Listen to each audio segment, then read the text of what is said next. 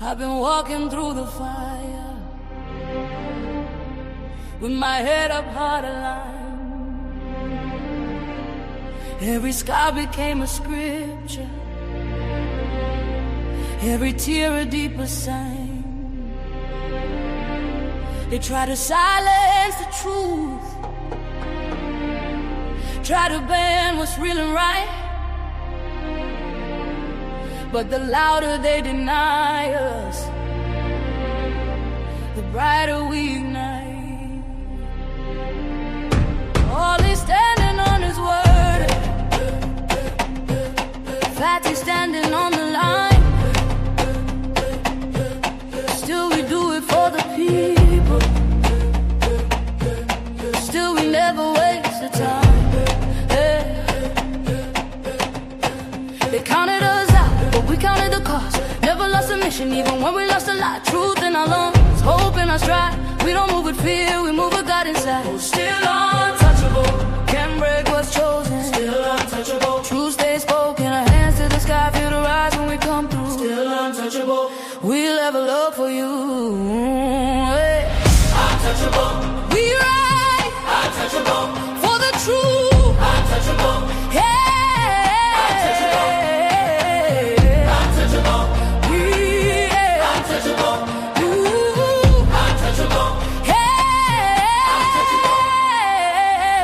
Step is elevation, still grounded where we came. We don't fall for reputation, we don't run from saying names. Organ crying like a prayer, violence know how it feels. Tambourine shaking the ceiling, every note remind was real. They said power changed the soul, but it sharpened our resolve. If we eating, then the people. If we winning, then it's all. No crown without the weight, no shine without the scars. We speak light into the dark, turn the wounds into the art. Still untouchable, heaven knows us. Still untouchable, doors stay open. From the struggle to the summit we break through. Still untouchable, we rise for the truth. Untouchable, right. Untouchable, hey. Untouchable, hey. Untouchable, untouchable, untouchable, untouchable, hey. I sing for the ones who've been silenced, I cry for the nights we survived. Every note is a promise kept. We are proof that faith multiplies. Ooh. Oh, we don't bow. Oh, we ascend. Ooh. When truth calls, we answer again. Ooh. Untouchable. Hear the anthem. Untouchable. Feel the momentum. Choir in the back, violins lift the roof. Still untouchable. Untouchable. We do it for the youth. Untouchable. Level up. Untouchable. Still chosen, never folded. Untouchable.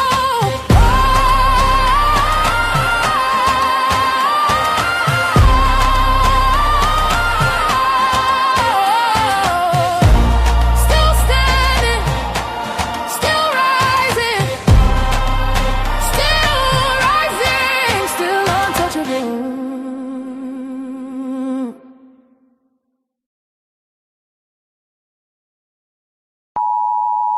The content presented on the following show is intended for satirical and educational purposes only. The views, opinions, and statements expressed by panelists and guests are their own and do not necessarily reflect those of the host, production team, or channel. Additionally, any third-party content featured in this program is used in compliance with fair use under United States copyright law, which allows for commentary, criticism, news report, teaching, and research. Viewer discretion is advised, and we encourage independent thought and discussion.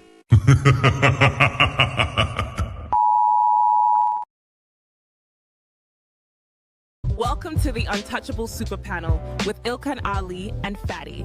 Kick back, relax, and enjoy the show.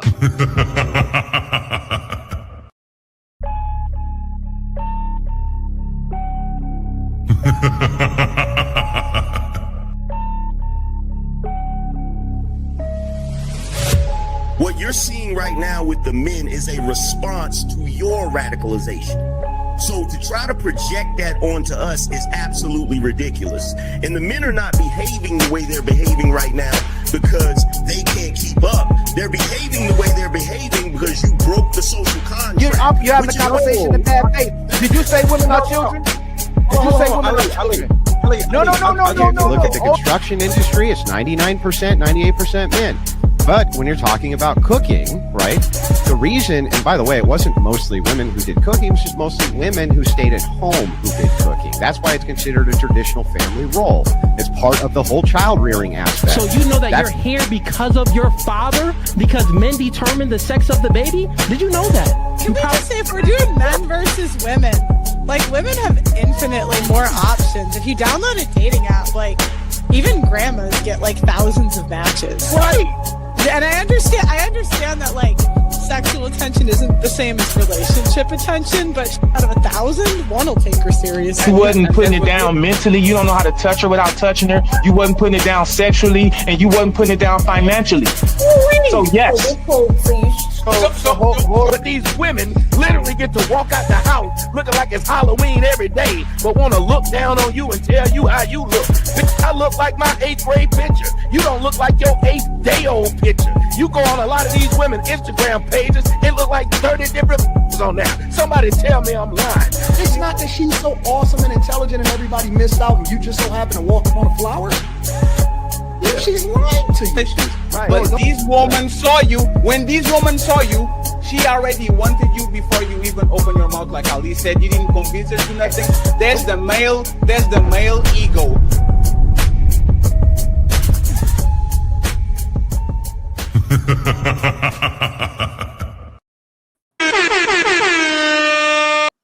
It's time to do. What's going on, ladies and gentlemen? What's going on to the untouchables? What's going on to the phenomenal, beautiful panelists we have here, man, to the great brothers and sisters? I ain't mean to say beautifuls to the brother. All right, it was to the sisters. So don't feel no type of way because I said beautiful panelists. I would just, it just came out. It's okay to be beautiful though. Everybody on this show, man, are big content creators in their own respective way, and we're bringing people here to have the conversation, to have the raw conversation, authentic and real conversation. Okay, some of them clips sometimes might make people afraid sometimes, but it's the authentic conversation, and sometimes things may go left, but I expect people to, and I hope people come here to have a respectful conversation. In civil conversation. If someone disrespects you, you have every right to respond back. Okay, we'll do sometimes typically the breaking up as well too. But if somebody disrespects you, you have every right to disrespect them back. But I'm asking, please, let's have a genuine and authentic conversation. It's always great to see you, my brother Jonathan. It's always great to see you, my brother Rick, my brother Stacy Prince. Thank you so much for coming through. I know I beat Fatty. I know he was supposed to press the buttons, but I beat you to the punch. I caught you off guard, didn't I? But thank you, everybody that's come to the show. Thank you for the chat. Thank you to the untouchables. And let me introduce everybody. I just wanted to shout out to people who consistently have come here to support us, man. That's all. So let me start off with my sister, Professor Pickme. Professor Pickme, is that your name? Is that what the name is on there? I didn't realize that was the name on there.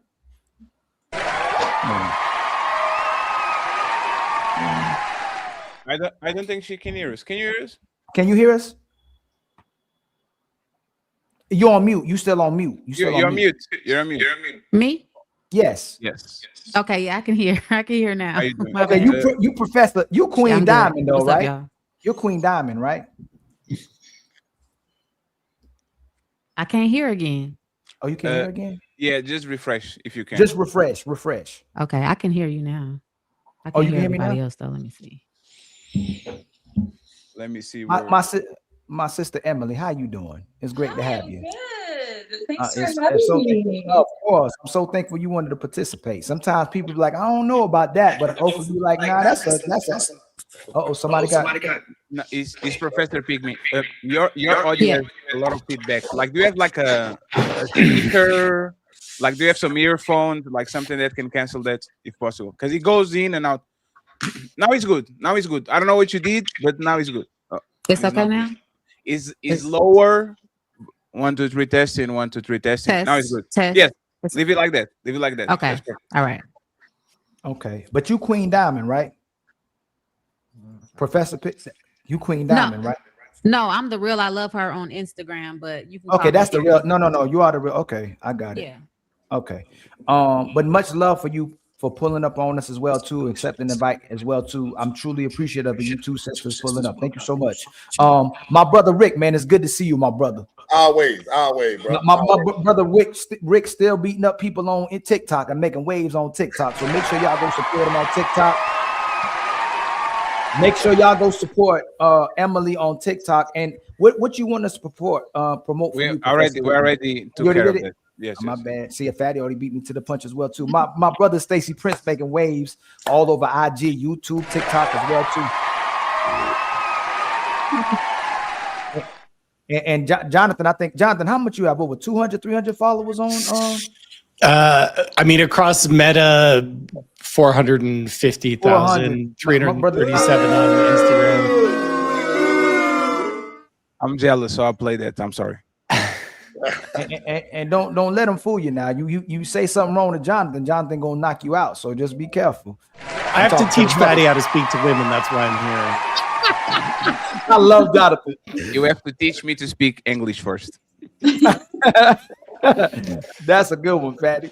But there's more people that's gonna be coming on the show as well too, man. Just so stay tuned.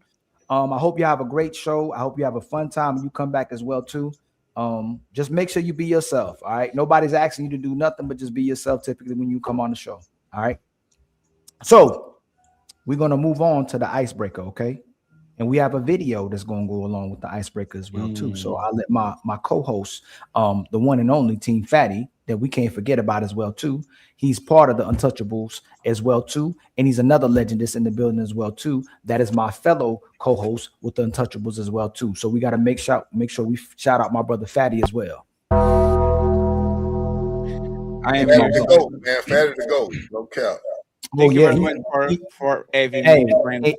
If it wasn't for Fatty, most of us wouldn't be here. But some of us will give him the credit. But most people, man, it's the most people on YouTube in regards to our space and going outside our space are literally emulating or copying what he's been doing, including me. So if it weren't for Fatty, man. I appreciate the flowers, Mr. Ali. Thank you very much for the recruitment and the effort. Hey, Fatty, I'm gonna give you flowers while you alive. A lot of men don't get their flowers while they're alive. I'm very proud you're talking. Welcome, my brother. I'm very proud you're talking about me like I'm Kevin Samuel. So thank you very much. I will take the compliments and run it, and I'm going to go to my mom. Rest in peace. Yes, let's go. And once again, shout out to the one and only Ilkan Ali, founding father of the Untouchable Empire.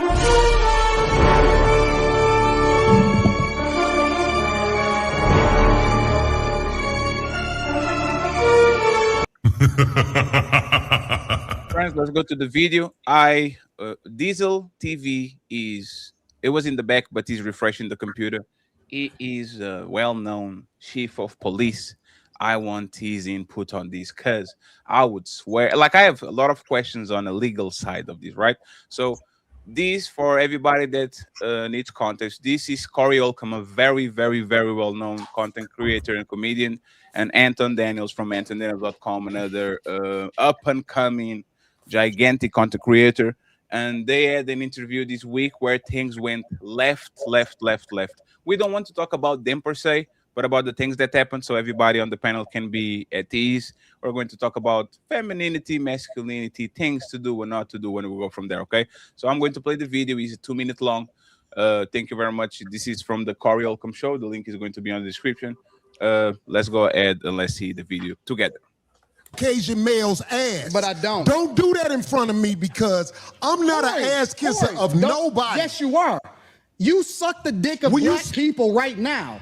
You doing the easy shit. What you do, let me tell you what you do. Nah, homie, let me tell you something, homie. Ain't nobody gonna tell you. I don't suck dick. Yeah, you do. Yeah, you do. So fix you doing that. it right now. I don't suck dick, homie. You doing it right now. Homie, believe me when I tell you. I don't do that. I tell you. I don't do that. Listen. So don't come at me with no dick sucking shit. I'm gonna give you the same energy you give me. Let's switch seats. Let's switch seats. I'm with it. Homie, I don't do no dick sucking shit. I'm a motherfucking man. I don't do no dick sucking shit. I don't give a fuck about none Well, of that I shit tell you right what, now. watch that dick sucking shit, because that'll go bad. Call it what you want. I don't do no dick sucking, You homie. say a lot of shit that I don't fuck with either. You Okay, but that gay shit, oh, you I don't give a fuck about what you talking Hey, about. homie, I tell you what. I'm right here. Don't put You no switching dick seats sucking don't mean shit. to me. Don't put no I'm dick from sucking Detroit, shit on me, nigga. I'm from Detroit Say right I now. suck a dick again. I'm right here, right now. All right, that's what I'm saying. I'm gonna respect you. Dance around it. Dance around it. No. I'm gonna I don't do no dick sucking shit. I'm gonna respect you because it's your platform, and I flew out here to have a conversation. We good. But you're not bossing up on me. Yo, We good. I did already. I don't do dick We can put sucking the shit. microphone right down, Yo. right now, and go on her back. I don't give a fuck about this shit. Homie, you just running your mouth. I'm not running my mouth. got a You question running for your Anton. mouth. I don't do You no doing dick this shit for sucking the shit. internet. You doing it for the internet. Now, if you want to say your time, no, hold on. If you want I'll to say show Anton, you I ain't doing it for the internet. If you want to say Anton, listen, don't disrespect me like that. If you want to say Anton, don't disrespect me like that, I'll respect you. But don't boss up on me because you said a lot of shit to me today that I don't fuck with either. But I let that shit ride because you don't know me. You don't know me. So I'm going to extend the same respect to you. You called me out of my name. You said some wild shit, especially with regard to how it call this nigga out his name. Nigga, I'm telling you that you did. You can't tell me how I get disrespected. I got a question for bro. Okay. No. Hold on 1 second. Hold on. We just getting loud. I ain't gonna get loud. Then don't switch seats. No, No. This because my I take show. that- This cool. my show. That's cool, but I take that shit as a threat. Okay, well, it is a threat if you calling me dick sucking. I don't dick suck, my nigga. Man, fuck what you talking about. I don't bro. dick suck. If you want to get back to the conversation, ain't no, because you ain't gonna do shit. Because you're not gonna do shit. Come at me with that dick sucking You're shit not gonna again, do nigga. shit. You're not gonna Come do at me with. Say I suck dick again, nigga. We can go I'll out back show you right who now. the fuck I am. We can go out back right now. I'm with it. I bet you won't say that shit. We can go out back right now. I got money for all this. Whatever. I got money too. Don't nobody give a fuck about that shit. Hey, homie. No, it's just not respect. I ain't falling for that. I ain't falling. Go league. Ooh. It's very heated in France. This is not a racial conversation, so we're going to leave the race out of. It's time to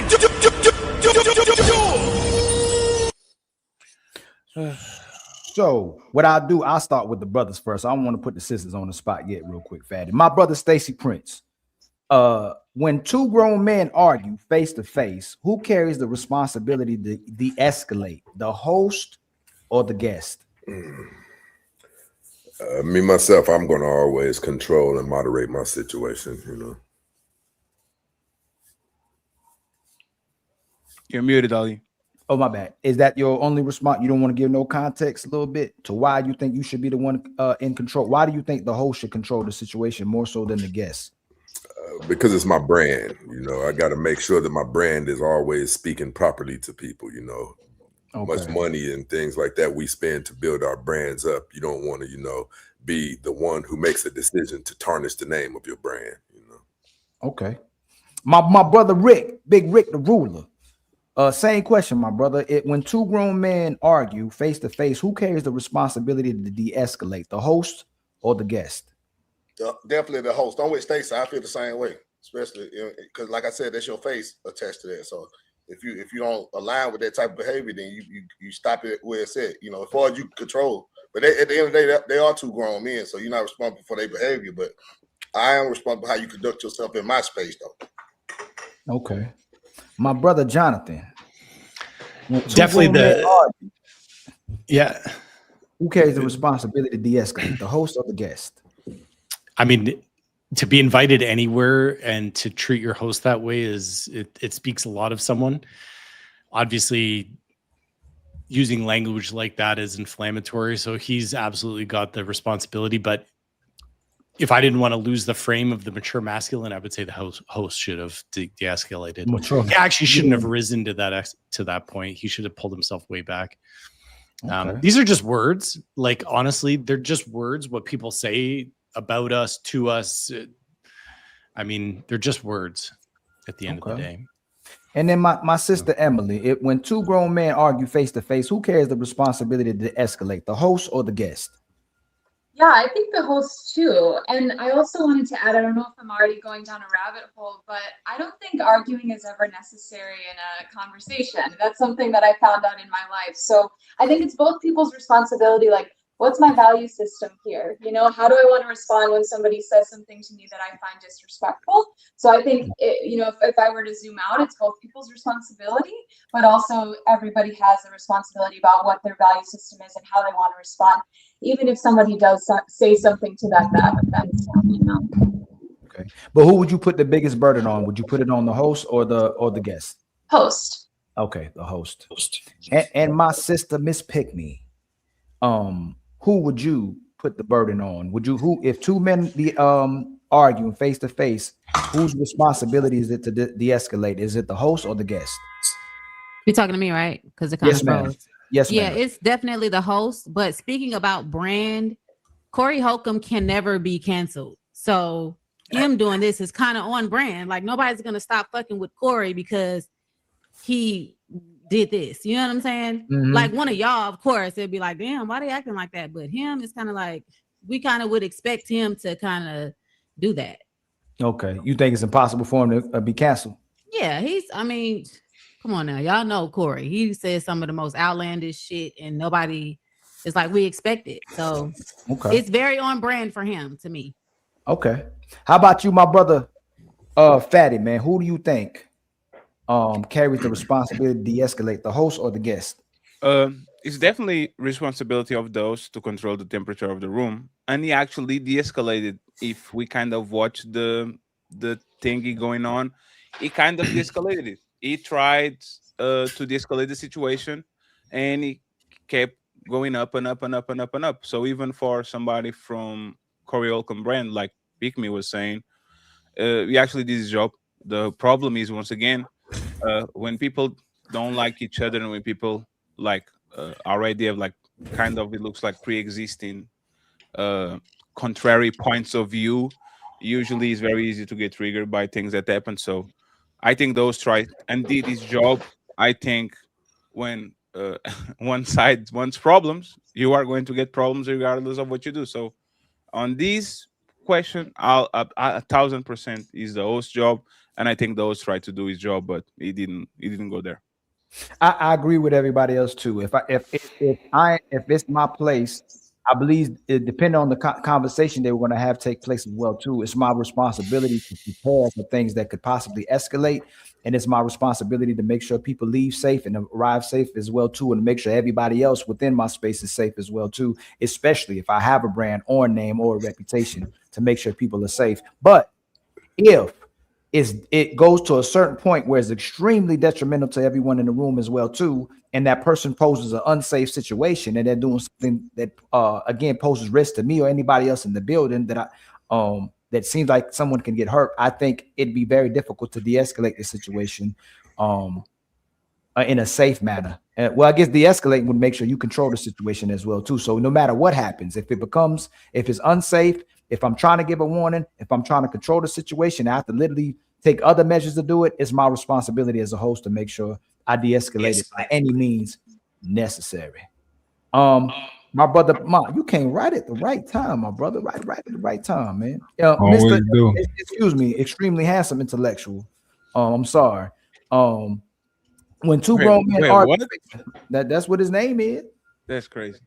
Yeah, he's thirst trapping. When two grown men argue face to face, who carries the responsibility to de-escalate, the host or the guest, my brother? The host. Okay. And can you substantiate as well too? Can you give context to why the host?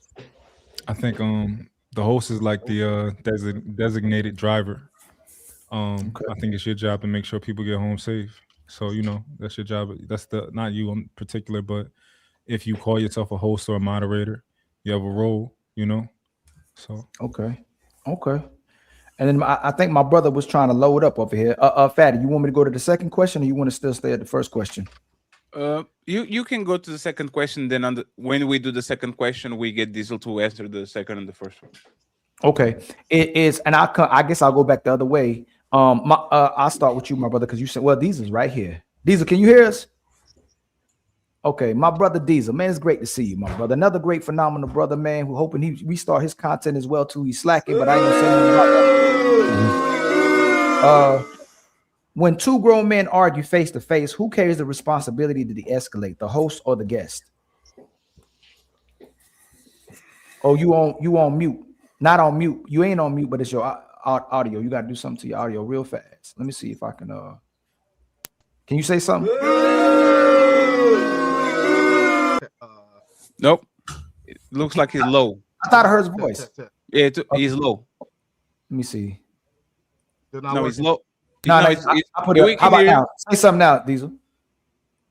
No, now we can't hear you. Damn, Diesel fighting for his life. That's crazy. Say something now, Diesel. Test. Yeah, but your volume is low. But it's low. It looks like it doesn't. It's not coming from the microphone in front of your face. It looks like it's coming from another microphone. That's the microphone. No, it's low. No, it's low. It's your rookie mistake. It's on that microphone. Yes, we can hear you now. Well, this one's on a different microphone now. Yeah, but it looks like we can hear you, but it's not the microphone that you usually use. So answer these questions and try to do a little bit of technical work on the back. Yeah, so I think everybody said, I think it's the host. I think both men have a responsibility, but it's more on the host to de-escalate the situation because it's his house. He sets the rules, so he makes so he has to be the one to de-escalate. Go ahead. Okay. Who you talking about, me, Fatty? Absolutely. Okay, so I'll start with my brother Stacey Prince. Back with my brother Stacey Prince. Is standing up during an argument automatic aggression or just emotional posture? So if I walk up, if I stand up during the argument, is that automatic aggression or is that just emotional posture? It's definitely going to get me on the defense. I believe it's a threat. I believe it's intended to be a threat. So I think, yeah, that's how I look at it. I'm probably standing up too once you do it to make sure you don't get off on me. Okay. How about you, my brother Big Rick? If somebody standing up while y'all having an emotional, an argument, is it automatic aggression or just emotional posture? Already aggressive out the gate. It's time to get to it. I guess. I can't be. Yeah, you got to be ready. You got to stay ready. We know how they go. Should you attempt to de-escalate that, or should you jump up with the person as well too? Like, what should you do typically in that situation? Just depending, man. Like if me and that person I already had bad words, and then you know what I'm saying, they get to that point, then ain't nothing else left to do. But just go on and get it over with. Because you jumping in my face, that's a no-go. You know what I'm saying? You know, as a man, we got my space. You can't invade my space when we got to de-escalate the threat. So if I feel the threat, then it is what it is. If it go there, it go there. Okay. I'm gonna disagree with that. Go ahead, my brother Jonathan. If a man come in your face, you're let him talk and point. See that when they get off on you going to sleep, then you're gonna be snoring somewhere. You can't. We ain't doing that. No, Big Rick, I remember you from a previous call. I think you're married, right? Yeah. And you got kids. Yep. Then the best fight, you win the fight by walking away. Not always. That ain't always the case. No, it doesn't matter. There's too much risk there. No, not really. You can't go to the jail. I got bond money. Be okay. Some things in life, you know what I'm saying? No, you can't go to jail. I can't. Some things in life is just you can't put your ego on the. You can't put your liberty. It's about being respect. As a man, men are big on respect. If you ain't got to like me, you ain't got to none of that. But you gonna respect me. But you don't need the respect. You don't need the respect. And actually, Big Rick, let me put it this way. A man that could walk up on you like that, he's not capable of respecting anyone because he doesn't understand. So he's the last person that we need respect from. No, it don't work like that. And Jonathan, I respect your position, but where I'm from, when you stand up and you walk in a man's face, it's time to go down. It ain't no more talking. Ain't no whatever happened. No, we need less of that. I totally understand the sentiment. But you definitely want less of that. You want the best fight. You win the best fight by walking away. I get your perspective. I get what you're saying. Right? But I'm just saying only from one husband to another, because I know family is so important to you that's kind of my, I'm always gonna have my family best interest at heart anyway, though. So I rather this is my thing. I rather walk around with a black eye than be on the live, right? So once the joke unalive me, then I ain't no good to my family. True. If he's gonna unalive you, then you gotta act first. The threat, man. I can agree with that. Yeah. Okay. My brother, hold on. I already went to my brother Stace. How about you, Mont? If someone stands up during the argument, is it automatic aggression or just emotional posture? Well, I got to look at it from the context of my community and where I grew up at. I can't look at it from the context of anybody else's community. Okay. Somebody stands up, I have to take that as a potential threat, and I'm going to stand up. Not out of, not like, to be aggressive, but at the same time, you're not about to get leverage on me. Like you're not about to get me while I'm sitting down. So I have to stand up. I just don't have the leverage. So yeah. Okay. How about you, Miss Emily? If somebody stands up, is that automatic aggression or just emotional posture? I think it could be either, and it's up to each individual to talk about it. So that's the way that my brain works and how I would respond to the situation. So if somebody stood up while we were talking and having, a heated discussion, and they didn't tell me why, if they didn't tell me like, I'm getting really upset right now, or I'm getting really uncomfortable, that's why I'm standing up, I would ask them. So to me, it's not one way or the other. It would be a communication thing. Okay. How about you, Miss Queen Diamond? What's going on? How you doing, sister? Thanks so much for coming up. I'm doing great. Thank you so much for asking. Is standing up during the argument automatic aggression or just emotional posture? I kind of have to agree with Emily. It could be both. It just depends on the context of the situation. But ultimately, I would think it's just emotional posture, like somebody trying to get a reaction more so out of you to see, like, kind of check your temperature where you're at. But it could be both. Okay. And then how about you, Miss Professor Tickney? For me, it's automatic aggression, and I don't want to find out if it's just you being emotional. I need to make sure that we are at the same level in case anything happens. So how you moving if somebody gets up? Like what you about to do? I don't fight. Oh Lord. I don't fight. I have a family too, so I don't fight. Okay. And I live in Georgia, so we have like the stand your ground law. So Okay, my brother Diesel, what you doing, man? Excuse me. Is that better? Is that better? Yeah. Now you're good. Yes. Now you're good. Is standing up during an argument automatic aggression or just emotional posture? Well, it all depends. If somebody just stands up and they walk away, of course that's not aggression. But if somebody stands up and they're raising their voice, they have this stance with them. With men know what stance we're talking about. I'm sorry, but I'm not waiting to see if you're going to hit me first. That's not the game I play, and I'm not turning my back towards somebody that is walking towards me. I'm not doing that. Like, you can get gravely hurt that way by walking away from somebody that's trying to aggress you. So it depends on what the whole demeanor is. I think the situation that we're speaking about, when he said let's switch seats, I think he got up to switch seats, and that's what Anton was anticipating, for him to switch seats. So I get why Anton did what he did, but at the same time, I don't think I could just sit there. If he gets up, I'm getting up, he starts walking towards me, I'm gonna be like, hey, listen. Then he needs to reiterate what he's trying to do. Because at that point, if you're not reiterating what you're trying to do, I think I have to defend myself. Right?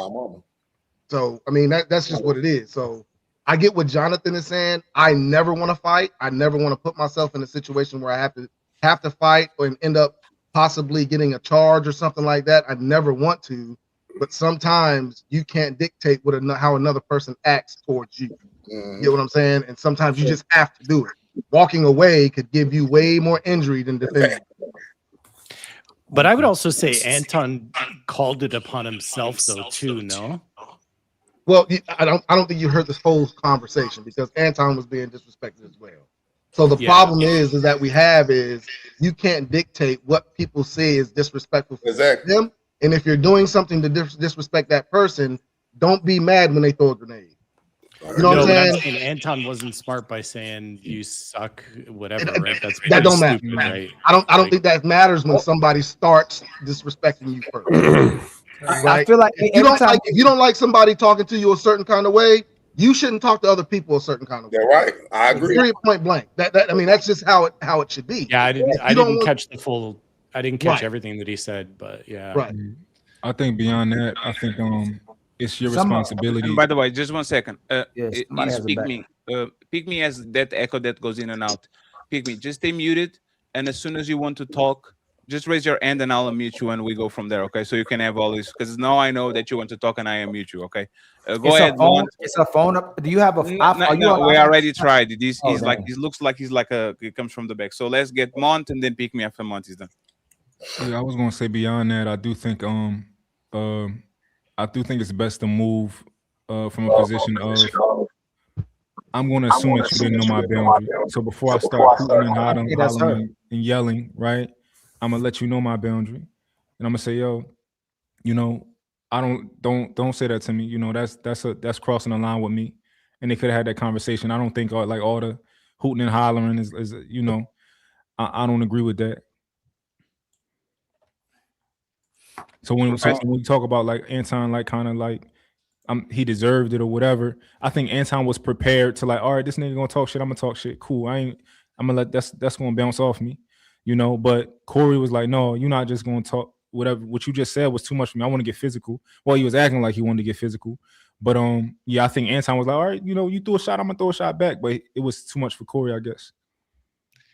But didn't Corey just like get like suckered into it? Because I mean, yes, someone saying stupid stuff like that didn't mean that he had to rise. And like really when Corey stood up, he's thinking he's a king, but he's a tyrant. Like he's like a boy and he's losing his masculine frame. He could have just bounced it off and laughed and called Anton ridiculous for behaving that way and being a child himself. But when he stood up and walked over, he became the child.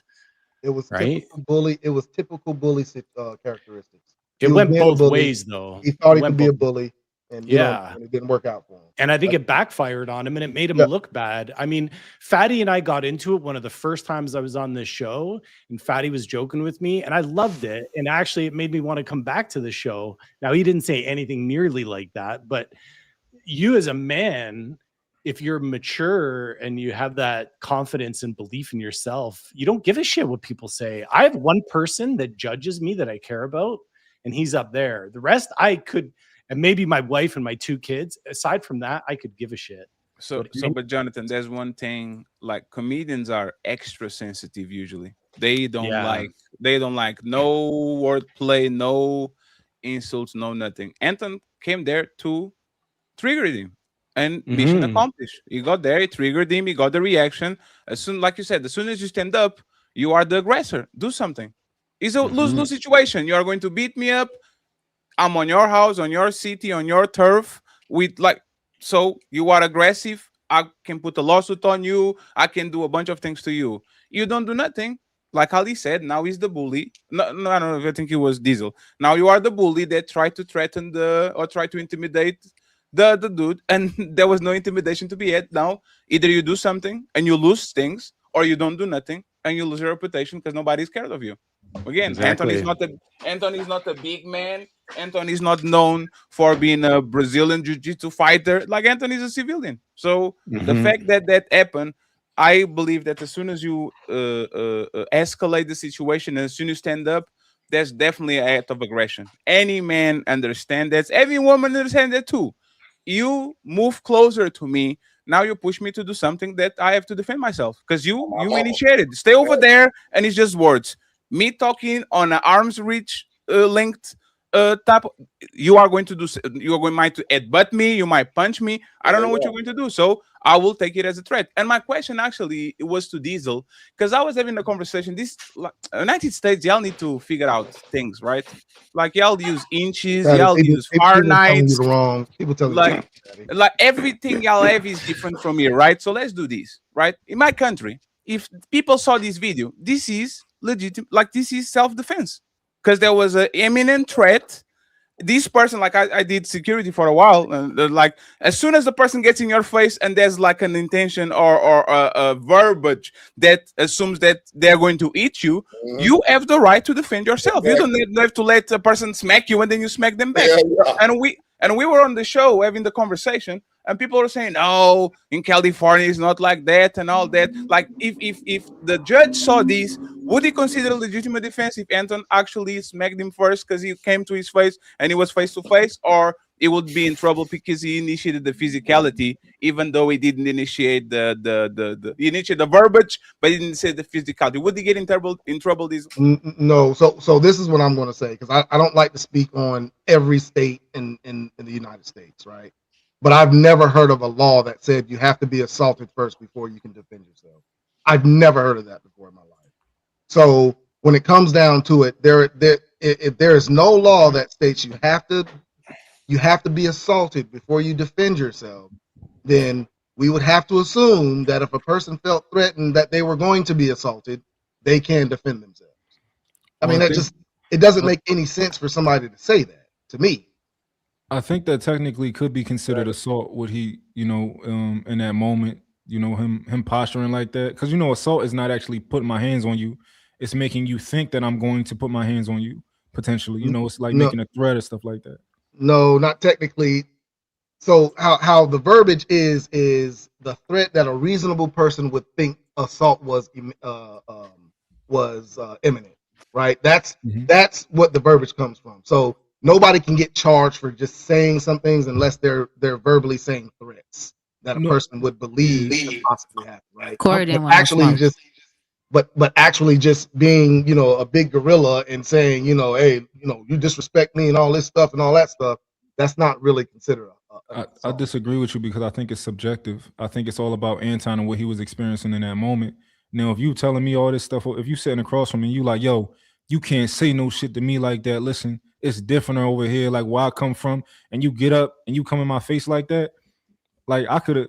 Pause. Like nobody gets charged for saying words. No. I'm not saying that he would have been charged. I'm saying that if Anton did something right to him, his position would be, I was assaulted, right? I was assaulted by the man. Now you're saying, oh, he was just saying stuff, but saying stuff can be assault. You can be I'm gonna look it up real quick. Okay. It's called simple assault. It's the intentional act of putting someone in fear of imminent, harmful, or offensive contact. What state is that in? That was ChatGPT, so that I don't know what state. Yeah, so that could differ across states. Yeah. There's no such thing as an assault by words. There's not in North Carolina. So what if I say I'm going to arm you? That's a threat? That's a threat. And that's the thing. And does the threat justify self-defense? Yes. If a person says, I'm about to knock you out, and they start walking towards you, yes, you would believe that person's going to try to knock you out. So, yes, that is something. Mr. D, you're a police officer, right? You're a police officer too, right? Yes. Okay, all right. So how it works is a threat has to be something that a reasonable person would believe would be done to them upon that threat. That's how you get charged with it. If you reasonably believe that person would assault you with that threat, then yes, that could be communicating threats, but it's not actually assault. I think right here is that like plausible deniability thing, because we all from the hood, right? Like, I'm sorry, we're not all from the hood, but I'm assuming not me. Some of us are from the hood on here, right? We know what everything that he said meant. We know what everything that he said meant. We know what every movement that he said meant, right? So I'm saying in Anton's defense, if he ever was in front of if he ever had to, be charged with something, reasonably, I think that we all know that if Corey got in most of our face like that, we may have did something out of fear that we would lose leverage in that position and he about to hurt us. Reasonable. So yeah, you're totally right, but that's coming from the threat. He felt threatened. He didn't feel assaulted, is what I'm saying. You're saying assaulted. I'm saying he felt threatened, and that's enough to defend yourself. The thought of the feeling that you're feeling threatened, that bodily harm is going to take place, is enough for self-defense. Just because you think somebody is going to harm you, you can defend yourself, but you have to be able to articulate that to a reasonable, like 12 jurors or whoever it is. You know what I'm saying? A reasonable person would have to believe that you did feel threatened enough to defend yourself. Yeah. So let me how do I say your name? Sorry, Wifey. Wifey. Wifey. Wifey. Why? Oh, look at you, Jonathan. Damn, that's crazy. You got it before me. Wifey, let me ask you something, okay? Are you familiar with the Anton Daniels versus Corey Holcomb situation, or are you not? I did just watch a video yesterday regarding that they were arguing back and forth. I'm not really in depth. That's enough. You don't need to know more. Okay. If a person stands up like over you, do you consider that an act of like you consider that an act of aggression, or you just think it's just posture? Yes, especially in your personal space. That's definitely. I feel like it's slight threatish because you're standing in my like he was personal space. Personal space. I can see if he was back a little bit, but personal space is crazy. Yeah. I think, but he was saying his D in his mouth. You know what I'm saying? So, do you think those are? Would you fight? For those, I guess I would never fight over words. No, words is words. You know what I'm saying? Nobody can give me up for words. But still, men in a men's world, I feel like in a man's world, saying something so something towards his sexuality and stuff is a pride thing. And I feel like, he should expect that type of reaction from a man when you saying his D in his mouth. He should expect that's fighting words in the man's world, I feel like. So you don't condone it, but you understand it. I don't condone it, but I understand. Yeah. Okay. Question to the rest of the panel before we move along. Okay, and let me bring Stacy over here.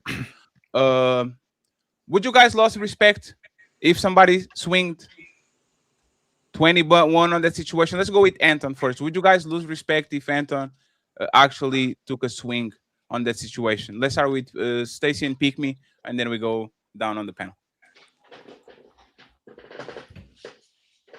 No, it's fine, Stacy. You're muted. Pick Me is muted too. Yeah, go ahead. Now, when I saw that clip, not to sound like a badass or anything like that, but I knew I would have fired off on Corey like ASAP. I would have fired off on him like 3 times ASAP, right? Because at this point, you're so close that you have significant level. Well, you're positioning yourself for leverage.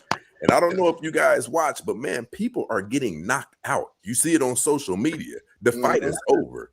I want to touch something real quick with the brother Jonathan. I'm always fascinated with cultural differences. I love it.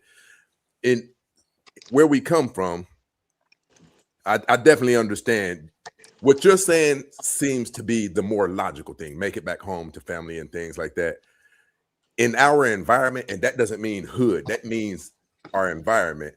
You walk away from a fight or let some people see you get belittled, it opens up the door for other people to do that to you. And they really do come like wolves. When they smell the blood, a person might just walk up and pat your pockets like Debo. Like once you become stigmatized as the weaker vessel, in our environment, the wolves come. So there are actually instances, if you think about it, in the penal system, you've seen some shows where small, skinny guy, fragile guy, he'll go in there and he'll just swing on the biggest guy because he needs to have it established off top. I'm not somebody you can just walk over, or he'll get extorted. So I definitely understand where you're coming from, but that's why we kind of have to operate the way we have to operate. That just breaks my heart, basically, that's the world we live in. And for me, it's just about going home. Right. That's the most important thing. And it's easy for me to say that, never growing up in a place where I would have had to worry about something like that. So I always take that 100% what I say with a grain of salt, for sure. But can I ask you something, Jonathan? Like, if your kid's getting bullied in school, I know we're going to talk with the parents and talk with each other and all that. You're not going to tell him to swing. Like, hey, I would say punch him as hard as you can in the throat. So, but that's what he's saying is, that if you don't do nothing, the kids are going to see, and now you are going to be fish. You are going to be a part of the like. What is the difference between you telling your son defend yourself so these people understand that they can do that to you, or you telling a grown up, hey, if somebody is pushing you, especially entertainers, people that are on the public sphere, people that have reputations to maintain, because if they don't do nothing, other people might try them. Like, what is the difference between a kid doing that and a grown-up doing that? I think the difference is you don't know if when you're the grown-up and you walk away from a fight, or let's say if you're the grown-up and you hit them first or hit back because you feel threatened, you don't know if they're strapped and they're going to gun you down. Like, you have no idea what that counterparty is capable of. And if you'll ever make it home, even though you threw the first hit and you got yourself, what if you're getting back into your car, walking away, and he pulls out a gun and shoots you? Or comes up a week later. You got a well before you let them out. Well past on you whoop that ass good enough. They ain't gonna, last time they think about is motherfucking gun. You get on that ass, I'm telling you. But you have no idea what that man's capable of. You're aware of that in your mind. You thinking like, I ain't finna let them go. That motherfucker pop off at the club, so they not letting you go to your damn car. You say, I'll be right back. You gonna get your ass tore up walking away. Ain't nobody when you say wait, so right now I'll be back. They gonna tear your ass up when you get to their goddamn parking lot, because they know you when you come back, you ain't coming empty-handed majority of the time. But let me ask all you guys though. Man, this shit different. It's different. And by the way, before you ask something, Jonathan, YV, you need to refresh. Okay, every time y'all get a black screen, means somebody called you or something like that. Just refresh and go from there. Ask something and then pick me. Before you mute yourself, just raise your hand so I can unmute you. Okay, because you and Emily have a lot of noise. Okay, ladies, and put your phone on do not disturb. Go ahead, Rick. Go ahead, Jonathan. That's the question, and then I want Pick Me and Emily to intervene. My question's for like Diesel, for all you guys, Stacy, Monty, Rick. If you're out, are you gonna go walking around saying to some other guy that he's sucking dick or anything like that? Like, no. You're not gonna do that because you know it can escalate, right? So you're gonna be no. I will say it if I want a reaction from you and if I want to fight, because this my last. Like, would you go to a club and say that to some guy? No, sure. So I'm going to tell you this, right? I don't fight per se, but when we go play basketball, and there's like, I play basketball in a team that had a lot of pilots and rich people and people that never, so they would use the basketball game to actually do the things that they wouldn't do kind of in real life. Elbow people, talk tough and all that. My last 3 or 4 fights were in the basketball court. And usually the thing that people say when they want to fight is either you won't do nothing or suck my because they want a reaction from you. That's a fighting words. I want to fight you. Do something about it. Anton went there to get a reaction from him. But like I said, he's on a position of win-win. You swing on me, your problem. You don't swing on me, still your problem. So he dared him to do something. This is a poker game, and both bluffed, and Anton just keep upping and upping and upping, and he won. He won the poker game. You blink first. So I would say that I think every man understands, even woman, because New York woman, for example, I hear a lot of New York women saying they suck my Like, women know when they say that. Men know when they say suck my they know that's a violation. I don't care if you are pro LGBT, if you are Indian, like, people know that there's a violation. So you are right, Jonathan, but I don't think no one will say those words without the intention of either escalating the situation, trigger you, or fight you immediately. So I think that's deliberate. That was said on purpose, so we can have actually a back and forth. And remember, and this is why I know it's an escalation. Kiss somebody ass is not an insult. It means that you are bajulating. You are like, kiss somebody ass. Nobody take it as offense. You might be offended because you don't do it and you are not trying to actually, but nobody think that's fighting words. You kissing Rick ass because Rick is saying something and everything you agree. If you say that and I reply with suck my, you are being sucked up, you know exactly, that's exactly what the person wants is let's go ahead and let's start the festivities, because at this point when I say that is unfortunately time to do. It's time to do. So if you guys want to answer the question too and then we go from there, I appreciate you. YV, I see you on the back, and Pick Me. You can, after the fellas respond to this question from Jonathan, I don't know if you have something to add, you can go right afterwards. But Fatty, real quick, I wanted to add to what you just said. I think it is extremely disrespectful when you tell a black man that he's kissing the white man's ass. That's extremely disrespectful. I think Now, I think Anton did take it a step up, and I think he had the right to take it a step further. But he still didn't say suck my dick. If I say suck my dick, then that mean you got to come do something. But he said you kissing a white man's ass. He said you sucking black people dick. Nah, no, Mont can't do that. Mont, you can't do that, Mont. And like I said, I did the whole show. I think Anton won because this is the entertainment business. This is a poker game. He won the poker game, but Anton was extremely disrespectful because I can say that you kiss white people ass. And once again, we can still have a conversation, do whatever we need to do, all that. I don't think kissing a black like he could reply with, and you kiss black people ass. That's the equivalent, right? In my opinion, what happened was Corey swing on him, and he took a bazooka, and he like that's not something that is symmetrical. If I say you kiss white people ass, you say and you kiss black people ass, and then we go from there. I think he wanted to lose. I think he wanted to lose that conversation. I think he wanted the things to go there for a reason. If he did once, I understand.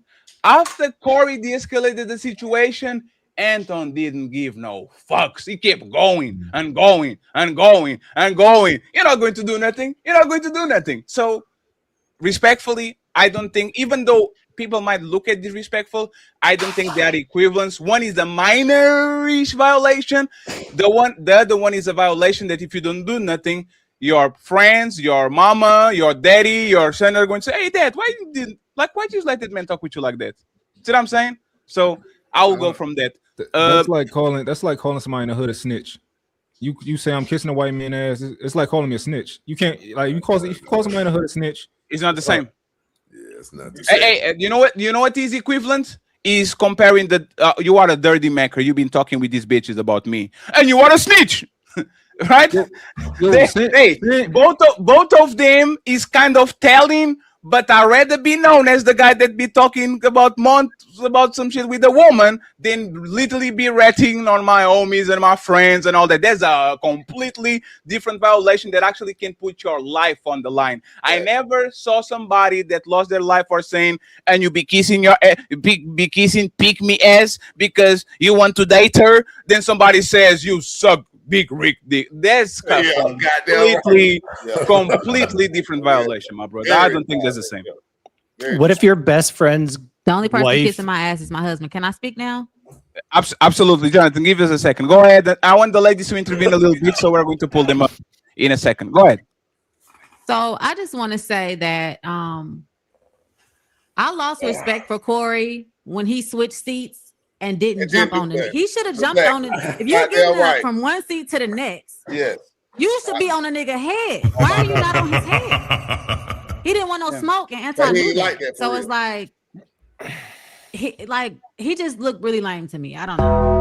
You did all of that to not swing. It just don't make no sense. And can we just talk about the woman trying to get in the middle of two men? Like, what are you doing? And tell the man sit the fuck down. He already said it. Why you telling me again? I don't need to hear it no more.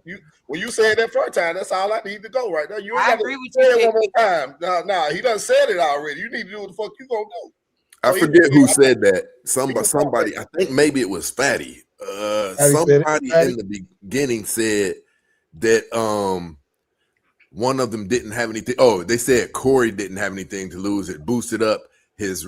Listen, that's my guy, and it made me look at him. So he did. It was Speak Me that said that because it's his brand, but that's exactly the point, Stacey. Yeah, he did. If his brand, I looked at him different. You know what I mean? And to be honest, I'll tell you the worst part about all of it. Like, I respect his business acumen. I'm gonna always salute anybody, but I don't really rock with Anton Daniels. You know, just you know how he moves, but it did bolster him up because I thought he was a lot softer than that. And Anton gave and Corey gave him a platform to look kind of tough, to be honest. Facts. On my mama. Oh shit. Damn, we said on my mama. That's crazy. Let me get Emily real quick. And I lost the other miss because y'all are dropping like flies and coming back. Emily, do you want to answer to anything that we have said right now? Queen Diamond, you go next, okay? Yeah, I'm more just observing. I think it's interesting to me, but the way that I see the situation is what I say is where there's drama, there's trauma, you know? So just the way that my head thinks about it, the way that my brain thinks about it, it's like, okay, well, it's kind of not healthy on either person's part, or like safe, you know? And I don't know, to me, it's not so much like this person should or shouldn't have done that, more just like, well, I don't lose respect for either of them because I have a value system to just respect people because I'm not better than them and they're not better than me, you know? So I guess I just see it more as like, on both sides, it seems like drama that's maybe unnecessary that could have been resolved just by like more calm communication. So, Emily, I said I didn't want to make this racial, but I will just for a second, right? Because I live in a 95% white country. I live in Portugal, Europe, right? Like, would that be seen different? Because I don't think so. I think they would be seeing the same thing if it happened right here in my city, right? Do you think that you and Jonathan will look at it the same if you grew up in the same environment as the rest of the people probably on the panel grew up with? Like, do you think that like you would lose respect if he swung, you would lose respect if he didn't? Like Pick Me said, I kind of lost respect for Corey because as soon as you're standing up and you're not doing nothing, hey, something has to give. Like, do you think that your reaction would be different if you came from a different like kind of background? I think that's super possible. Like, there's no way for me to tell for sure. But when you guys were talking about if somebody were to stand up during an argument, I did realize that really quickly. Like, whoa, I've never been in that situation before. Like, I've never like worried if somebody. Well, I've started fights. Like, I used to party back in the day, so like that sort of thing. Like, I've been that person before, like intoxicated, not sober, and I'm sober now, but. I've never had like a sober situation like that where somebody stood up and I thought, am I about to be unsafe? I've only had situations like that at the bar or something like that, and I was the aggressor, you know? So that made it really clear that where I was coming from, that's something that wouldn't really happen to me. So I think, yeah, I'm sure the way that I look at things is totally from my background and where I grew up. That's actually perfect. Let me get Diamond over here. Where is Diamond? Yeah, hello. So I didn't see the video until like just maybe 5 minutes ago. I picked up my iPad and yeah, Corey gave that away to Anton. I'm sorry, because the man told you come outside too after he stood up. He ain't want no smoke. Corey over here telling her to get out the way and still didn't do shit. That's lame. You whack. I don't give no fucks. That's some bitch shit. Come on, y'all, get off of my guy. I gotta agree. I'm sorry, and I love Corey, but at the end of the day, right. You take your role too serious. Like, we on the internet, my guy, and your image is everything. Fuck your title as a comedian and all that extra shit. Who is you and what is your character? You gonna let somebody disrespect you like that? Another black man at that? Fuck out of here. And by the way, friends, there's 750 people watching in all platforms. Thank you very much for all the love. Go ahead and like the video that you're watching. Support the content creator that you are watching the stream from. And at the end of the show, all of the links, TikToks, whatever, Instagrams, YouTube are going to be on the description. So make sure that by the end of the show, you follow them, okay? We have a couple of goals rolling on the bottom. Make sure that we get them all, especially the Hamburger Fund / Who Hurt Ali Fund. Okay, so let's go ahead and let's support the show, friends. I truly appreciate y'all. We might open the panel if we get all the goals on our 3, okay? We might open the panel if we get all the goals from our 3, so make sure that you support the content creators. Go ahead, Diesel. I think you have something to say. Yeah, so I think this is how I look at it, right? I think Corey was in a lose-lose situation regardless of what he did. I think respect would have been taken from him. People would have lost respect for him regardless of what he did, because first of all, he got up and didn't do nothing. But then if he would have swung, because of somebody said something, right? Because of words, right? And that's what I say this all the time to the young men that I talk to in the streets. Once you allow somebody to learn what your triggers are when it comes to words, they can dictate if you go to jail or not. And that's the craziest thing I've never understood. When somebody sits here and says, if you say this, it's up. We fight. If you say this, and then when they say it, it's like, okay, bro, now you got to do something or you're going to look like a little bitch. Yeah. Right? You know what I'm saying? So I can't never respect a man that comes out here and says certain words make them fight. And then Corey's in a situation where if he brings anybody on his panel, they're going to know exactly what to say to piss him off. Yes. Corey was This, acting like then he the got next person, exposed for sucking dick. no, Actually, I don't think so anybody then on the this next, panel. no, so then Diesel. the Go next even. person that comes up there, if he don't try them like he tried Anton, he gonna be like, oh, you was just trying to bully Anton because Anton's smaller than you. Hey, It's a Diesel, whole lose. go even further, and this is why I think, and you can go ahead next, pick me. Like Anton was strategic, and Corey was a bull on a china shop. A masculine man says, if I didn't have all these lawsuits, I'll fuck you up for saying that suck my dick shit. But I'm going to leave you alone. Let's continue with the conversation. That's the manliest thing you can do. You are signaling to the people. You don't accept that shit, but because you don't want to get into trouble and put your livelihood in jeopardy. That man is 57 years old. People know that man is 50. That man shouldn't be nowhere near fighting anybody. These are both multi-millionaires with families, big careers. Like, you are going to jeopardize something. But that's the thing. Is what Pick Me said. That's the smoking gun. You stand up and you sit and you don't do nothing. Why are you standing up in the first place? Exactly. You're standing up for Can I what? just say? Sit down. Can I just say two things? The first thing is, I don't think any of you men on this panel would be fighting for somebody saying, "Oh, you suck so and so, you sucking dick." Y'all are way too mature for that, and I'm pretty sure y'all are not sucking dick. But for him, he kind of acted like he was exposed for sucking dick or something. That's number one.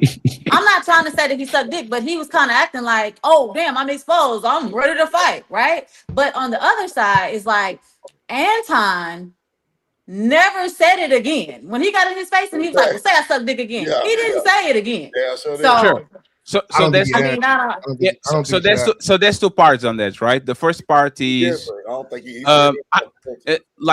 people talk a certain type of way. In certain areas, there are certain words that is actually automatic, like we need to go ahead and scrap. I don't think it's because he's secretly in the closet. I think it's because Corey, during the last probably decade, be using that word against other people. Like, I think they have a word that he particularly use, backdooria or something like that, kind of like implying that the person is taking it from the back, right? Like, if the first thing you do when you want to violate something is calling somebody gay, I know you're going to flip out when somebody does that to you. It shouldn't be that way because you should be able to take it, especially from a comedian. You say that to me and I'm a comedian, I will roast the shit out of you. Shout out to Pop People and Co. Like, that's the go-to move. You try to punk me, I'm a comedian, I will roast you like you are an heckler. There's nothing that we be adding there. But the thing is, Pick Me. He didn't say it. One, Diesel is right. I don't have to repeat myself. I don't stutter. I said it. You want to do something? It's like it's like the kids. You swing. No, you swing. No, you swing. Say it again. No, you say it again. Right? That's a version of Hold Me Back. And the second part, this is where Anton actually checkmated him, right? Oh, let's go to the back then. Stood up, went to he the back. pulled his card. Hey, He pulled his card then. there was nobody between him, like you were saying, hold me, don't hold me. Like, there was no Corey ain't want woman, no there smoke. was He no ain't want share, there no was security. nobody getting in the middle. And once again, now you can go on the back and put him on his ass. The moment that he invites you to go back and you sit there and you are calm and collected, hey, bro, he called your bluff. You didn't took it. Now it's time for us to just laugh at your expenses because you wanted to fight so bad, and when you had the opportunity to fight, you didn't. So it's easy to motherfucker sell them wolf ticket, but the hard thing is backing that shit up. Because a lot of folks can talk mean. You can say what you want to say out your mouth and pump your chest up, but when it's time to get in that field, that energy change for a lot of folks. You got two. Either you like that or you ain't. That's what you gonna find out in that moment. You like that for real, or you just talking shit? You ain't like that, because ain't nowhere in the hell you gonna tell that woman move the fuck out the way, and you gonna sit there and say it again. You ain't got to say it no more. There's nothing else to say. Everything else done. It's already done. But let me ask you guys. We gotta. Go ahead, Miss Pick Me. We got a whole panel right now talking about this. So when Anton said, "Oh, you just doing this shit for the internet," if Corey was just doing this shit for the internet, it fucking worked. We talking about it right now. All of these is for the internet. Respectfully, everything that happened on that studio, everything that happened there is for the internet. The threats, the suck my the standing up, the let's go outside. I believe that both of them didn't want to fight. Respectfully, hey, when you are making so much money to the point where Like it's just like you wake up and there's like some birds singing outside and there's rainbows and it's never raining. Like this is nothing. This is all posturing. This is once again, and I think it was Stacy that said that Anton didn't have a street cred or a tough guy type of persona, and now that he did this, he actually was validated because he went outside of his turf. People usually say you only say that on the internet. That was in real face, real person, real time. So I got a question. What you going to do? Go ahead, Diesel, and then I'll get Vivi. I remember when you did your show on this and you was by yourself. Ali was in the comments, very, very, very vocal. Ali, what's your take on this, bud? Yeah, he did. No, matter of fact, he did the show next day, crying and complaining about Fetty. He was like, "You beat my ass 10 times, nigga. I'm gonna get back up. But I promise you, nigga, when the opportunity present itself again, nigga, I'm gonna shine, nigga, in a real way, nigga." By the way, not only Ali. Tomorrow I'm going to be in an open panel with Mr. Philosophical. Mr. Philosophical did the interesting post on his community tab, so we need to figure out exactly what's going on. Okay, so friends, hey, I might get into trouble tomorrow, so just pay attention. Okay, Mr. Ali, you are in trial, sir. And he's muted. And your microphone doesn't work. Your microphone doesn't work. This is why you're guilty. You're going to jail. Am I good now? Yes, you're good now, sir. So I was waiting for my time to shine. I was going to let y'all cap a little bit, right? Because we got to figure out whether both of them was punks or both of them decided to de-escalate. But before we get to who was punks and who de-escalated, Corey got in his face. Then he said, "Say it again." Then he didn't say it again. And he said, "I'm going to respect you on your own platform," and made peace with the brother. Then after that, Anton tried to be condescending to him, towards Corey again, and Corey directly started disrespecting him, calling him what he was doing was homosexual and like an itch. So he left when Corey directly started disrespecting him instead of addressing him back. So again, we can say who was a punk, who wasn't a punk. Obviously, they both didn't want to fight. And if we say they both didn't want to fight, and we say that the kiss my A is lesser than a suck my D, once he said suck my D and came across the bridge, Diesel, you, Big Rick, even Jonathan, he could say all he want to say, and the real Stacy Prince and I ain't gonna say extremely handsome, Mont. Damn, that's crazy. If a man close the gap between you and get right in your face, you swinging. Ain't no more. If a man close the gap in front of all these people, hold on, let me finish. I only saw Anton go that way. I saw Corey go the same way he went. When he said "sing my" again, he got straight up and turned his back on him. And the very first thing you told me when you got on this show is to never turn your back on a man, which where I was. Oh, we could pull up the clip. Soon as he said "say suck my D" again and drop that mic down, he got right up and went back. So I'm not saying he was a punk. What did he say? He said, "Let's do a fade," right? But Corey admitted he didn't want to fight. And both of them admitted he wanted to fight. They both said they weren't tough guys. He just said, "I bet you won't say suck my D again." I just got Diesel. Let me finish. Let me land. Oh, you still lying? Go ahead. Anybody on here that y'all know familiar with the streets or code, a man code. If I tell you to I bet you won't say red again, and you say absolutely everything but red again, you didn't want to fight. Y'all know that. I say don't say red again, and everybody on this panel know you didn't want to fight, because if he said red again, then we'll get to see if he wanted to fight or not. Point. Real talk. Liar. No. Hey, wait, 1 second. 1 second, friends. Diesel, you got it next. I just want to say one thing. This is why Ali didn't pull up to my smoke show, right? This is Ali. You didn't pull up to my smoke show. No, I know. I'm snitching on you. Ali calls me, Corey 130. And I'm like, nope, he didn't. Yeah, Anton won. This is what Ali didn't mention on the play-by-play situation, right? He just didn't stand up and turned around. He stood up and said, "Oh, you want the smoke? Let's go in the back." Did you notice, Ali, how you said that he turned his back on the person and stood up to go left, but you didn't? I'm about to say why. Hey, Ali, and there's the point, but you are kind of... No, let's actually see the video. 1 second, Ali. No. Before you say it, you went there. You fatty, you went there. But I want to see the... Let me play the clip, right? No. You on this panel has ever said, let's go outside in most of your fights. When that fight happened, it happened right there. If someone says, not if you're at work, Ali, not if you're at work. Most dudes wait after they get off work and then they go outside. No, that's what space. Ali, 1 second, Ali.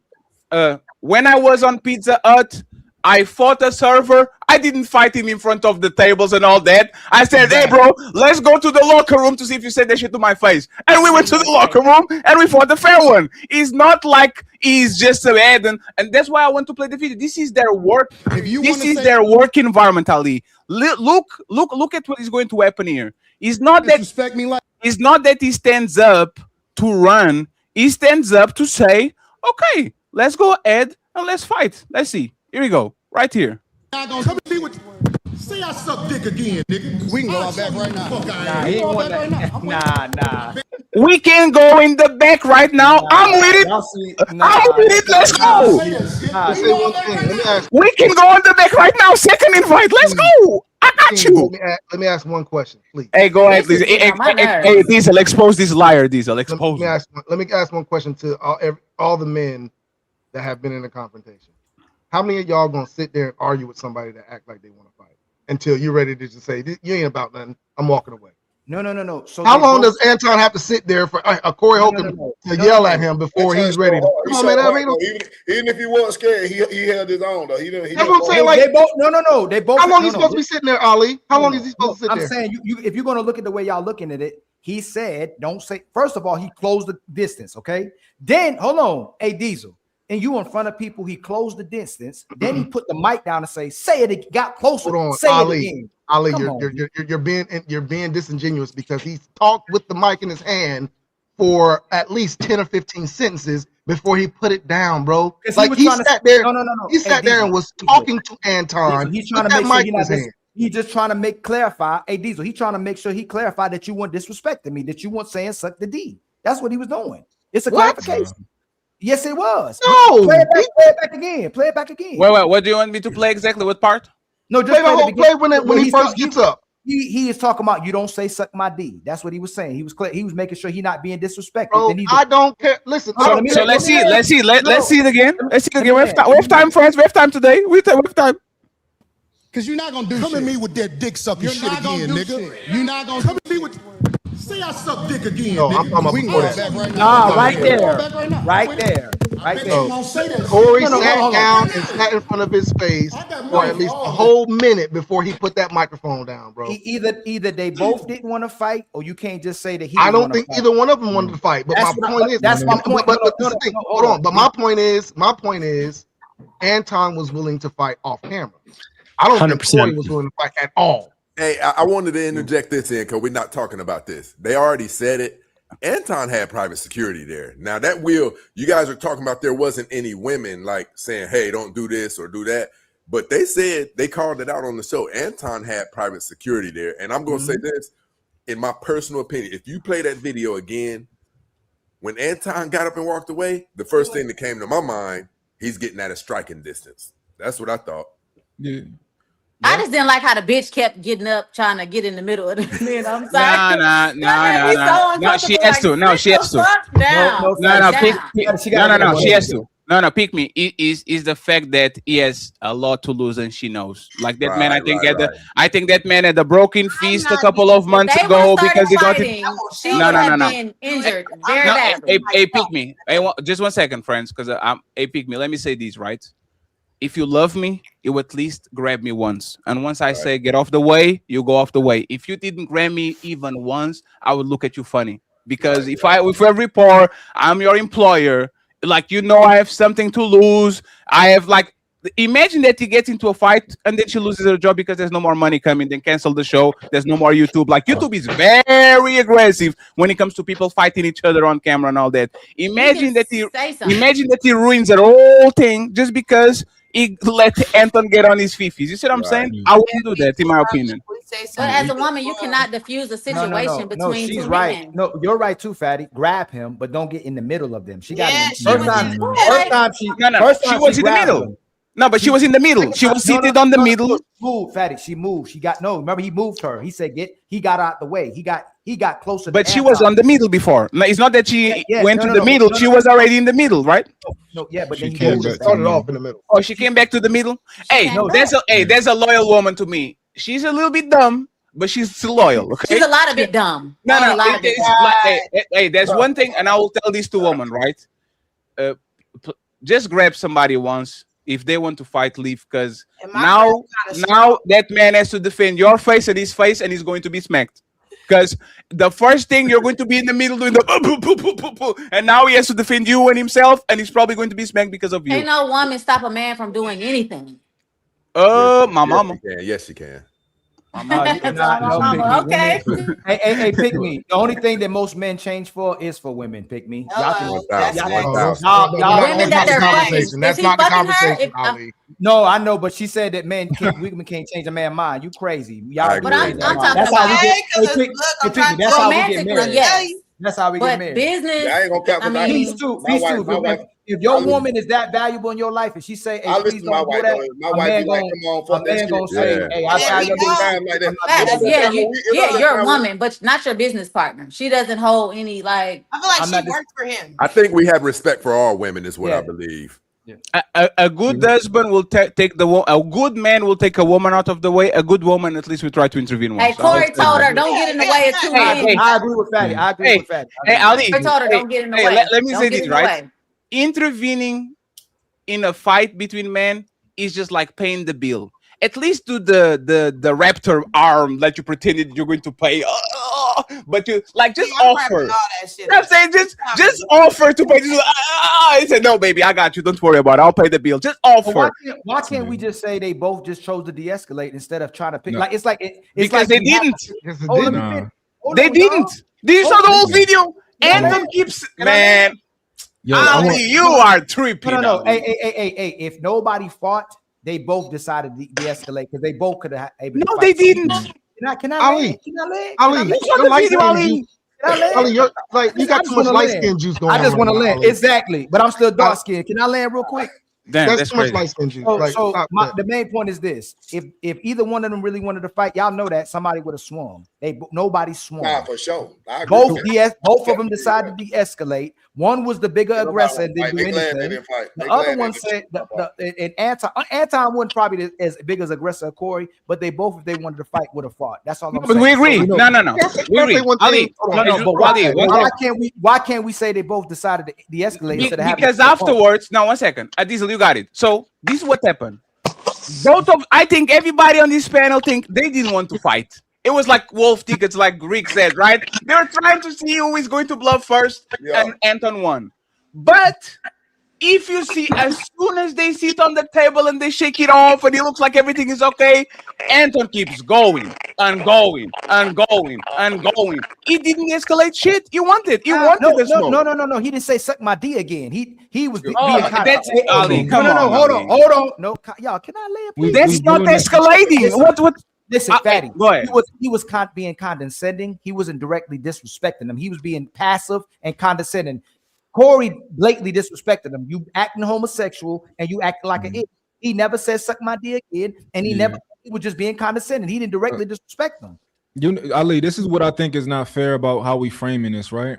Because I understand that a man Anton's age that does what he does, he doesn't want to fight, and he shouldn't want to fight, right? None of us want to fight other men, right?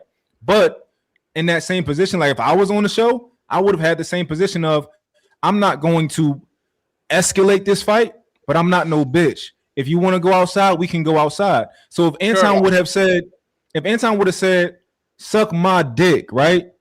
That would have been him escalating it like, yo, I want to fight, but he don't want to fight. So it's like, all right, I'm not going to say suck my dick again, but I'm going to tell you you're not going to do nothing. You're not going to say security. Hey, hold on. Bring it right back up here. You know what's great about your catch? I knew I could, now I know what to say without having to really disrespect them on the show. So I'm gonna be condescending without saying suck your D again. He just said don't suck my D. You can say what you want to say. We can go back and forth. Just don't say my D again. So if you told me that, don't say that again. But I found a way to keep going at you without saying that. At least I knew where to stop, and he chose not to go there. He was still doing. Hold on. This is the problem I'm having with this This whole He wasn't fine. He was fine with him going at him as long as you don't blatantly disrespect him and say suck his D. That's what he said. But Ali, this is what the problem when I have this whole conversation. We're taking two dudes and holding them to what street dudes do, and they are not street dudes. I'm at work. I'm not fighting anybody at work. I don't care what the situation is. I'm not doing that. I'm not losing my job because some dude ain't got nothing to lose. That's crazy as hell. What are we talking about? Y'all are holding these two guys to what the streets do, and they ain't in the streets. No, we gotta hold Corey to the street, though. We gotta hold Corey to the street. Hey, Diesel, that's not fair. I said, why don't we respect both of them for de-escalating to the point they don't fight? That's what because I said. they didn't. Because Hey, wait 1 second. Fatty. No, let me answer this, Fatty. Let me answer this. Because you can't say nobody wanted to fight when Anton gave him the avenue to go out back. So why didn't he swing on him? This is my thing. This is my. No. If he wanted to fight, no. If he didn't want to fight, why? Well, you say he wouldn't fight inside. Yes, he wouldn't fight in front of the camera. That's no. What you're saying is why do you make peace? Hold on. If you really want to fight, ADs, if I really want to fight, we ain't making peace. Ain't no. But he did. But he didn't. No, but he didn't. Look at the video. We did. No. Hey, Ali. Look. Why did Corey even get up? Wait. What? Hey, Ali. 1 second. No, Ali. 1 second. Why do you think Anton stood up and left? It was because they were buddy. No, that's a rage quit. No, respect, Ali. That was a rage quit. No, wait. Time to move the goalposts. 1, 2, 3, push. That's not a rage. Time to move the goalposts again. On 3, fellas. 1, 2, 3, push. Ali, de-escalating his piece is, hey, me and Rick go at each other, and at the end of the show, I said, hey, Rick, hey, I love, man. I don't want no problems. And Rick says, yeah, we good, brother. That's de-escalating. If me and Rick piece it out, and then I keep egging it on and egging it, I just shook it for the sake of shooking. I'll keep escalating and keep Anton wanted to fight. Y'all not being consistent. And what did he do? What did Corey do? He called him. He said you being like. But 1 second. But that's the point. No, 1 second, please. Ali, 1 second. Ali, that's the point. No, listen carefully, right? Listen carefully. Listen carefully. Anton used words to offend him condescendingly. Okay. Corey wanted to fight. Anton said, "Let's fight." No, he didn't want to fight. He didn't want to fight. We got in the middle, and Anton keep offending him with words, and then Corey keep offending him with words. Ali. So what I'm saying is that this is a poker game. You play poker. Y'all already I'm said bluffing. Anton had security, so it don't even matter No. anyway. He had Corey security. Wait. Just 1 second. He didn't. He didn't have security. No. He did not. Let's assume that he had security. When Corey stood up, the security was there. You see what I'm saying? It's like me. It's like you. I'm having an older brother. He's in the room. You see him in the room. Why are you standing up then? You just wanted to intimidate him because you know for a fact, once again, this is the hold me back. The security would split them up. He would not just gang up on another dude. The security is there to make sure that your physical integrity is protected. So anybody that did security knows your job is to not go ahead and bang on the other dude, is to retrieve your dude safely and put him on a position where he can go home safely to his kids and his family. Like nobody wanted to fight. Nobody wanted to fight. I can't say nobody wanted to fight because Corey didn't take Anton up on his offer. But this is why I look at Corey. Corey reminds me of the same dudes I see in the street that say, if you take off that badge and gun, I will kick your ass. What? But they didn't want to. Why would I do that? Why can't we admit that they both didn't want to fight? If you want to kick my ass, just go ahead and do it, bro. No, hold on. They both didn't want to fight. They both ended up disrespecting each other. They just didn't want to fight. But they just. We don't have to hold him to it. Can he say? No. This is the thing, Ali. This is the thing. Real quick. Go ahead. Okay, go ahead. Hey, Diesel. The man said he's not a tough guy. He said it. He also said he wasn't trying to fight either. He said, just don't say suck my D again. He didn't want to fight. Ali, why we trying to hold him to stand? Ali, do you want to fight? Do you want to fight, Ali? No. Okay, I don't want to fight. I'm too old to fight. I'm willing. Right. I'm too fat to fight. I'm willing. That's the thing that I'm trying to get you to understand. I think Anton was willing and Corey wasn't, because Anton gave that door for him to walk through to come back to the back. That's the point that I'm trying to get you to understand. Ain't no wasn't man our age should be wanting Once to Corey fight got up, he anybody. should have been on Anton's head. If he wasn't on his head, he didn't want no smoke. Thanks, Ali. You Period. lose it. No. If he wanted, What if he won? Diesel, okay, Diesel. If he wanted to fight, shouldn't he have said suck his D? No, I don't have He already said it. That's fair. That's fair. No, he's not. No, he's not. Listen, if I do or say one thing that you say you want to fight for, I shouldn't have to do it again. Hey, Diesel. No, AD, one second, please. One second. No, Ali, I'm going to ask you, Ali. Hey, anybody on the panel has a ear like a problem, like an impairment or something like that you couldn't hear nothing? Like, why do I have to say it twice? Why do I have to? I said it. Hold on. He already broke it down. He broke it down. He said you might not know you can't say that because there's certain places you can't say that. There's certain places where you can say that, where people say that to each other. What I do know is when he says suck my D again, he found every way to disrespect them except for suck my D. He already said it. Hold on. Ali. Do you remember this point? Do you remember this point, Ali, where Anton said, okay, I won't disrespect you no more like that. After Corey said what he said. No, Diesel, listen what I said. Y'all saying he wanted to fight, right? If he wanted to fight, no, we're not saying. We're not saying that. We didn't say that. We said this is what we said, Ali. We said that if Corey wanted to fight, Anton gave him a clear opportunity to do so. He stood up. No. Hey, you know what? I know what, Ali. No, actually, Ali. No, 1 second. Let me explain. Actually, Ali. Ali, one second. One second. No, Ali. You ask a question. Is the landing is for me, not for you? You ask a question, right? If you actually look at what happened, and respectfully, if me and Diesel are neighbors, and we get into it, and we have a chance to actually do that in person, and we have multi-million-dollar YouTubes, why are we doing it in front of the cameras? Let's stood up, let's go in the back, let's run a fair one, and we move along. Same with your job, same with your... Hey, you know how many times, like, people disagree on places, the church, on a wedding. Well, there's some places where it's a no-no. Oh, hey, Diesel, you know this. Diesel is a chief of police, right? Diesel, how many calls probably get from somebody got into it on the airport outside? They didn't fight on the plane, they didn't fight on the airplane, but as soon as they got out, oh, now it's time to go. There's like, come on, it happens all the time. I'm not fighting on a plane, I'm not fighting on the airport, but I'll never run a fight outside. Y'all are wrong. How am I wrong? Needed for him to say it again. He heard what he said the first time. No, but he said, I think the reason why he didn't say suck my D again is because he was scared, but I still think that Diesel is correct. No, that he's willing to. I think he was still scared. Though. Hey, Jonathan, Jonathan, you know what he was? Said everything but that again. No. Let me explain. All of us men on this panel would. Hey, Jonathan, you know why he didn't say it? You know why he didn't say it, Jonathan? Because he didn't say it for a reason. He was scared. No. He was winning. No. Hey, friends. I have to.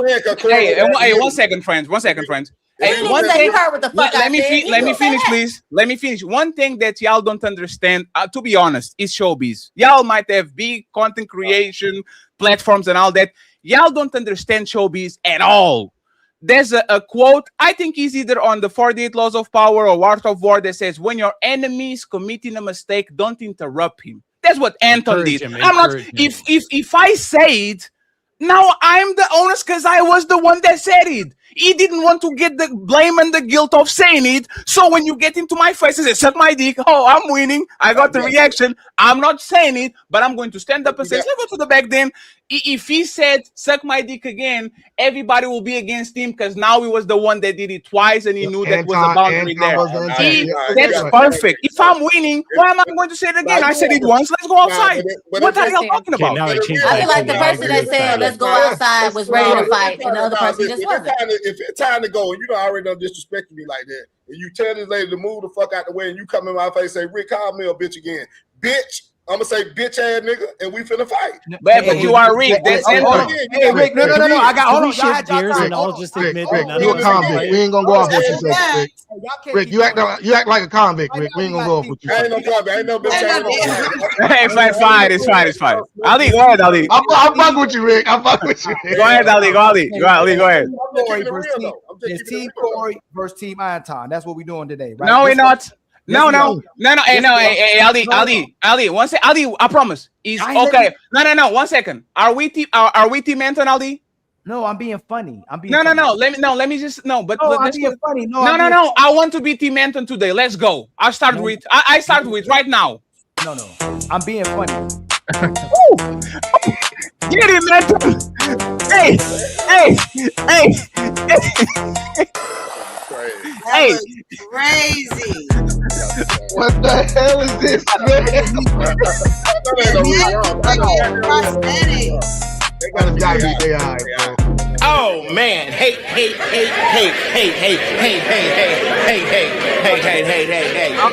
I'm being funny. We got love for both of them, right? We ain't got no problems with both of them, all right? What I'm saying is that if he really wanted to fight, when he closed the distance, he would have said, "Let's take this outside." When he said, "Say it again," he would have said, "Take this outside." Soon as he said, "Suck my D," that's when he said, "Let's take this outside." He didn't say it at no other point because Corey really didn't want to fight. He just said, "Don't disrespect me by saying that." So stop saying he wanted to fight. If he wanted to fight, the very first thing he would have did was went in him in his face. He didn't want to fight. We already know Corey didn't want to fight. Nobody wanted to fight, Ali. Nobody wanted to So fight. again, let me fight. No, y'all said Anton wanted to fight. No, we didn't, Ali. You have to listen. God damn it, we didn't. Let's not over pursue it. Let's erase it. Okay. So No. I'll explain again very fast. No, it's Ali because Ali. Ali. I want you to tackle what we said, Ali. No, Ali. Ali. I'm just wanting to. No, Ali. Listen. You have to listen. We didn't say they are both willing to fight. No, we didn't. No, we didn't. So answer, Ali. Reply to what we said. Reply to what we said, not what you feel we said. Okay. I'm just said willing to fight, Ali. I'm going to repeat it again. I'm going to repeat it again. Both of them clearly didn't want to fight, but Mr. Anton Daniels from AntonDaniels.com gave him the chance to do it, and he didn't went there. He stayed seated and he went outside. That's what we are saying, Ali. Now that you got what we're saying, that none of them wanted to fight, but at least Anton gave him a chance to actually get a fair one. Like, you go ahead and say your point. Okay, can I just ask one question? They are contradicting themselves when they say this. He gave him the. If he didn't want to fight, why did he give him the shot? Because he was bluff. He was bluff. Oh my God, he was bluff. Ali, he was bluff. He was Ali. Hey, 1 second. I know you got bullied. You know why you got bullied. Hey, one second, please. Hey, I will make a statement. I don't believe in any type of way, shape, or form that Anton is about that life. This is a YouTube thing. This was an entertainment thing. Let me finish, please. Let me finish, pick me. Okay, my This bad. is not UFC. This is WWE. This is entertainment. What he did was an entertainment move. I will signal to everybody. Y'all know virtual signaling. That's something called vice signaling. Instead of actually doing things that's something that are virtue, so people think you are a good dude, you are going to do some vice signaling. I'm willing to fight you. And everybody saw, at least on paper, that WWE character was willing to fight. He gave him an opportunity to fight. Do I believe that they wanted actually to fight? Absolutely not. But in reality, and once again, he gave him the opportunity. He didn't buy. Gotta respect Anton though. Oh, am I back? Yeah, you froze. You're back. He had heart though. He had heart. So that. Can I just ask everybody on the panel, if y'all had to pick a team to be on, would it have been Anton or Corey? A team to do what? No, a team to do what? Anton. No, a team to do what? 1 second. A team to do what? The winning team. The team. No. We're not talking about fighting and skill or anything like that. But who would you have picked that's to say this person wanted to fight versus this person didn't want to fight? Whose team? None of them wanted to fight. I don't think any of them.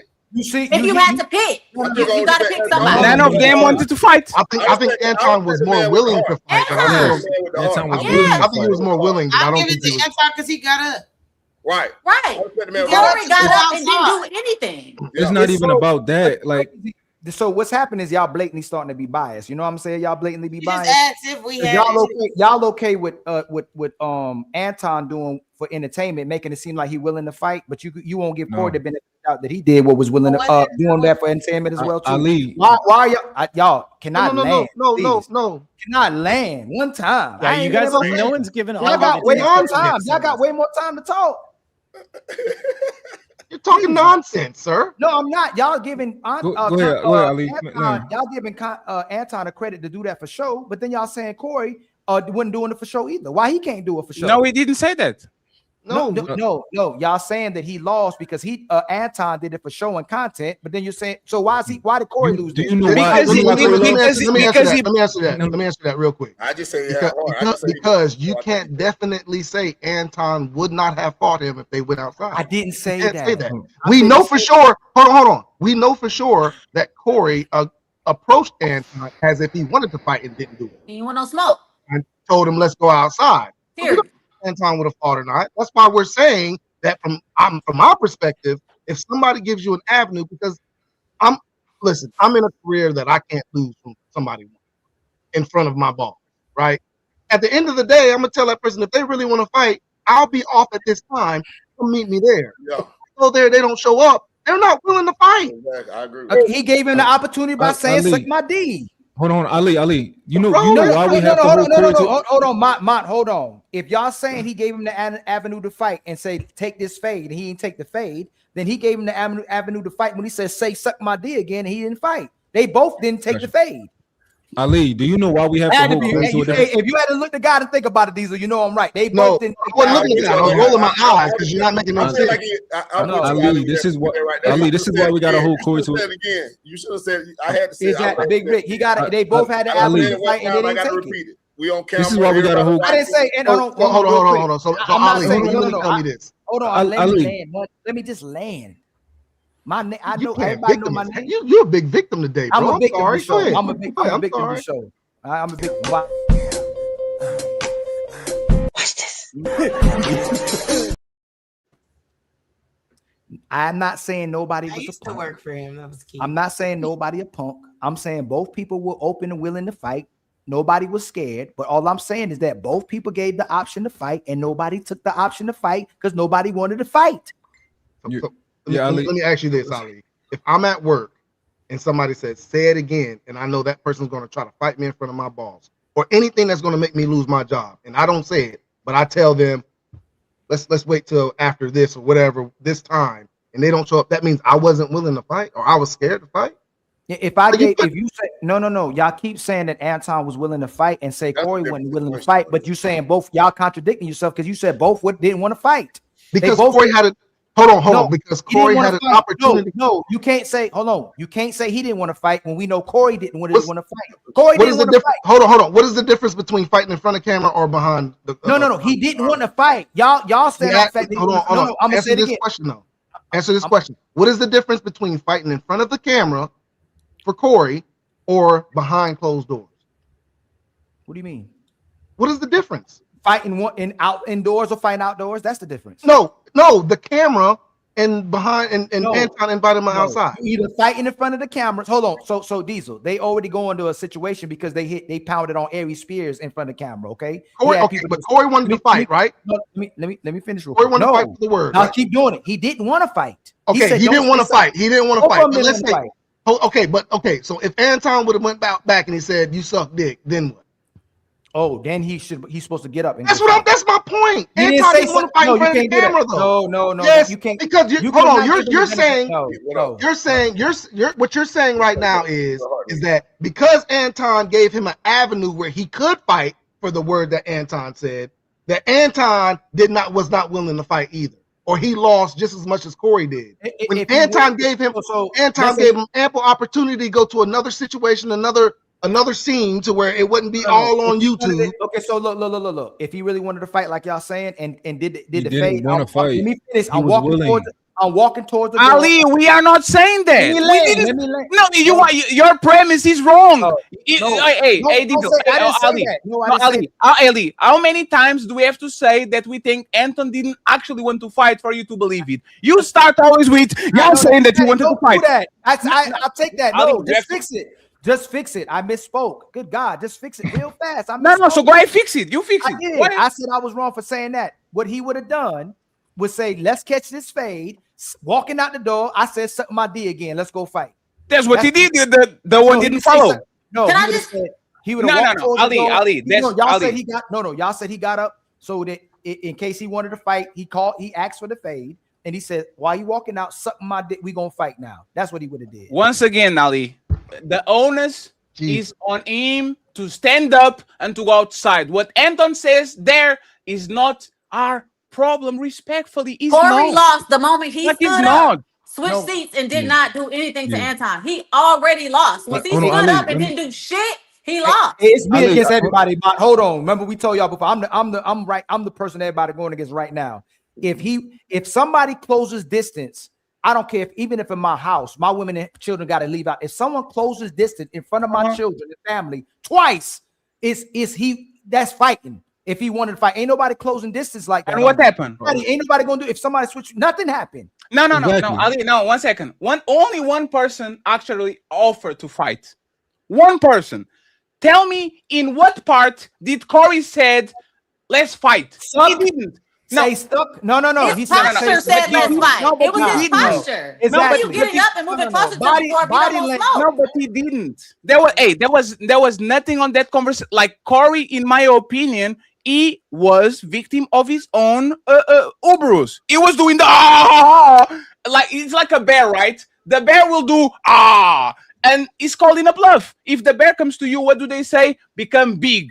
So the bear thinks, oh shit, bear is going to do something. I'm not going to do nothing to the bear, but I'll become big. And now is the time for the bear to decide if he wants to fuck me up or bounce and retreat. You know what happened, Ali? Once again, I gave you the chance to literally close behind doors what you didn't want to do in front of the cameras, and you didn't take it like a bitch. So it's you that once again didn't do it. It's on you. It's not on me. It's on you. But that pride, that pride is a big thing. We got all these people watching. You tell me to say, call me, say what I said again. I got to say it again. I got Ali. Got to. You got to. Let Ali finish, friends.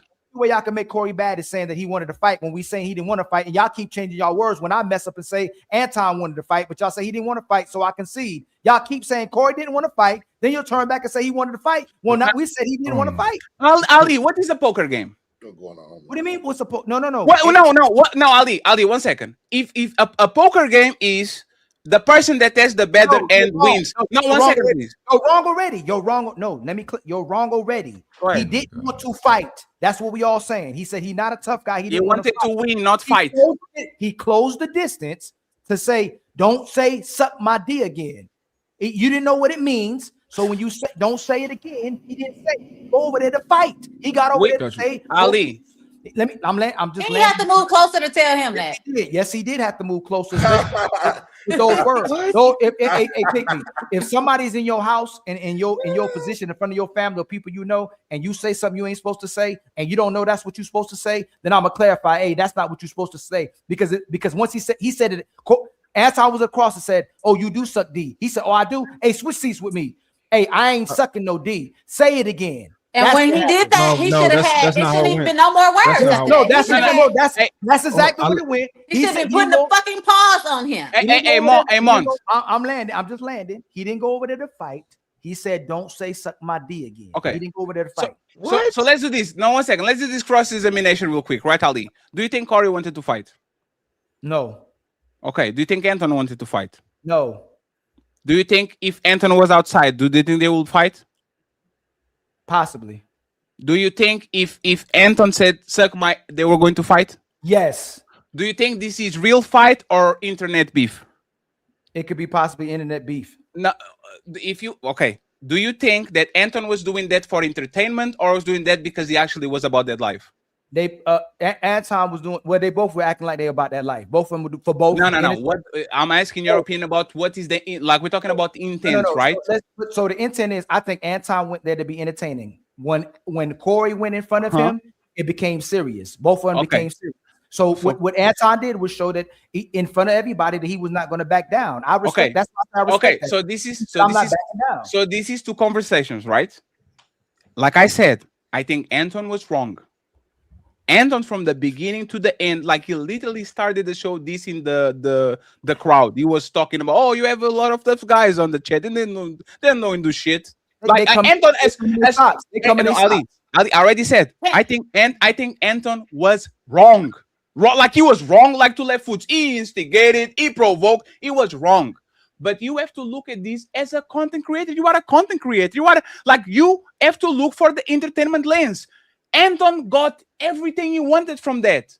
Let me finish, please. Let me finish, please. Do you think that Corey actually wanted to put his hands on him after all that shit? Yes. Did he? No. So he he didn't want to fight. So he lost. So he lost. You're wrong. If I want to hurt somebody and put my hands on them, don't mean I'm gonna operate on that or act on it. He didn't want to act on it. But he acted on it. Let me finish. No, he didn't. He reserved himself. He acted like he was going to do it. He act like if he says suck my D. Ali, 1 second. No, let me land. No, you just landed. When Anton stood up for his manhood, he did not go to say suck his D. He didn't cross that line. But what he did was make sure he stood for his manhood. He said, "You came this far. I'm willing to fight too." That's what he was proving. But he wasn't willing. Let me finish. He wasn't willing to cross that line. He didn't want to fight, but he didn't want to be disrespected that way either. But when he came across to meet him in front of him. Give me the ISO. I'm about to land. Corey started de-escalating himself there as well too. As soon as he said, "Don't say suck my D," when he got up, he was like, "Oh, you just bluffing." He said, "You just bluffing," because he said, "Let's catch a fade." He didn't want to fight, and he didn't want to fight. Yeah, both of them niggas scared to hell. They hug be nice about to jump out their motherfucking Anybody see the video? Just 1 second. Ali, you repeating things over and over again is not going to change it. No, Patty, y'all both doing that too. No, we're not, because we like respectfully. And y'all make y'all Ali, 1 second, Ali. What did you say that actually was about entertainment? What did we are literally explained to you? This is not UFC. This is WWE. This is a show that is made for Triple H to be the 13th-time WWE champion when he never fought a real fight in real life, right? So the way he was cross-examining, doing the cross-examination when he was first starting, before they got to the D, then after that, when he started disrespecting them directly, when he started becoming condescending, he was doing it for entertainment. No. Hold on.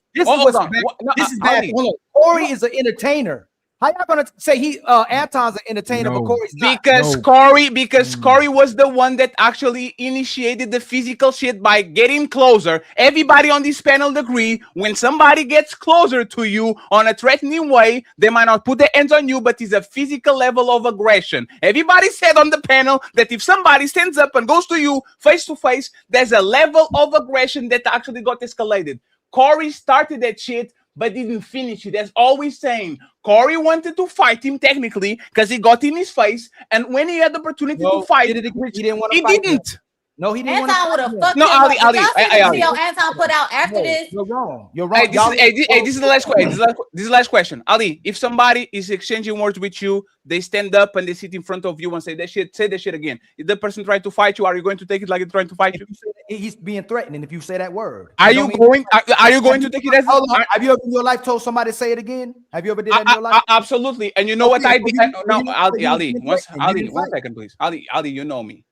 When I say it again, I say it to people that are smaller than me, because I don't see you as a threat. So I will warn you. Listen carefully, right? I will say it again. This is not an internet thing. This is not nothing. But if that person, But if that person says, "Oh, really, Fatty? Let's go outside." You know where I'm going? Outside. I'm not saying. If I say it again and you don't say it, but you say, "Oh, Fatty, you want to run a quick one? Let's go outside." I'm going outside. I'm not staying there and saying. Every man on this panel, if you don't go outside after they invite you to go outside, you are a pussy, because you got in that man's face, You literally got in that man's face. That man said, "Do you want to fight? Let's go outside." Then you stayed on your comfort zone because you are a bitch. So now, Ali, that we got it out of the way, I'm going to ask you this. If any person gets in your face and you say it again, and they say, you know what? I'm down with it. Let's go outside. Are you going outside or are you staying seated on that studio? Are you going outside or not? If they smaller than me, like you said, and they little and they smaller than me and they didn't say that word again, no. So you're not going outside, Ali? No. If they smaller than me. Wow. So you are going to get... He's only going if they're bigger than him. Hold on. Hold on. Let me clarify. You take it back too fast. No, let me clarify. Let me land. It's very, like I say, the fact y'all keep saying this and they both in a professional setting, but you don't give Corey Holcomb the moment to pull himself back when the man said, let's take the fade when he's smaller than him. But you said that if he said it, you'll let him, if he say suck my D again and you'll give him that chance because he's smaller than you. You're not saying the fact that when he said that and he said, let's go outside, is because he was smaller than him. He didn't go outside. You literally didn't repeat what I said, Ali. Wait, please, respectfully. Every time you are challenged what I said, you are not repeating completely. This is what I said verbatim. If you are not a threat, like for example, right? If bigger content creators come after me, I see you as a threat. I'm going down with everything. But if a small content creator comes at me, I'm going to laugh and chill and all that because you are not a threat. You see what I'm saying? But if you keep pushing me, you are going to get the same treatment that the bigger content creator will get. Let me do this. When it comes to fighting, this is what I said verbatim. If I see you as a small person or a person that's not a threat to me, I will come to you and say it again. You don't have to, 1 second. You don't have to say it again. If you say, I'm okay with it, let's go on the back and run a fade, I'm going because I want to fight you. I was the one that put myself in your face. I gave you the opportunity to back down. You didn't back down and went on the back, so now we're going to fight. What is that you don't understand? It's a bad faith. Soon as he said that, Corey said, you bluffing. He said, you bluffing. That's what he said. Okay, he can I just ask, Ali, can I ask you a question? Look, I gotta get the ISO real quick. I gotta get the ISO. Ali, this is the thing. This is why we have to hold Corey to a different standard than Anton, right? Anton will tell you, I don't know people who've been to jail. I'm never going to jail. I don't care about no street shit. I'm never going to talk about the street shit. I'm never going to glamorize it. Corey is the opposite. You see how Corey had an entourage, Corey had security too. He had an entourage, right? Anton didn't have an entourage because he's not a hood nigga. He had security, real security, right? We got to hold him to different. Oh, Corey said they were his friends or something. It was exactly. That's what the entourage. What do you think? If you think if I'm Meek Mill, I'm walking around the entourage. All these niggas are strapped, right? Yeah, it's the same thing, right? So Corey, you only a hood nigga walk around with an entourage. Ali, if you got millions and millions of dollars, you gonna have an entourage? If I have millions of dollars, will I have an entourage? Or you gonna have an entourage? You gonna have your homeboys from the hood around with you? Possibly. No, you're not. You're a grown ass man. You're not gonna do that.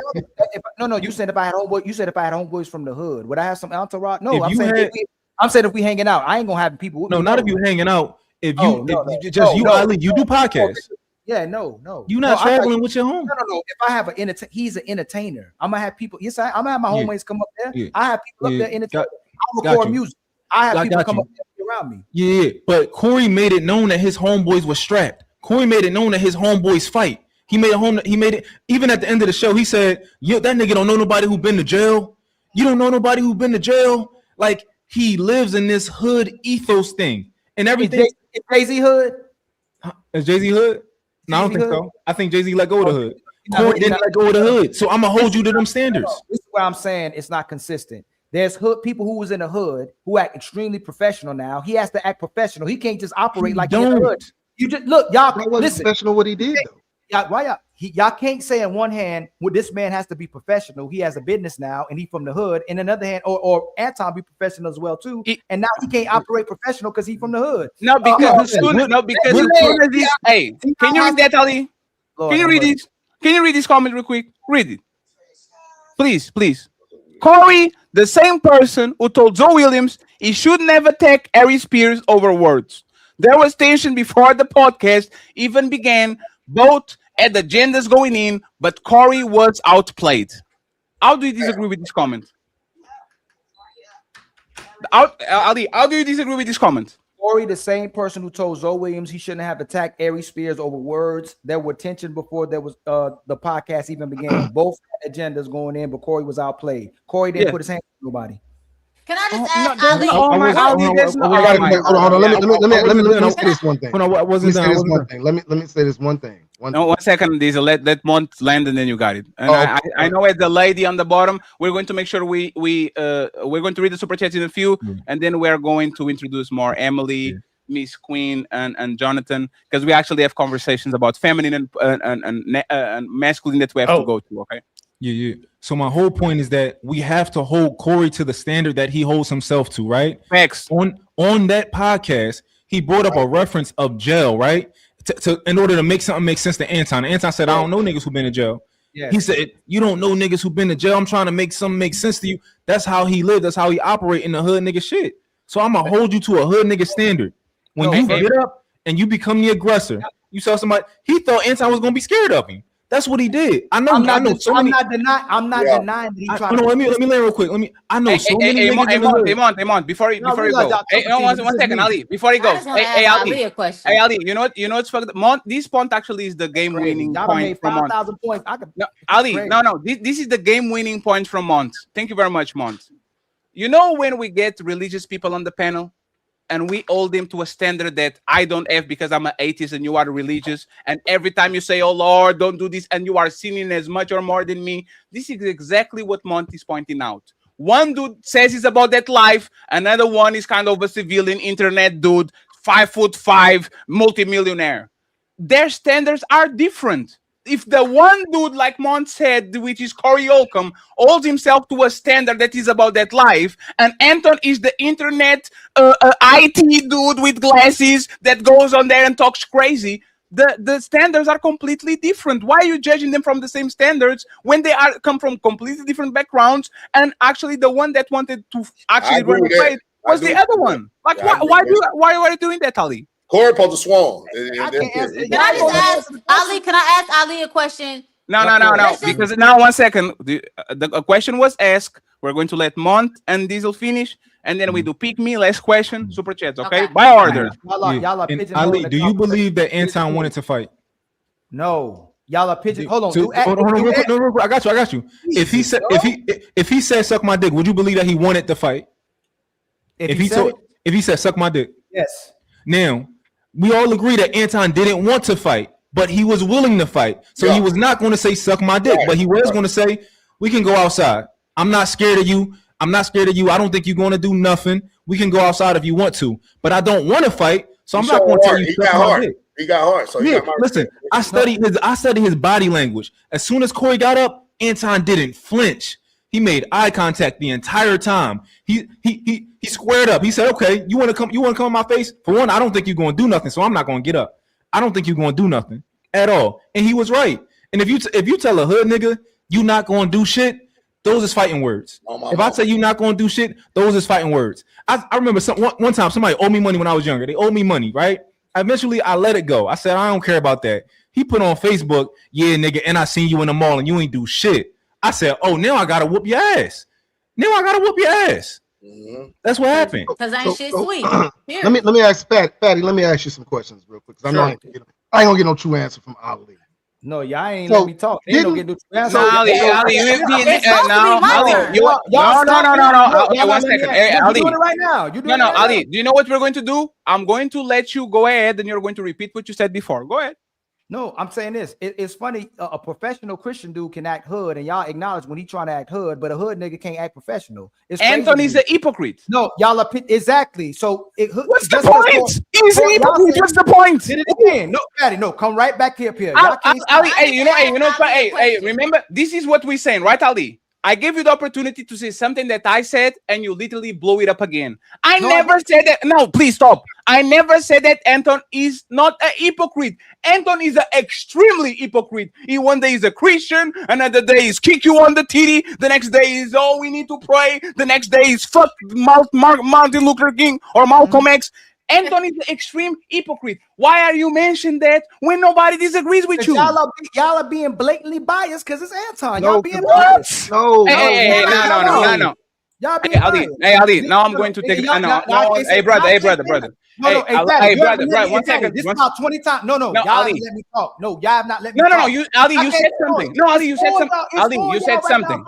No, Ali, you said something. No, I don't I even just want to get ask to a land. question. I don't even get to land. Y'all are responding. Ali, because you are saying shit that is incredible. No, Ali. it's not incredible. Okay, listen, I'll let you finish. Go ahead.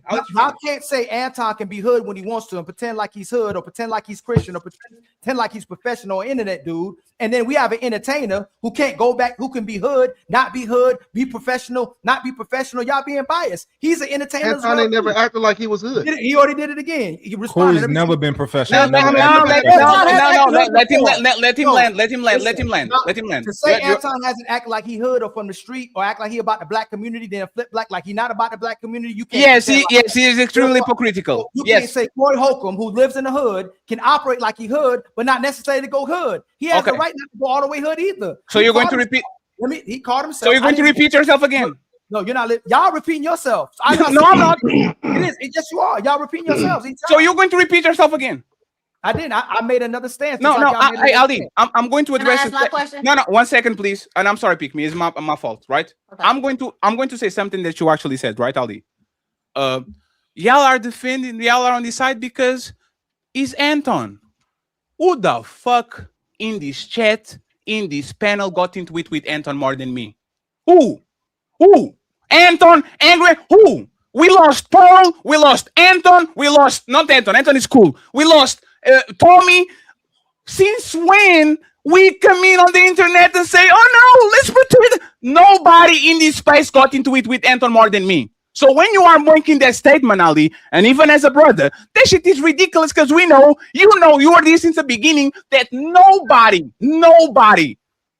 puts Anton on his place or at least tries to actually hold him accountable for the shit that he says. We already agreed. Anton is a hypocrite. He's an entertainer. He's a businessman.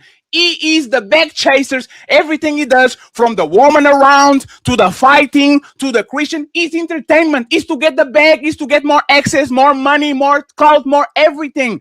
Where do you disagree with? Like, what are you doing? Like, it seems like you don't understand that me saying Anton is wrong morally, but he won the entertainment fight. You can separate the both. You think just because I told you just conflated entertainment. Look, how you conflate with entertainment by who was trying to fight. You're conflating him doing what's right for you for the entertainment purposes and content versus real life. Sir, like you conflating that. Why are we talking about he won the opposite? We're not talking about the opposite. You really think that Undertaker is a dead man and Rey Mysterio walks around with the mask on his day-to-day life? You really think that shit, right? You're debating two different things. You're debating and that's the point. Let's debate. How's that the point? What are we debating? Ali, one second. No, let them say it, not you. Please, Ali. Let me ask you two questions. Let me say it. No, I'm talking to you. Let me ask you two questions. And you see, this shit is nothing. Let's see, right? Two questions. Anton was wrong morally because he was escalating the situation and he was pushing. Do you agree? Yes. Perfect. We agree on one. Yes. Anton is an entertainer. I believe that Anton's motives was to go there, get a massive reaction so we can blow up, be on TMZ, spiritual world, all that shit. And the way that things went, he won that because he got the result that he wanted. Do you agree with that? Yes, we agreed to that. So why are we debating? We agree. That's not what we're talking about. That's what we're talking about. What the hell is talking? We agree. You're talking. Hey, Diesel. Hey, hold on. No, we're mine. Can I ask my question? Diesel, what are you talking about? I know she's been waiting forever, guys. I just want to make one statement. No. So Ali. So one second, Ali. 1 second. No, Ali. So the question is, we that agree is not on. your point either. No, Ali, please. Ali, we agree on the entertainment part. We 1 second. I want to see where we disagree. We agree on the entertainment part that Anton won. We agree on the morality part that Corey was right and Anton was wrong. What is that point that is the disagreement? Say me exactly what it is, since we agree with these two. What is your point that you actually disagree with me? No. Them. Now you change your point. All three of them said Corey was bluffing. He wasn't about that life. But so you have no problem with me? Who? No, you have no problem. No. So you agree with me? Corey wasn't about that. You're moving too fast. No. I just want to make sure. No, 1 second, Ali. Ali. If your problem is with them, Ali, if your problem is with them, I will bring them up. I'm asking Ali. I'm asking Fatty. Fatty is asking you. Do you disagree with me on these 2 points? And if it's not this that you're talking about, what are you talking about? Just so I can go back. That was all 3 of your points. You just added that. That's the point we understood already before we came on the show. So if you're talking about optics, about the content, he got the reaction from Corey. He lost. Y'all 3 been talking about who been wrong in regardless to the fight. No, but you said no, Ali, on your show and on the phone, you said that Corey won. You said that he won. No. You said Ali. No. On your Ali, you did the whole show. You did the whole show where you said that Corey won. He won on what? He won on principles. Fuck principles. Oh man, you got it, man. This is crazy. No, you come right back up here. The fact that he can go up there, and that's okay. That's the fact that he can go up there and not identify if he's black. The fact that he can say that black people hate each other. We already said he's wrong. No. That's I agree with you, Ali. So when it comes on principle about actually defining the community, the fact that he can't say he's black, but he can talk down on the black. I agree. Fat, I'm not cutting you off. Y'all keep cutting me off. But I agree with you, brother. I'm gonna go back there. No, you're not. You're cutting me off though. No, everything you're saying, I agree. No, yes, I agree. I agree about the principle. He went out there being condescending towards him. Then y'all saying when it came to the fighting part, they was bluffing. The man wasn't bluffing. He didn't bluff. He just didn't want. He said, Nick, hey, "Yes, man, pick me. Go ahead." That man. So anybody that really know about fighting and about what everybody saw, the man wasn't bluffing. He said, "Say suck my D again," and he didn't say it. He got up. If we're in real life, in real situations, real fight, and I tell you to say something, and you smaller than me, and you're not as big as me, and you go, well, let's just go outside. I don't think you want to fight, and that's what he said. You bluffing. It's two different perspectives. Anton might have wanted to fight. Corey might have not wanted to fight. Corey might have wanted to fight, and Anton didn't want to fight. But in real life, on real predicaments, when them emotions is going high, when I close the gap, when I get in your face, when I say suck my D again, you don't say it, you a punk in most people's eyes. And when you say, let's take the fade, you got up and turned your back on me. Yeah, he both said it again. I agree with that point. You didn't really want to fight. So y'all, and pick me, you got it. Y'all can keep saying the same thing over and over again. I damn sure said it again. He went on principle, he went on morality, and he really didn't want to fight. He just say, don't say suck my D again. You can we can be condescending towards each other. We can entertain. We can do this all night long as well, too. You could take blows. I could take blows. Don't say suck my D again. That's all it was. He said, you bluffing now. Go ahead. Liar. Friends, the brothers got into it and the cash app is empty. I can't believe y'all get 2 brothers fighting and y'all not pull 900 people watching and there's 0 cash apps. That's crazy, friends. Come on, man. You know it was caught in the fight. It was caught in the fight. That's crazy, friends. Let's go ahead and let's support. I just want to ask. Pick me. Let me just play this video. Pick me, and then you got it. Yo, we outside tonight. Support the movement. Support your boy Fatty. Hit that cash app. Team Fatty 8. You heard the untouchables in the building. Like the video, hit subscribe, and show love to Ali at $Ilkan. Come on, friends, let's go ahead. Pick me uninterrupted, please, and then we get the super. You okay, Diesel, and then the super chats. Friends, we're going to read 30. We're going to read afterwards the rest. Okay, go ahead, pick me.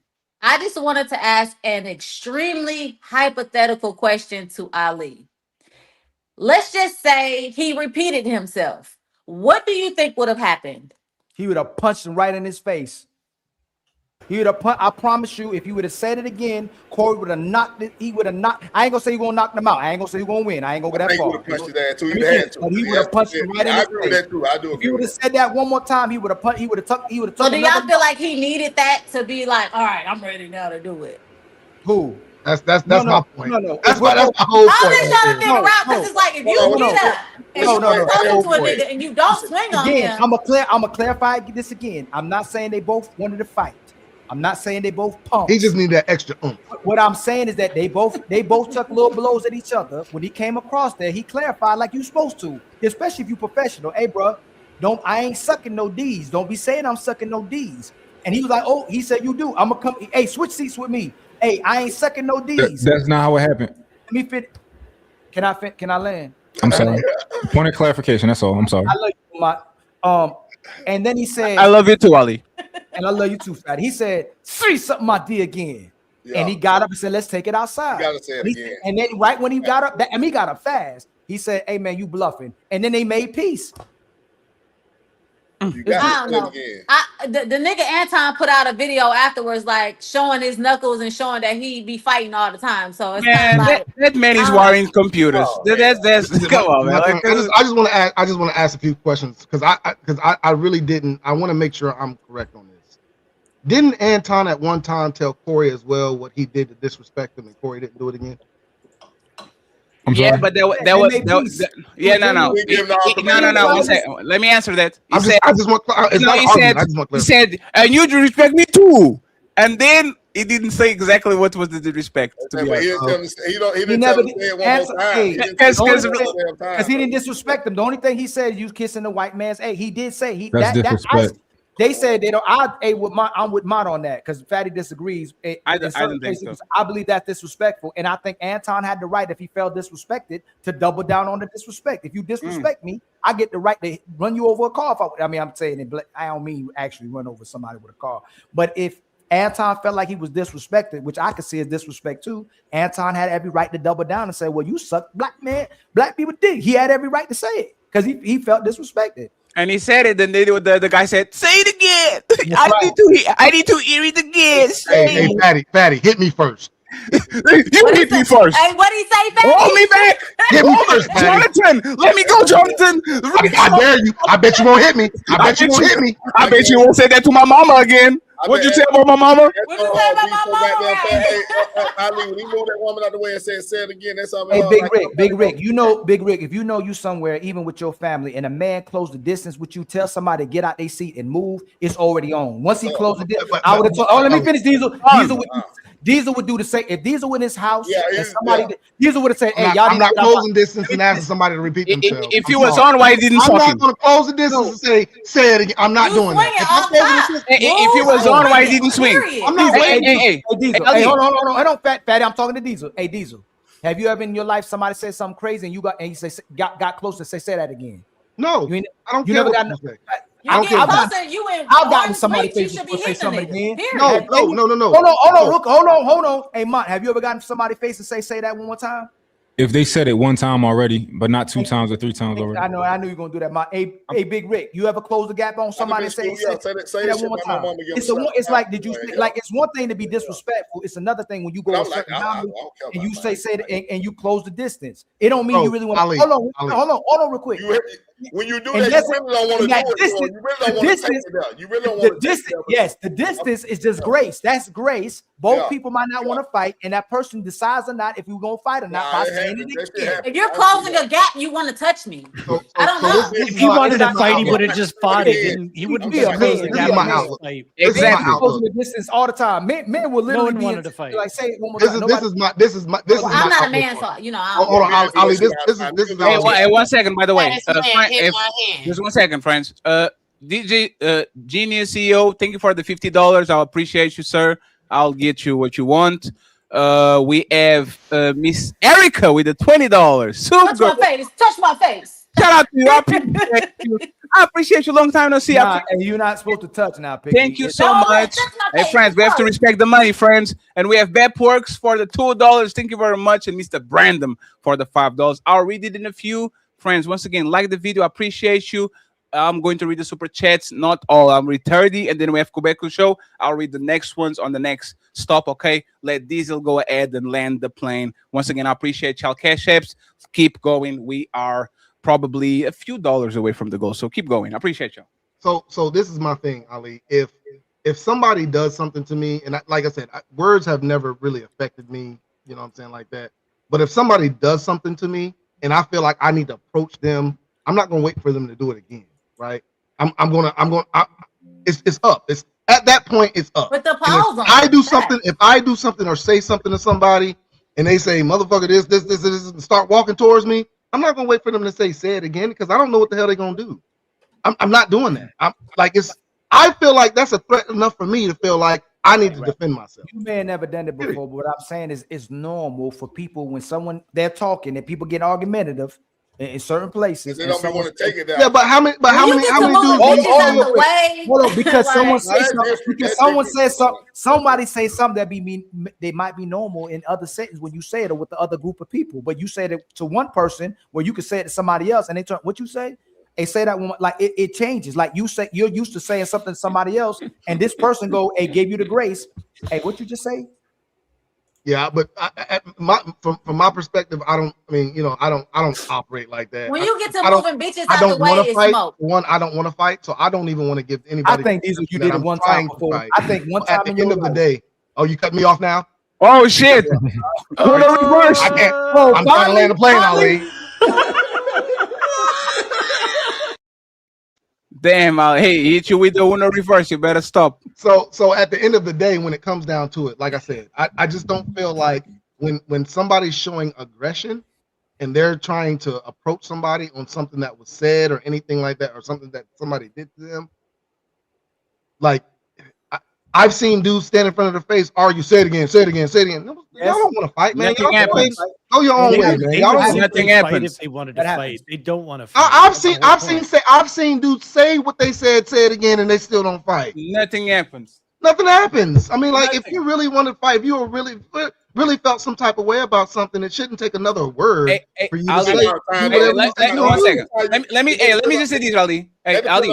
Sometimes you show a nigga grace though. You don't just go out the gate because I hate to do this to you. Oh, absolutely. So let's do this, Can right? we just stop beating up on Ali tonight? I think we No. Ali deserves. Hey, he needs it. I'm hurt. Hey, I'm hurt. No, Ali went to the barber. He deserved that shit. So, hey, Ali, let me just ask you this, right? Hey, do you remember when Cooley saw Mr. Let Go in person? Right? Yes. Remember that, right? Yes. And he said, "Hey, what's up? What you going to do? What are we going to do now? Now that we saw each other in person, what we're going to do?" Right? Do you think if Mr. Let Go said, "Oh, let's go outside," do you think Cooley had to ask him, "Oh, say it again. Say that we're going to," or do you think that if Mr. Let Go was actually not a pussy and he decided to say, "Oh, really? Let's go outside. I said what I said. Let's go outside." Do you think Cooley would go outside, or you would say it again? Say what you said on the internet again. Say it again. What do you think Cooley would do? It's a different. You show nigga great. What do you think he would do? I done that before. Mother talked about my mom, and I was like, "Don't say that shit no more. Say it again." Yeah, so fatty. That's a different predicament. Warning for destruction. Warning. If somebody. So there's two different ways to handle. One thing is when people say it's on site. If you disrespect someone, to a certain moment, you go, it's on site. But it's another way where, I'm gonna see you in person. Hey, what you say, Rick? Exactly. What you say, Ma? What you say? Oh, nothing. It's on site. Because you really don't want to fight. You just want to see you want to see if this person really meant what they said, and then you'll fight them if they say it. Exactly. Yeah, I agree with that. Hey. If we found out, Mr. Let Go went outside and Cooley didn't go outside because Mr. Let Go didn't repeat what he said on the internet, we all would be clowning the motherfucker. All of it, every single person. But all of a sudden, because for whatever reason there's a little bit more of tension, we don't agree with it. So you know what we're going to do? We're going to read the super chat, and then we are going to go to the main topic, so everybody can intervene, because there's a lot of cold ends on the bottom. So we need to go and do it. And by the way, shout out one to thing though. I gotta bounce because I gotta take my wife out on a date, but I'm gonna try and come back. Look at you! Don't talk about Look at you, Jonathan, taking the wife for a ride on a Friday. Get some coochie tonight, y'all niggas. Oh tripping. shit! Go get it, Jonathan. Go get it, Jonathan.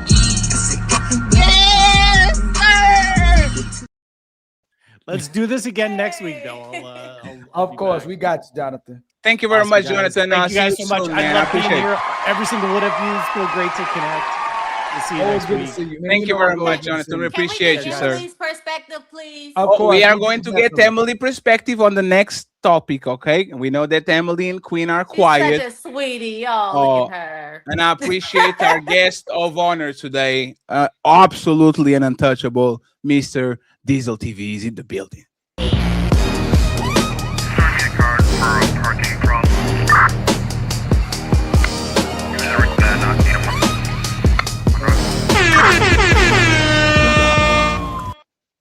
Appreciate you, Diesel. It's always nice to have you back around. We appreciate you. Now it's time to read the super chat. 800 people watching. Jesus Christ. And this is all Ali's fault because he's out of his goddamn mind. It's time for some super chats.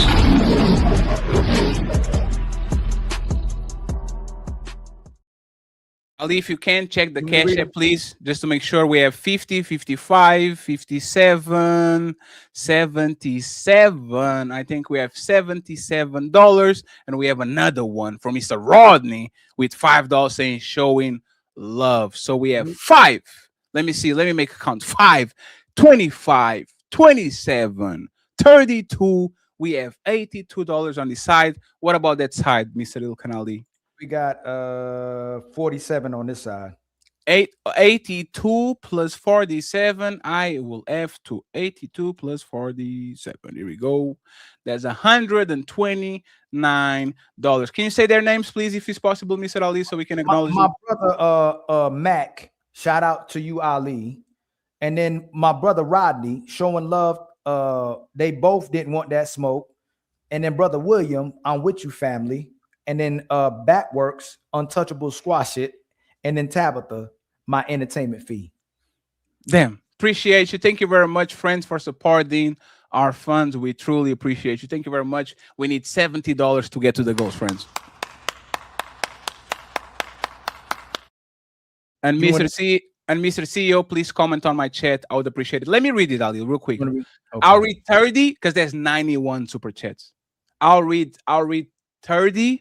And then I'll read the ones above 10, friends. And then we go back to next pause. We go back to the rest of it. It's just we don't want to disrupt the flow of the show. Okay, so let's go with the memberships first. Thank you very much, Mr. Batman. We appreciate you, sir. Thank you. Untouchable Empire, baby.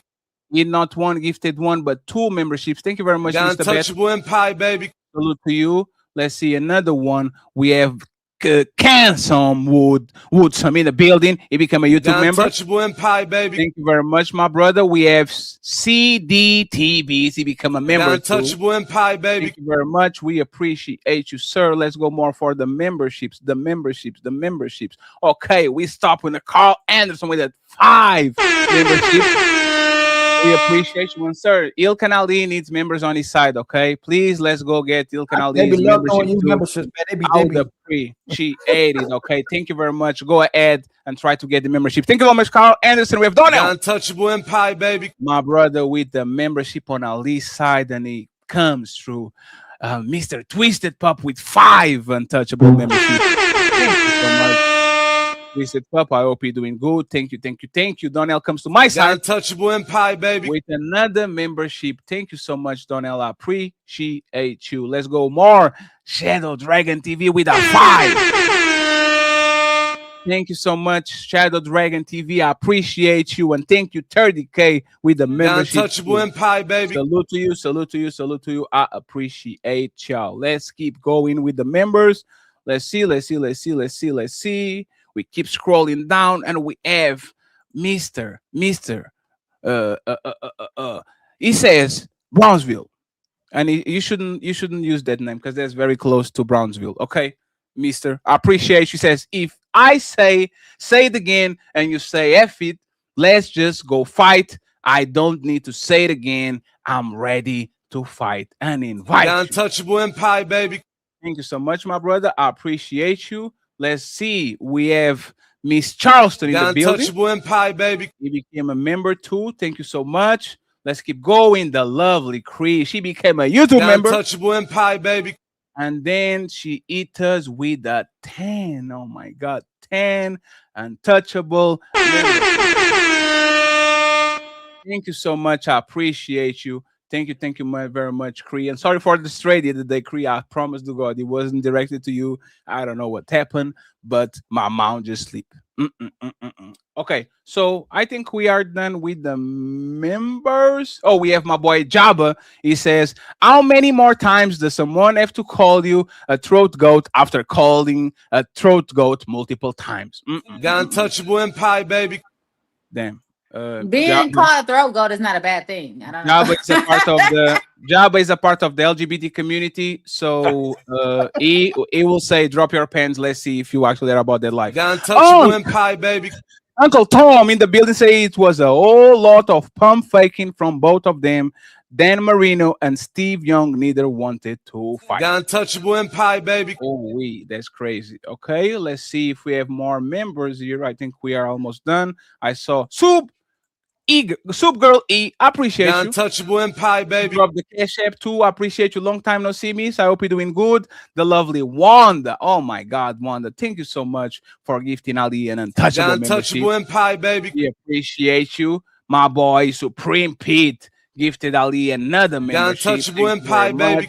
And I think Nike gifted Ali a membership.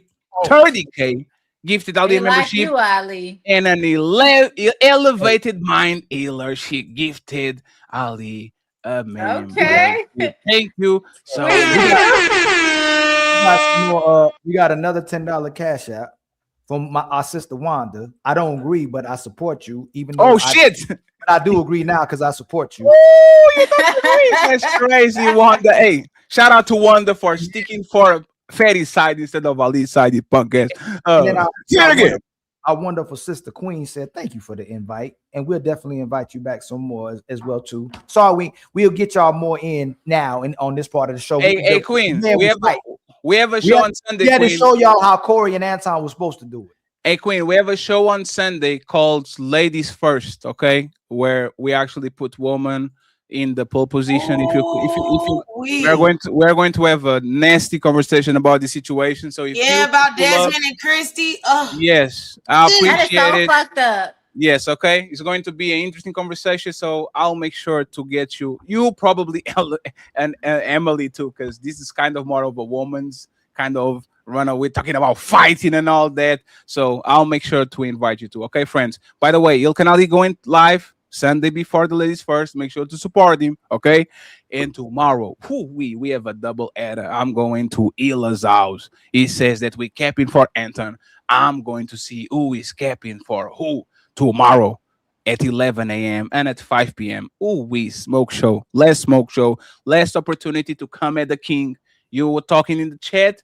Make sure you make it count, okay? Last opportunity tomorrow, Saturday at 5 p.m. We're going to read now, all of a sudden. We're going to read the 30, we promise, and then we go ahead and we go from that, okay? So, AJ says, aside from this jaw-jacking, Corey said, say it again. And the bottom line is that Anton, in fact, didn't say it again. Case closed. So there's one.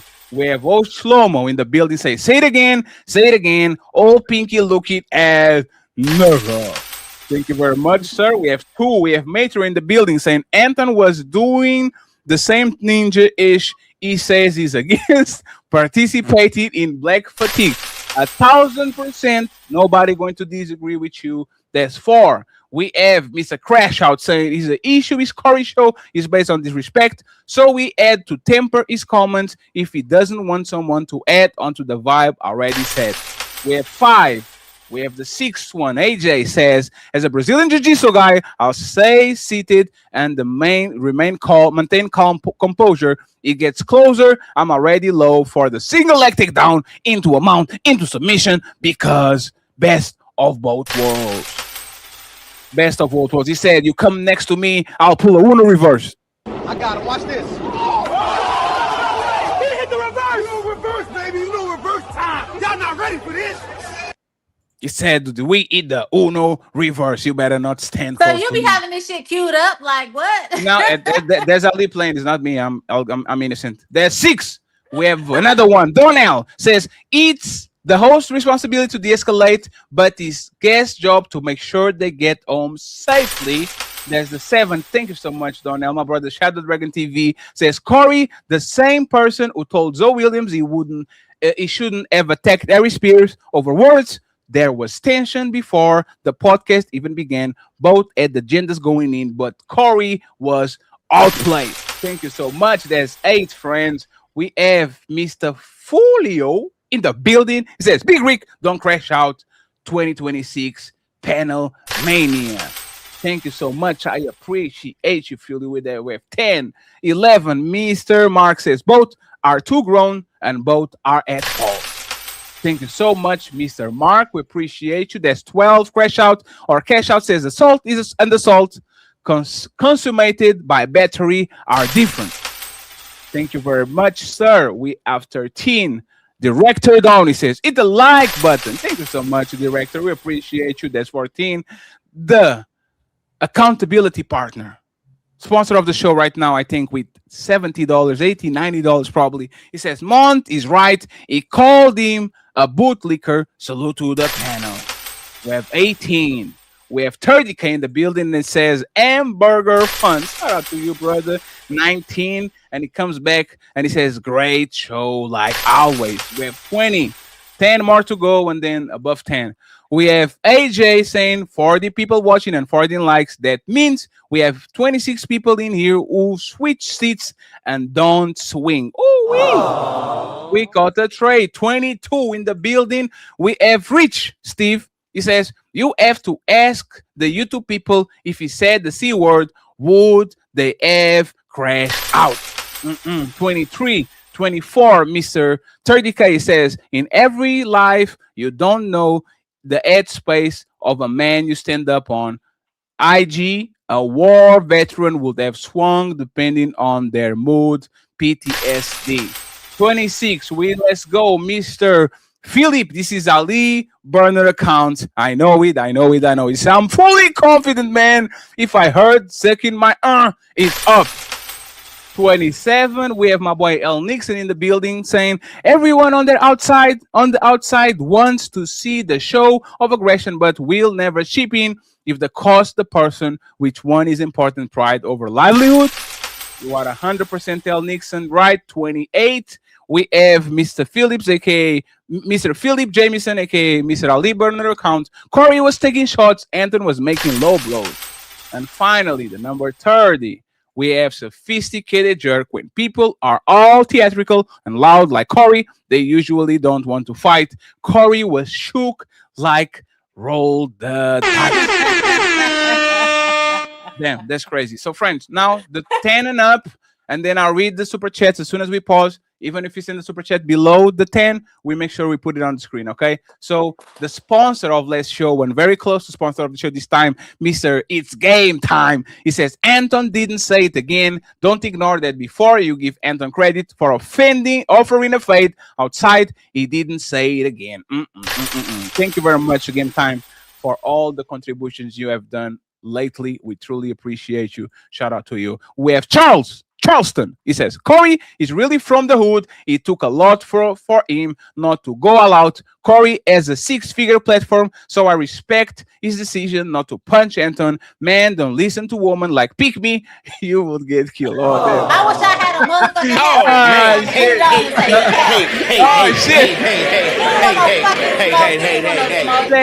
motherfucking Smoke. He threw pick me under the bus. That's crazy. Shout out to you, Charleston. Hey, pick me. I like you, pick me. You definitely need to come back.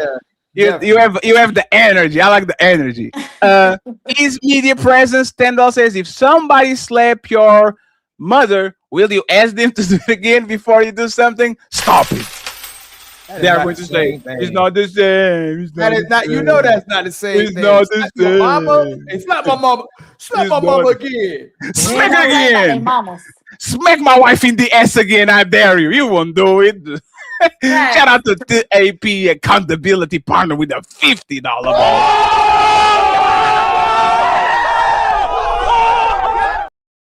It says, I have to give Anton a little credit. He identified dude would have scrapped on camera. He watched out for Corey's money. Anton was aware enough to understand. That's why he said it. Take it outside. What we know about Anton is not going to sacrifice the bag. Thank you so much for the $50 ball. Thank you, sir. Thank you very much. Let's keep going. We have his media presence since Anton knew Corey couldn't do anything because he has lawsuits pending, so Anton kept pressing him. He played chess. Corey played himself. Ooh wee. Thank you very much, media presence. We appreciate you, and I think we are almost done. Let's see. Oh, we have it's game time with a $20 ball.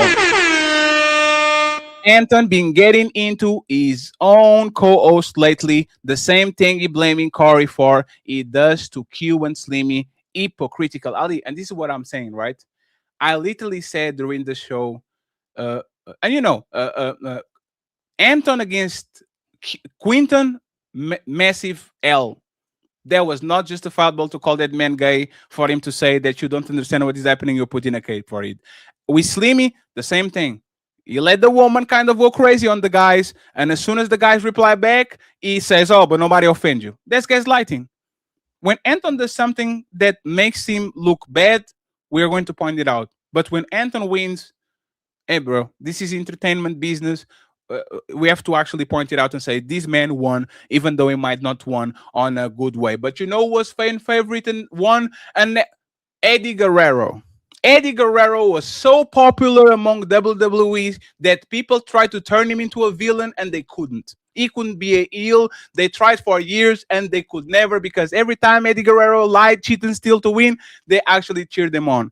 This is entertainment. This is WWE. Anybody that thinks these people are more than that, respectfully, y'all don't know where you are. This is WWE. Make sure that you remember that next time I comment about this shit. It's game time with more 20. Jesus Christ says, what would KS, rest in peace, say about Anton behavior lately? He wouldn't say nothing because Kevin Samuels didn't comment about the content creators. Thank you very much. And some TY T100. He says Corey got up and got close, not to fight. He got close to Anton to see if he would say it again, and if he did, I presume he would popped off. Okay, I think we're done. Let's see. Oh damn! Game time with 100. Game time says, how many men here would let Anton say what he said to Corey and not respond? I wouldn't say nothing, because to me, suck my dick is like what am I going to say? And actually, he didn't say suck my dick. He said suck white people dick. What the fuck does that that's supposed to bother me? Anton said, hey man, if I showed you videos of what Anton said about me, y'all think this is like y'all don't play when people are expecting you to zag. If a person is trying to get a reaction from you and is telling you to go zag, make them confused, surprise them. Y'all are too predictable, and this is a person that is predictable. Their reaction is easy to get, is easy to trigger. I can trick you out of a lawsuit if I want to. Oh, you eat people? Eat right here in the neck. I will come back next day with a wheelchair, with some braces on. I will cry in the TV and say, oh, come on, man. Zig when people expect you to zag, please, okay? And I think we are done with the super chats. We have the lovely one, the gifted one, untouchable Empire, baby. Mr. Ali, and finally, Mr. Tariq, of course, with a 10. Sorry, I have 5 untouchable membership. Or Mr. Ali. Ali, do you have the members ready? Everything is good with the members? I just need 6 more members. Are you sure? Yeah. Nope. I think you're doing the math wrong. I don't know how to count. Okay, so you have 5, 6, 7, 8, 9, 10, 11, 12, 13, 14. Oh yeah, you're right. Okay. You have 14. Yeah, you have 14 members. We need 6 members. I stayed 2 more years, man. Yes. I didn't. I drop out of middle school. I'm just friends. Let's go back to the show. I appreciate y'all. Once again, all the comments are going to be highlighted. We are going to read the comments on the next stop. Let's give the microphone to the lovely ladies because we've been duking it out. So let's go make sure we go back. It's time Sure. Ali, let me take the icebreakers out of here. Pick the best question, Ali. Pick the best one, and let's go with that. Okay. Let me see. Okay. Hey, Ali, can we start with the 5? I want to know the opinion of the ladies about this. Hey, ladies.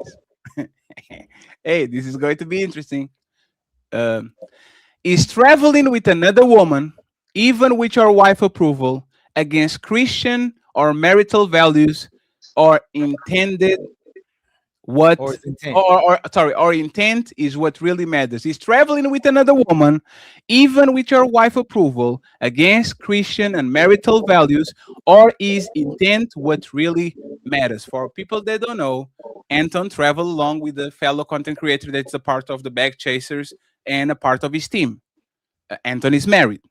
My question is to Queen and to Miss Emily: do you think that's a violation, or you think it's just a fight because they are doing business together? Go ahead. I'll give you the microphone. Let's have fun. And friends, if y'all get the goals on the next 30 minutes, we open the panel for y'all. Okay.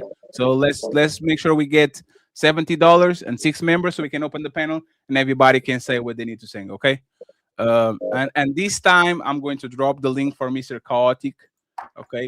Because he was on punishment the last hour, so we go from there. I didn't miss super chats, so we are going to read super chats that are $10 and up. After, we are going to make sure we read everything again. Okay, there was 100 super chats, we had to do it. So, Queen and Emily, is it a violation or not? Queen, do you want to kick it off? Go ahead, mamas. You got it. Okay. I think it is intent, and I think it's about the value system of the couple. Like for me, if somebody was going on a work trip or on tour or something, and they had somebody that was a woman on the tour, I would trust my partner there. But on the same token, if they're getting really close with that person, then we would have to have a conversation about that. So I guess my answer would be it would matter about intent and matter about what the situation, what the details of the situation was. What about you, Queen?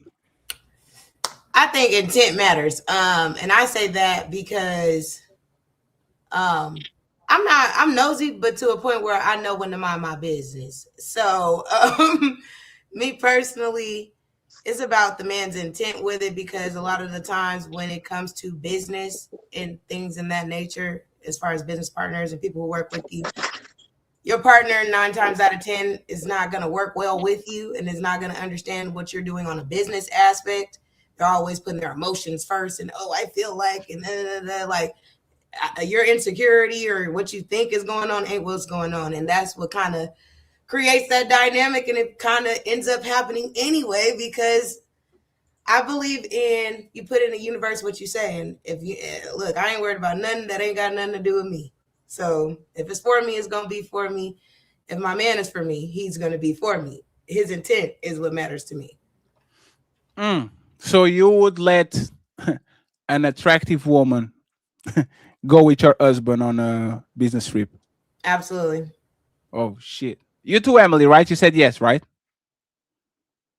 Because what does attractive have to do with anything? Honestly? Oh no, it's the level of threat, right? It's like Godzilla versus a rat in your house. A rat in your house, everybody screams, ah! But you get a broom and you kind of play with it. Godzilla, you have to run for cover because Godzilla is going to nuke your shit. So I just want to make sure that we kind of know the parameters, but it's totally fine. It's totally fine. Emily, just for clarification, you trust your husband is going? If it seems like it's strictly professional and he's not getting close to the woman, because I think there are attractive women everywhere, right? So if I can't trust my partner to see an attractive woman or like be around an attractive woman, that's a problem for our relationship. It's not the attractive woman's issue. It's my partner's issue because he can't be trusted around an attractive woman. And this is how y'all get cheated on. Miss Bigby. Hey, I was just saying, you guys keep playing with people. Just go ahead and do it. Can I just say that as a wife, I understand my husband's sexual appetite, so I'm not going to be naive to that. I'm coming so that you can have your coochie, your pussy on the road with you. So if you need some pussy, it's here. You don't have to worry about, like, I'm going to keep you motivated in any way that I can. Ugly bitch that works for you, beautiful bitch, whatever. I'm here. The pussy is here for you to use at any given moment. I don't. Yeah, but you changed it. That was not the question. I said you want strawberry or vanilla. You said, chocolate is my favorite. Like, we can't be doing that. Like, No, I'm gonna trust my husband to go, but like I personally, we have sex every day, so I'm gonna need the dick every day myself. So whoa. I'm So coming. wait, 1 second. So you are telling me if you go to LA, like, do you are on the East Coast or West Coast? I'm on the East Coast. Okay, so if that man goes to LA for 5 days on a business trip with another woman, what you doing exactly? I'm coming too. No, you're not coming. I already assessed that. This company thing, this is not a husband and wife thing, okay? You said you need it every day. What happens if he goes and he can give you every day? Then we have FaceTime.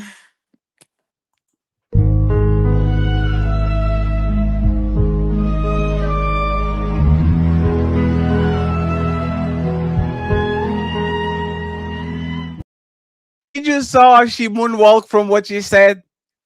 She You said, said I need. if I can't go with him, you're saying like it's just like no way that I can come with him, which I would be able to. FaceTime. That's crazy. Hey, I will not over pursue and I will accept it. I'm just saying that it sounds like you implied you were and then you kind of didn't say you. Well, I'm saying that you're making it seem like I can't go with him. If I just can't go with him, then FaceTime is the only thing that I can do to make sure that we're still connected in that way and make sure he's taken care of sexually. Because I'm not even thinking about another bitch satisfying my man because I do so much. So I'll say this before the fellas go, right? Y'all woman underestimate your coochie so much it's not even funny. After I eat it 37 times, it's like eating a yogurt. It feels good. Right? Like, imagine, pick me. What happens when you eat your favorite food every day? What if you don't? What if it's like a variety? You can't change my. What if it's a variety? What if there are like a lot of different things that happen? Pick me. You keep changing my questions, right? What happens? This is hypothetical. You have a favorite food. What happens when you eat the favorite food twice a day, every day? You get tired of it. Okay, let's replace. Actually, let's not replace. You know this that I said it wasn't about food. This that I said right now was not about. I wasn't talking about food. Right. You understand that, right? So why do y'all think that y'all like? I will fake nut. Just to go get to my mistress because she give me something new. Like, why do women think just be like? Why do every woman think that they are like they have like the golden coochie? Oh, if I keep effing my man. I have no idea. That's why you have to kind of like spice it up and do different shit. You have to be spontaneous. You have to do different things. You can't do the same bullshit. You have to do it in different places. You have to put that shit on. You gotta, you know what I mean? You gotta spice it up. You might have to bring other motherfuckers in the room. Whoa. Don't stop. 1 second. Let's stop right there, please. Let's stop right there. What? This is bad. This is very, very bad. What do you mean by that? What do I mean by what?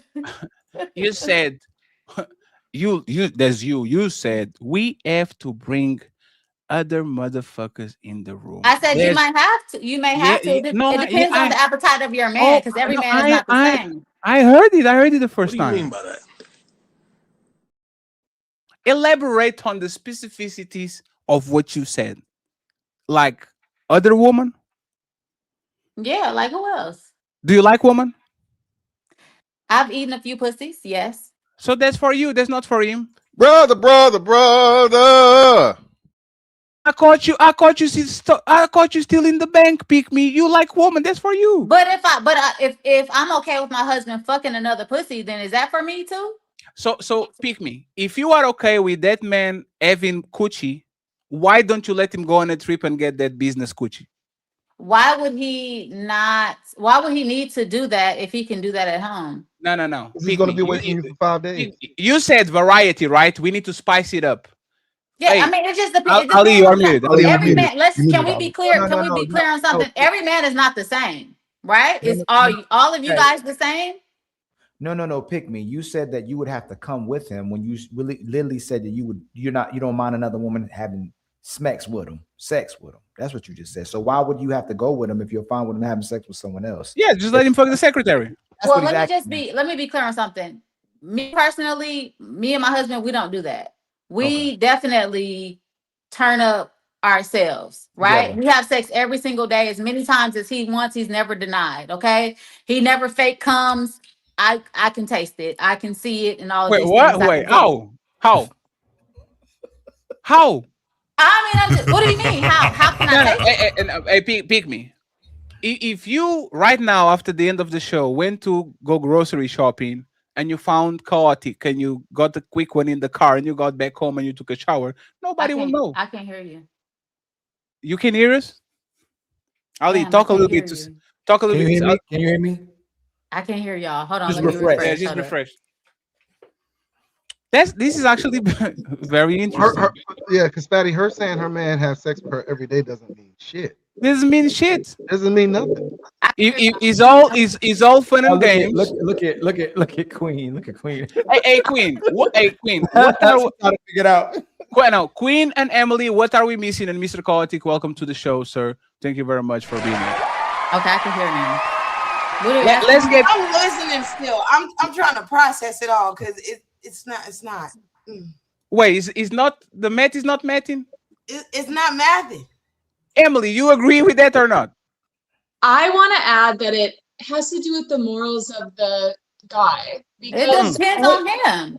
Yeah, exactly. Like what Pick Me is saying in that sense. And I also believe not that men and women are the same at all. I know that there are differences. I'm not trying to say that, but women also have temptations sometimes. And it's a decision on, I know my part to be like, I could do that, but I'm not going to do that because that doesn't feel good. And I want to be monogamous with my person. And I'm in the Christian community, so it's kind of like those vibes a lot. Like it's a decision, like this is my life decision. It's not going to feel good to cheat on my partner. For me, it's like, I wouldn't be in a relationship with somebody if I wanted to cheat on them. I would be single. It feels good to be monogamous. So, and I feel that I've known men like that in the past too. So I can't speak for men, but I do feel like it is a moral thing and it's a value system decision, like a conscious decision, not just like, oh, I want to do it, so I'm going to do it. But hey, Emily. And for me, I just trust my husband. He doesn't fraternize anyway. He is a businessman. He doesn't fraternize because that fucks up business. So, hey, friends, spoiler alert, right? Y'all men want other coochies, guarantee you. Leave them by themselves to their devices and leave them. I don't care if he's a Christian man, a Muslim man, a tall man, a short man, a fat man, a bad man, a big man, y'all man. And this is like, if you stay together with the person for a period long of time, and I'll say woman too, respectfully, because women have these, as soon as they get bored, they start to feel the itch. Now the mailman is in play. Now the pool man is in play. Now the work husband is pulling up. Now the guy on YouTube that you'll never look in real life is looking funny and is looking very, very tasty. So I don't think it's about morals, because respectfully, we don't see no problem with having another coochie. now saying that a man doesn't mind having another pussy is different than a man actually getting another pussy. Like, he will. I'm completely not agreeing to that. No. You know what I'm saying? I understand that a man likes diversity and selections and all these things. Give me a number. In 100 men that have the Bill Clinton, Monica Lewinsky opportunity, right? Let's assume that woman is your type. That woman is the type of the man. Is a secretary, and they have opportunity to get an oval blowjob, right? On the Oval Office. In 100 men, how many do you think are going to refuse that opportunity if they know they're not going to get caught? Refuse? Yes. In 100 men, how many? Maybe 2. And your husband is a part of the 2. Yeah. Liar. Damn. Listen, let me be green enough to think that. I mean, I suck more than enough dick. You get what I'm saying? And I do it very well. Whoa. Can you say it again? She's talking about her husband. Okay. I suck more than enough dick. You But know what aren't I'm we- saying? but- And but aren't also, we I have an different? open You know, communication. I have an open communication. We can hear you. Keep talking. I to have her. open communication with my husband to where if he wants head from another bitch, he can just tell me. It's not that. Damn. But Hey, do you have a sister? Hey, ask her if she wants to live in Europe for 6 months. I'm just saying, like, I don't think that's not that serious to me. So if he was to see somebody else, you wouldn't.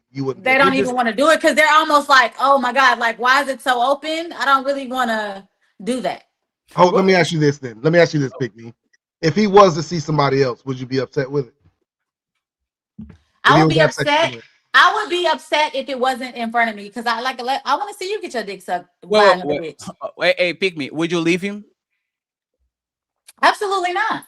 But that's the Pick Me. You just being difficult at this point. Hey, there was a comment from Mont. Why would I leave? Let me tell you something. My ancestors, my grandmother, my great grandmothers, and all of the shit, they were not married for 50, 60, 70 years because a man never did anything that men do. What if I didn't want? But what if I didn't want you on the room? What if I want a one-on-one without the voyeurism and the expectation? Like I think that if you told me that, I would appreciate the honesty, and that's fine. But don't. My whole thing is just like, don't lie. Just tell me. Are you sure you don't have a sister?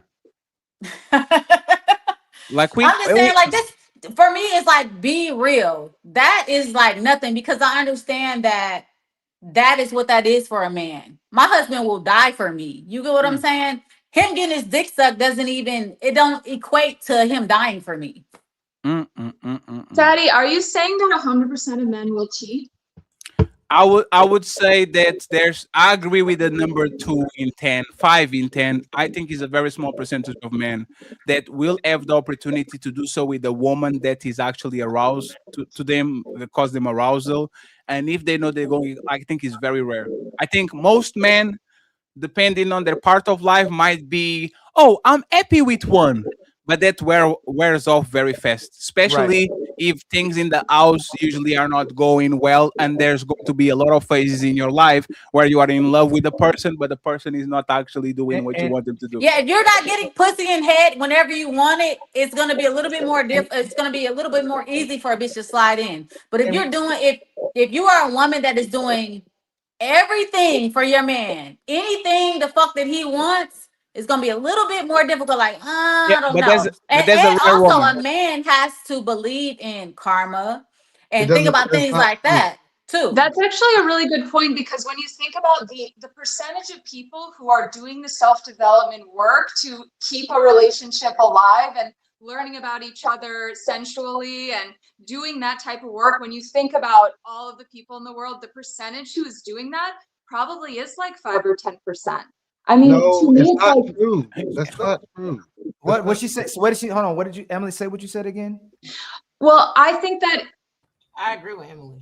The percentage of people who are doing that self-development work to keep a relationship alive, to be happy in their lives, to stick to their morals, to stick to their value system, it probably is like, I don't know the percentage, Diesel, but I would say that it's not the majority of people. Like, I think a lot of us are in the self-development industry, right? I'm in the self-development industry, and I'm not just meeting everybody out in the streets who are thinking about their life like this, you know, who are like, let's make the relationship better and better every day. So there's that, and you could do that and still be tempted to cheat and still cheat. But I think there's that.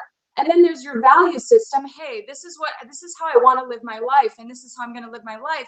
And then there's also your self-control. Like, are you willing to have self-control to support your value system, to support your self-development? And I think when we talk about the people that are really doing all these things, I don't think it is the majority of people anyway. So if you're a man that thinks about your wife going to suck another nigga's dick, you might think about it twice. Like, maybe I shouldn't get my dick sucked because what if my wife goes and sucks another nigga dick? Yeah, but that's not how it goes. Let me, before Ali goes and chaotic, Emily, what is the percentage of men that you think if they had the opportunity they would cheat? I actually don't know. I actually don't know. I'm curious to hear from you guys. Because you said I don't believe it's the majority. Definitely So 98%. it I kind of think. Oh, no, I'm sorry. It's not that I think I'm sorry. I think probably the majority of men, out of all the men out there, I think the majority of men probably would. But I think the minority of men who are also doing the self-development, who are also like they found a way to get themselves out of depression, out of, just really doing the self-development work and having that moral backing and having that self-control to be able to back up their morals with their actions. That's the minority. So just to make sure, right? We are going to use people from your demographic. You are telling me if these men that are in therapy and doing the work and all that get prime Angelina Jolie or Scarlett Johansson or whatever, what is Megan Fox, and they have the opportunity to get away with it, getting a quickie on a trailer, and then go back home, take a shower. You are telling me these men that are healed, are Christian, they have morals, you think they're not going to go? I'm telling you that I don't know because I'm not a man, but I like to believe, and maybe you guys will tell me that this is not true, but I like to believe that there are some people out there who really do stick to their value system. Not that they wouldn't feel like they wanted to sometimes, but they would harness their self-control for the sake of their value system or for the sake of their relationship with God. I don't know what a guy would do. I'm not a guy. That's how I look at my life, coming from a place of being tempted and making those bad decisions earlier on in my life, and then proving to myself that I can have self-control and ask God to help me to not give in to temptation now. I believe that if I can do it, maybe there are guys out there. Have you ever cheated on somebody? Yes. How many times? Once. Why did you do it? Well, I was a freshman in college and I was dating this guy. I wanted to break up with him. I didn't.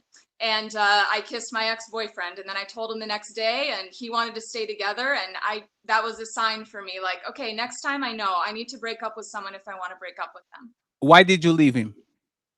Because that was the sign. I didn't want to be with him anymore. Because are you asking why I didn't want to? No. Okay, so let me see if I get this right. You kissed your ex-boyfriend. You came back, told him, he forgave you, and because he forgave you, left him because you didn't want to. I didn't leave him because he forgave me. I left him because it was really clear to me, if I'm willing to cheat on this guy, I don't want to be with him. It's not the right match. That's why. Damn. Hey, that sounds like a mature. Why didn't you want to be with that guy? It wasn't the right match.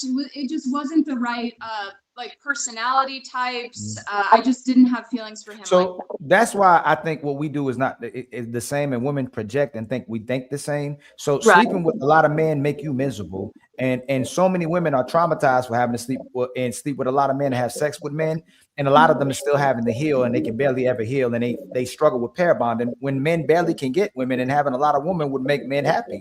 And men, what I just thought about because of this conversation, don't have to get baptized after having 50, 100, having sex with 50 to 100 men. He would already be in heaven for having sex with 100 women. So a lot of times when women do cheat, it's typically for control or for her having to have her emotional needs met, typically to feel good about what she's not feeling at home or doing at home.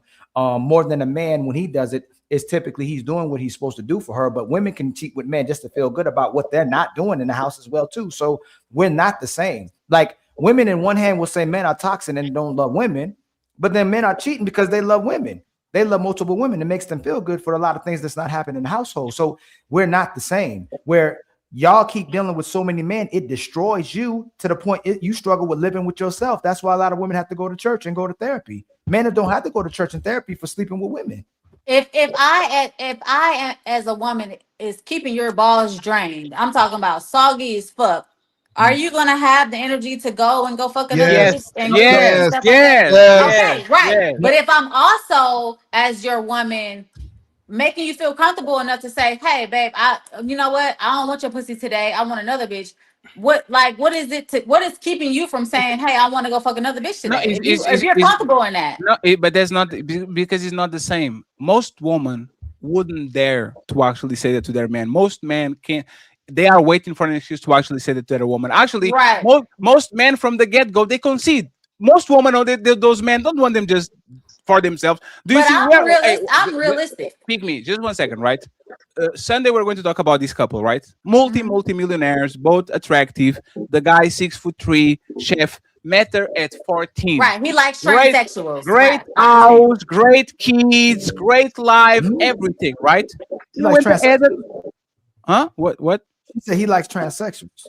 I didn't hear that part. No, that's come on, pick me. Did y'all see the woman? No. Pick me. You call her a woman. Did we see the woman? No. Why didn't you call her a man then? Because she's a transsexual. So you are telling me that just because that woman has strong features, that's a transsexual. There's any confirmation that there's a man? Yeah, did you confirm that? Pick me. I No, mean, she it just didn't. looks like a man to me. It looks like a transsexual man. That's what I'm talking about. She looks like a man to me. Hey, Patty, I gotta To me, run, she bro. looks like a man. But I will say this: the what's her name, Chrissy? She should have left her husband because of that. Because bitches praise Beyonce. Like Beyonce got cheated on and stayed. So like, bitch, you're not. Every single one of y'all get cheated on. That's the point. Sorry. If you stay long enough with the man, he's going to, especially if the man is attractive, he's going to get something. Like we got motion. You guys. Hey, hold on. So you have to be realistic. Hold on, pick me and Emily. Do y'all think y'all being realistic though? It ain't about. Let's say there are women out there that's taking care of their man like you, right?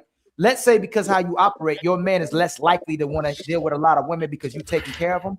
What percentage of women you think are actually taking care of their men? And that's right. But for me, I don't. I want y'all to act because you're saying realistic. Like men, y'all know by nature they by nature want multiple women. When women are unfaithful in relationships, they really possibly can step out. What I'm asking y'all is, how many women y'all think are actually taking care of their men when you saying being realistic? Not a lot, but I will say this. For me, I don't feel like my husband won't do X, Y, and Z because of me. I feel like he won't do X, Y, and Z because of his own personal shit. If he feels like he might get some fucked up shit that's going to happen to him under God because he's done something, in marriage, that's totally different. It's because of you. He loves you. I mean, I understand that, but when you met him, hold on. So the guy you met, I bet other women want it, right? Absolutely. He was doing his thing when you met him, right? Women do not want men that other women don't want. Ma'am, can you admit that he was probably doing his thing when you met him, right? Absolutely. And he changed and altered himself to be with you. So his urge, he reduces his urge and does it with you instead of doing it outside of you, where he was just doing his thing. No. Right, and for me though, I just make. She's not a good example. She's not a good because she said she's willing to bring woman to the room and she likes women. Yeah, too. I'm okay. Says, hey, I want 2 bitches tonight. Let's go get 2 bitches. Just know that I'm gonna fuck one. Yes, it looks like it looks like she actually fucking one up. Hey, last question before I go to Kojic, right? On the times that y'all went ahead and tried to get some woman in the room, who was the person that actually pushed that first? Well, we haven't done that. Oh, you never did that? I knew she was going to say that, Fatty. There's a lot of women that said they'll do it, but they don't do it. You are telling 1 second. But husband has not. If he has brought that, if he's brought that to me, then we would. But he hasn't. 1 second. Y'all been together for how many years? 5 years. Married? Kids? What? Kids. Any ex-wife or ex-girlfriend, something like that? Ex-baby mama? No. So he never came to you and said, hey, baby, I saw that juicy over there. Go get that for me. When I say maybe like in a strip club or something like that. But y'all went to the strip club together? Yeah, absolutely. That is the new generation. A lot of women I'm the bitch that says act like I tell the dancers, act like I'm not even here. Like, get on him.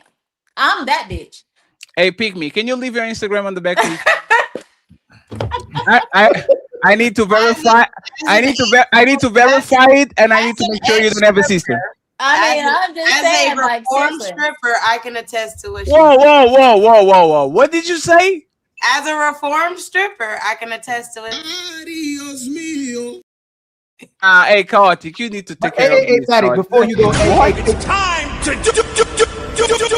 I gotta Ali, you have to understand your man's sexual desires. Hold on. Ali, you didn't hear what she said? What did she say? I missed it. What did she say? God damn it, Ali. She says, as a former stripper, I co-sign that. That's crazy. Right. It's the truth. Wait. think Hey, you one say- second, I don't know if y'all please. can hear Let me, me no. but Let me just ask you, Diamond. Is Diamond your stripper name? Queen, yes, Queen Diamond is Oh no! My God, that's crazy. brother. At least she's transparent. Yeah, pop your shit, I Queen. am 2 years retired, and I can say when I was in the game, when it came to married couples and people in relationships, when they came to the club with their woman, I realized and I got to see the women who more so tried to cater to the man are like, oh, I'm here for the man because he got the money. You're not finna get paid because his woman is with him, and she's the yes and the no right now. So I took it upon myself to, well, as long as I'm getting in good with your wife, the bag is endless. So I be kicking it with the wives. Diamond, stripper etiquette, right? I kick it with the wives more than their husbands. Diamond, let me ask you a question. Why so many women now open to taking their man to the strip club and having strippers around their Because man? at the end of the day, a man is gonna be a man. No. I'm with Fatty. I think it's a control thing. It's like you rather control it and be around it when he's dealing with other women. So instead of him sneaking off to do it, I know you're saying man is a man, but she wants to be right there to be able to do it. And not only that, if she does still like women, whenever she wants to operate in that urge and kind of operate in that mode as well too, she can do it with her man. Right. So it's more so about her. It's not about him. I agree. It's just like what if the man is picking the bitch though? There's women that struggle with cooperating and submitting to their man, but then they allow their man to deal with other women. Not only that, there's women who do BDSM. Yes, there's women that do BDSM because they can control how they be in control, but they actually don't submit or cooperate with no man. It's just the fact that they're in control of what the man is doing, but the man in making it seem like the man is in control, but she's still in control. But what if you know what your man likes? What if you know what your man likes and you say, hey, this is the bitch that you like. We know that. He's only gonna do what he feels that you're comfortable with him. Yes, he doesn't want to hurt you. He's not gonna do what he ultimately wants. And the fact that you admit it, you can only do it with his presence. If he went out to town, you wouldn't let him take a girl with you. As long as you're in that person's presence, pick me. You have to be. That's the only way he can do it. What I'm saying is he can go, but I know my nigga is gonna be on the phone with me doing some other shit. But pick me. Remember, remember what Ali is saying. Yeah, like if you trust him that much, it's like a dog, right? If you have a good behaved dog, they can walk around the house and go everywhere. But it looks like it's a control mechanism. You're giving me a big bowl of food in front of you because you're afraid if he doesn't eat, he go outside, then he's going to fuck up your food. My husband is a real businessman. He doesn't fraternize, period, because he knows that once he sticks his dick in a bitch's mouth or pussy, it's still deeper. Business fucks up. There's an insecurity about you that y'all can't stand that you can do what a man does, so you still try to do what a man does when you're engaging with women. It's still an insecure thing, like it's still dick envy. Like you still want to be able to do what a man does. That's why a lot of women who become studs, they try to emulate a man. They're a bigger sucker and a bigger simp than actual men are because they're trying to be men. And I'm talking about the panderers. It's like an envious thing to where I want to be able to prove I can operate like the man and pull women like the man as well. So what about the men that are mature enough that know that if they stick their dick in a woman that works for them, it fucks up business? What about them? That's my husband. He doesn't fraternize. You completely changed the subject to not talk about that. I'm asking a question. Like, what about them? Pygmy. It's called NDA. My husband doesn't fuck his employees. No, let me ask one second, Pygmy. One second, Pygmy. One second. Pygmy. As a person. Pygmy, 1 second. Let me ask Queen and then Cardiff, please. Queen, how many businessmen did you have on your strip club all the time that were about business and shit, but you know for a fact it wasn't about business at all? How many? Are we talking percentages? Yeah, like a men that come in are businessmen and they keep it business instead of becoming antsy, trying to slid another 100 to get a little bit extra, try to slid another 1,000 if they have it to get extra. How many businessmen are actually about business that you got on the strip club? In my experience, in the 10 years that I've danced, I would honestly say about 75% of the men are like they will never indulge into extra. 75%. And I was working for my husband. I'm born and raised in Las Vegas. Damn, that's crazy. I was working for my husband before we even started dating. Before we even went on the first date, he said, you can't work for me no more. If we go on a date, you can't even work for me no more. Hey, So friends. I already know that a bitch that works for my husband can never give him pussy and she still work for him because he doesn't operate in that way. He's that type of nigga. Hey, if that's the case, I will take back what I said. Men don't cheat. Men don't. No. Men do cheat. No. Men don't cheat. Men definitely Don't cheat. do that. Don't do Especially if you are a businessman. Hey, Chaotic is dressed like a businessman. He will never cheat. Let me ask you this, Patty. Would you be okay with your woman going on a work vacation with a man that you know has a big dick and that's attractive to her? My woman is not going to go on a work vacation with nobody. Like Why? My woman, respectfully, work and vacation don't match. Is either work or vacation. If she's going to work, if she's going to work, I will divorce her because I will never be with a woman that has to leave town for whatever reason. Respectfully, you leave town when your mama dies. You leave town when your daddy dies. You leave town for your bestie wedding. Other than that, you're not leaving the shit without me. The second part, because once again, I'm not a sucker. I know, especially the most dangerous woman on the planet are bored women. I'm going to give you a life that is going to be so safe and boring that I know for a fact that if you go out with this shit, you are going to act on it, or at least you are going to be tempted. Pick me. 1 second. Your dick can't be good enough for me to just pick me. I'm not a civilian. These shit that, like you literally said, if a dick is good enough for you, why do you want to suck on another woman coochie? You said, "Oh, coochie, I be sucking on a lot of coochie." And if if a dick is good enough, no, you say, hey, you literally look at the camera and you did this. So now that we got that out of the way, you have this shit queued up. No, I'm just saying. Now that we got that out of the way, like respectfully, one dick and one pussy is not enough. We condition ourselves to think, "Hey man, I'm not going to fuck up my family and my life to do that shit." But you know what's funny? As soon as that motherfucker gets inside of you on year 12, you are thinking about anything but your man. You're thinking about the construction worker. You're thinking about the jiu-jitsu instructor. You might not do it with them, but you know what most women search on the internet? Gangbang, forced.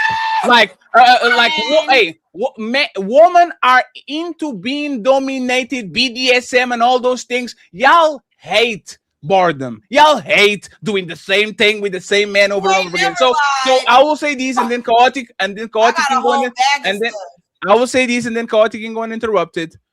Don't do with me like you do with the civilians. So basically, you saying your bitch ain't going out of town.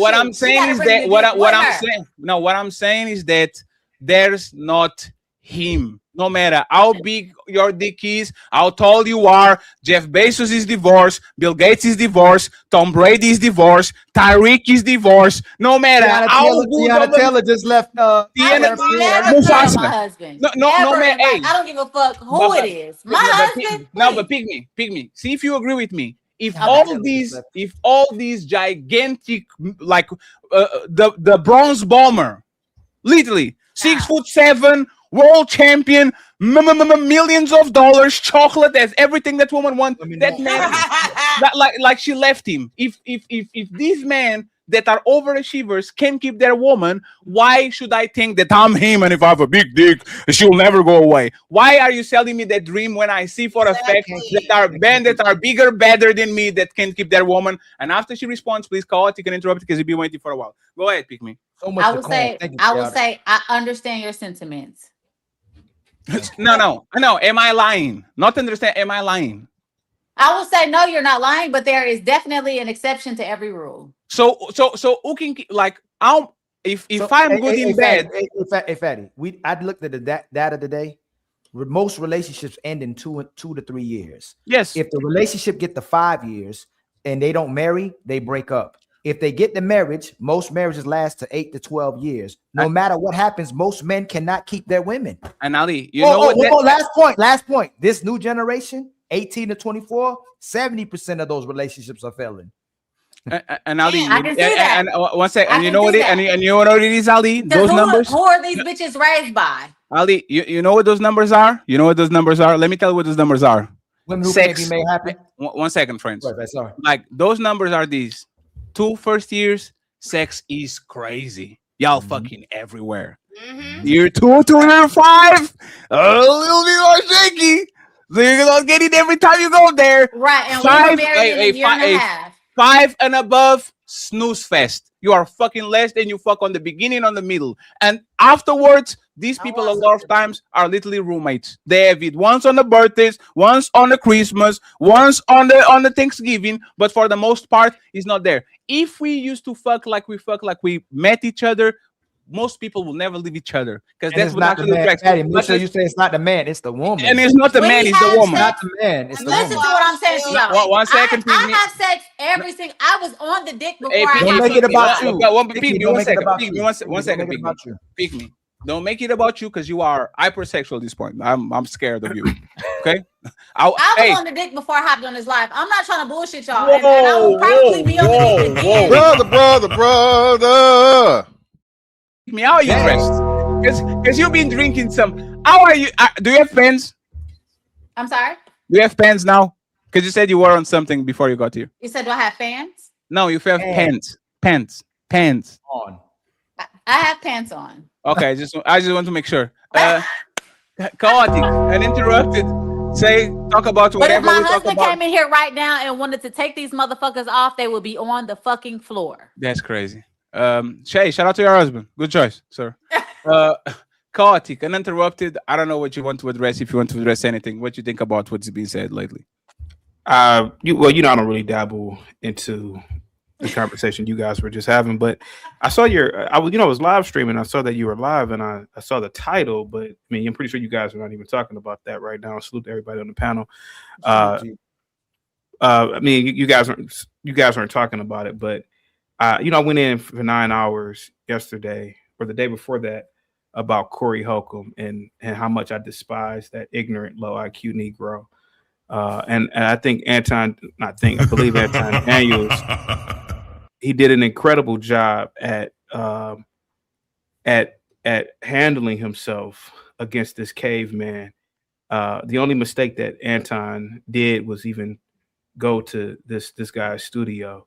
But this is what I keep saying, Fatty. Black people need to start practicing classism, because that was a perfect display of why a sophisticated black man with high intellect who thinks in systems should never ever be around these low IQ street blacks, man. Can I ask a question? I gotta ask one question. Who's more ignorant? The man that knows he's black or the man that doesn't know he's black? Ali, you don't even have to do that shit, bro. Ali, I just want to know. Hey, Ali, respectfully, because Chaotic is on some bullshit again. So Anton is not a nigga. When he went there, provoke him. You've been sucking on somebody's dick. I'm from Detroit, nigga. Let's go outside, nigga. He's not the same people that you complain about every day, Chaotic. I will admit, Corey Holcomb is a motherfucking nigga. Yeah, that's what he is. But you are telling me that Anton going on the next day on his show saying that nigga gay, I would beat the shit out of him. He's not a nigga too? So why one is a sophisticated man and the other one is a caveman? Well, you gotta really, Fatty, my wife is an attorney. She doesn't practice, and I've dated prior to her. I dated women who were lawyers as well. And one thing I can say about attorneys and lawyers and the way their brains operate, they use a lot of inductive and deductive reasoning, and they use facts and information. Corey Holcomb, like most low IQ blacks, they start talking, right?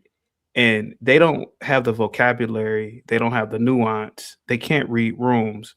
And what Corey did is says, you kiss the white man's ass. Well, a lot of people will say, well, that's just an idiom, right? That's an idiom. That's a part of American culture to say that, right? Sure. But maybe Anton took offense to that. I mean, if you sit back and think about the actual physical act of kissing somebody's ass, I mean, it is a homosexual act. But I guess people could say, well, no, that's just an idiom. Well, maybe not to Anton. Maybe Anton didn't look at that as an idiom. Maybe Anton looked at it as like, you know, something to be something that he scoffed at. So it was, from what I saw Corey, he threw the first shot. And actually Corey also failed to stay on course with the original argument of Anton. And he kept bringing in white people. Why don't you talk about white people? That wasn't what Anton was saying. So, you know, I haven't talked to Anton in quite some time, man. But who am I to give advice? And I'm a nobody. But I would highly suggest, man, that high intelligent blacks stay away from these types of blacks. And I will answer your question.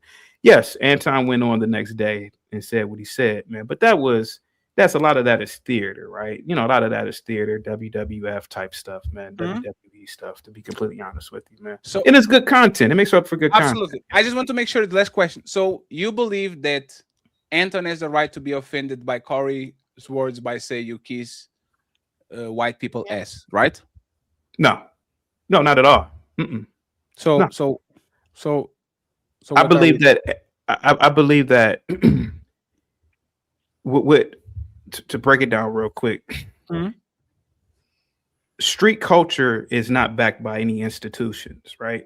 It's not backed by any power structures or any systems. The fact that Corey can dictate what is right and what is wrong, and he can be the judge, jury, and execution, only further proves that a lot of these blacks, they lack a level of being in reality. And so the fact that he was going to assault him based on his worldview, and this is how a lot of black men such as Corey end up in the penitentiary or in the grave, because they don't understand that a person like an Anton, he's an institution guy, he's a systems guy. You know, he operates within the courts. Corey doesn't. And that was my biggest problem. My biggest problem was you're bringing uncivilized behavior into the civilized world. And that was my problem with Corey. So it wasn't, that was my only problem. But they're more civilized. They're more civilized than you. You are the person that when a black person is talking on your show, you play monkey noises. Right? Like Chaotic, your show, respectfully, I like your show. This is entertaining as fuck. Your show is the most bottom of the barrel.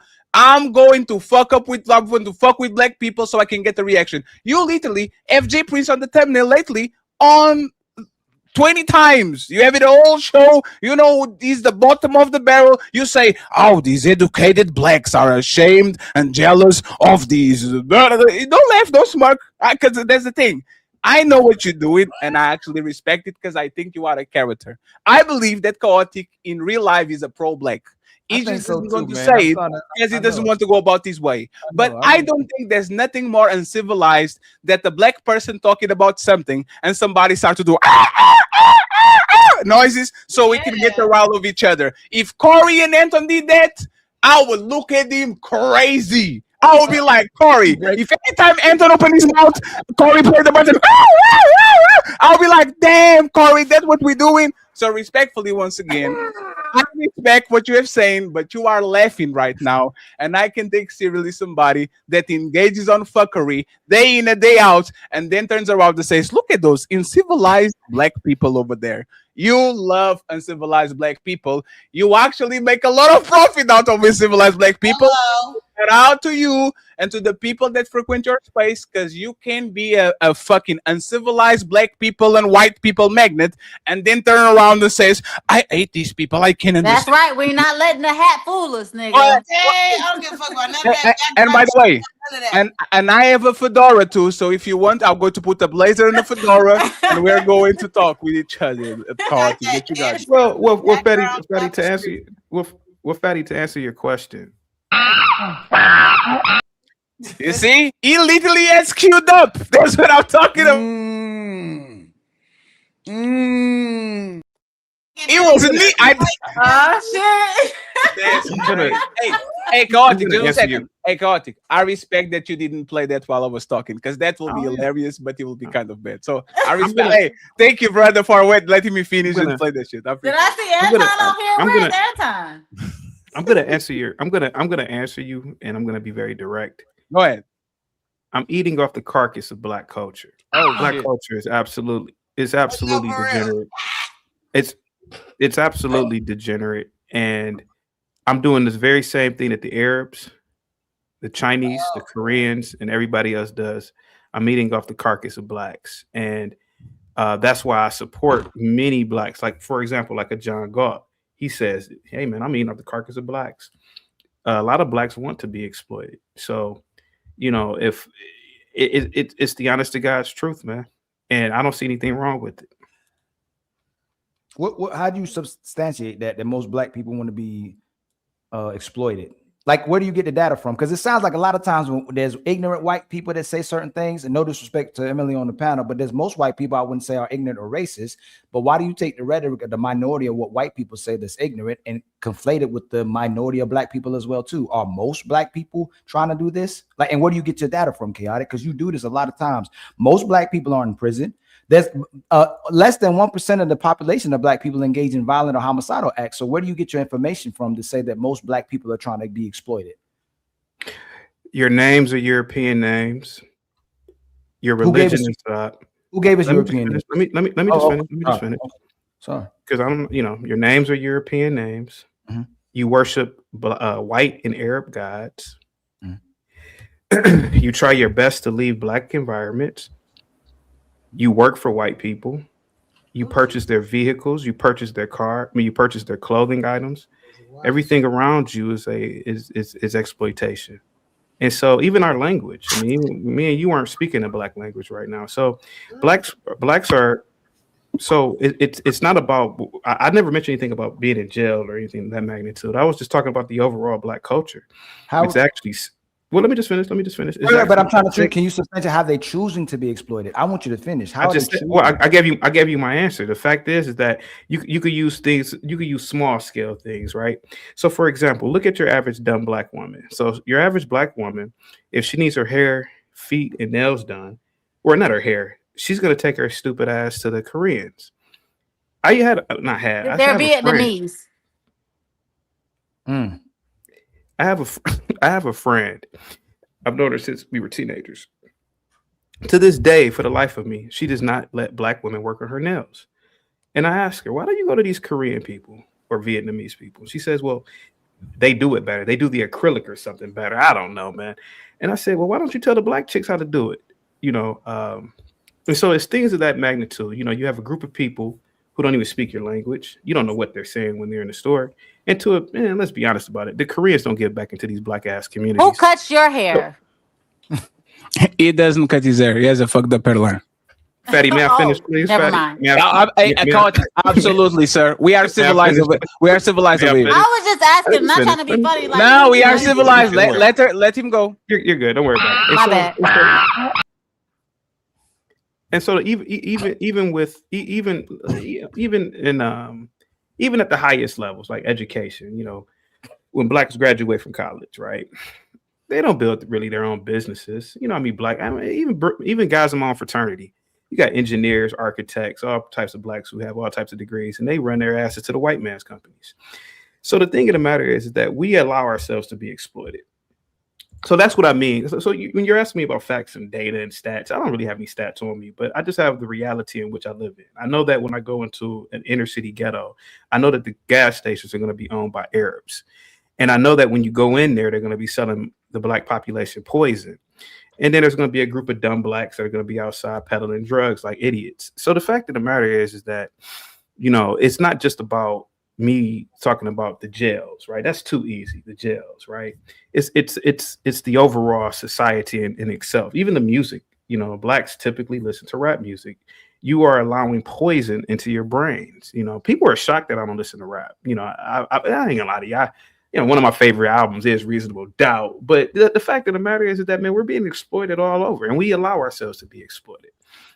To land my plane, Ali and Fatty, I'll never forget this. I was in the hood about 20-something years, no, maybe 30 years ago. I was a little kid, and I walked into the store, and there was this goofy-ass black dude laughing. He had to be about maybe 50. the Arab is telling him about Islam, and he said the language of God is Arabic, and the dumb black is just sitting there laughing and giggling, like, "Oh yeah." And I said, "Man, our people are really fucking stupid, man." so it's things like that, man, that really have me going in so hard on black people, Fatty. And Fatty, a lot of it is entertainment too, but a lot of it is truth, man. I've always been like this, Fatty. It's not a lot of it. Is most of it, because most of it. Yeah, I agree. Because once again, I can smell the Pan African when I see one. I can smell the smell. I can smell the smell of fufu. Like you smell like fufu. I can smell it on you. I guarantee that chaotic true real name is like a name. I have a year. Is that a tether, Fat? Is that what a tether is? No, chaotic is definitely a tether. No, he's a tether. Have a Yeah, Yoruba he's a tether. name. Have a Yoruba name. Can we just ask Emily, does she know anybody named Donquavius? The ironic thing is, though, No, I is that chaotic will endorse white people by talking bad about black people to white people, so he can feel better. Uncle Ruckus. Yeah, so he can feel better about himself. But most black people do what they can to do to survive. Who is but it, you wake up every day. Uncle fucking Ruckus. Hey, friends, we have to let Ali finish. Okay, I know y'all excited about it, but let Ali finish.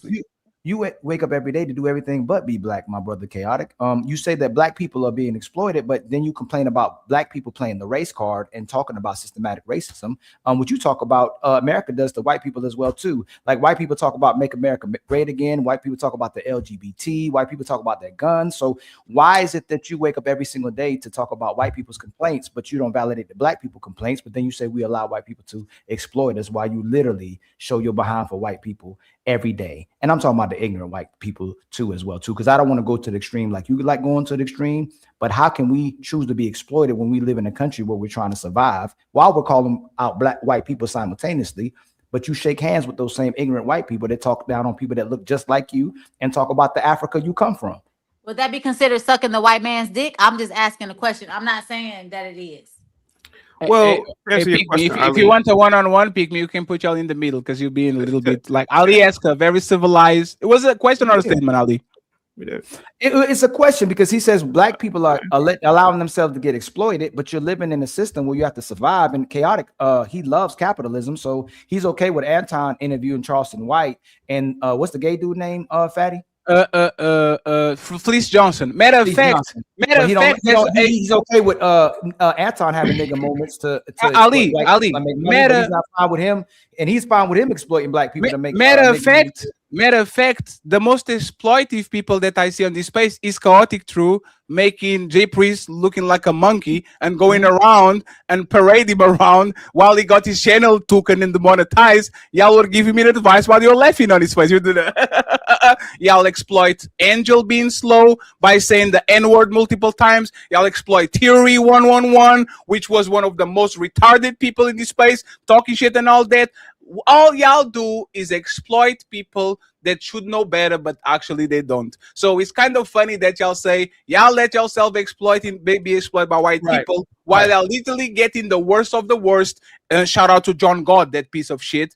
And y'all come around, pretend like you're the civilized black Negro, and then you step on these people every day, all day, while you pretend that you are not. Go ahead, Chaotic. Uninterrupted now. Yes. Uninterrupted. Oh yeah, sure. So I'll answer Ali. I literally mentioned Koreans, Vietnamese, and Arabs. I didn't say anything about whites. I did also mention that whites are the managers and control. They are the managers of and creators of companies that blacks work for. I never mentioned anything about any people. First of all, I'm not surviving. America's the greatest country on the planet. I thank the white man every damn day for founding the damn country and giving me the rights that I have. But to answer your question, bro. I kick in the backs of whites on my show as well. I literally have done live streams kicking in the backs of toothless white loser hillbillies and how they have sex with their animals, and I've done extensive episodes about loser ass whites and how it's shameful for whites to complain and bitch and blame the. Can we say the Jays over here, Fatty? Or this is a national. Yes, the Jays. Yes. Yeah. So I kick in the back about loser whites as well, man. I'm more disgusted in the fact that whites particularly white incels, they even exist. I mean, you're wasting your white skin. I mean, and then if blaming the Jays for stubbing your toe, you know, so no, I kick in the backs of everybody. We shouldn't be talking about race right now. Like, it's not cool, and I'm pretty sure it's friend, probably no, uncomfortable friend. for Emily, and it's not cool. Hey, That's not cool. pick me. There's one thing that we do there is let the host decide what we do or not. I think Emily is grown. She understands what's going on. Like, chaotic is talking about a very specific subset of whites. And this is what chaotic, and this is what I want you to do with blacks. Instead of talking with like on a generalized blacks are these, which is something that you do on the regular, do what you did right now. Go talk about the brother fuckers and go talk about the guys that fuck animals and all that. Most white people don't do that. So you are not going to say the whites, right? So this is what I'm talking about. Instead of doing general statements, and you and Anton are the kings of these, right? The blacks and the whites and the blacks and the whites and the blacks and the whites. But then when you talk about the white, talk about a very specific subset of whites, so not every white can be offended. I would call for you in 2026 to do exactly the same thing. We have no problem with you talking about black people. Just go ahead and talk about the J prints that are on the bottom of the barrel. Don't talk about black people like they all J princes and they all are on Section 8 and doing some bullshit and killing each other and all that, because it's actually a minority. Do you agree with me, or you have something to disagree and think it is the majority of people?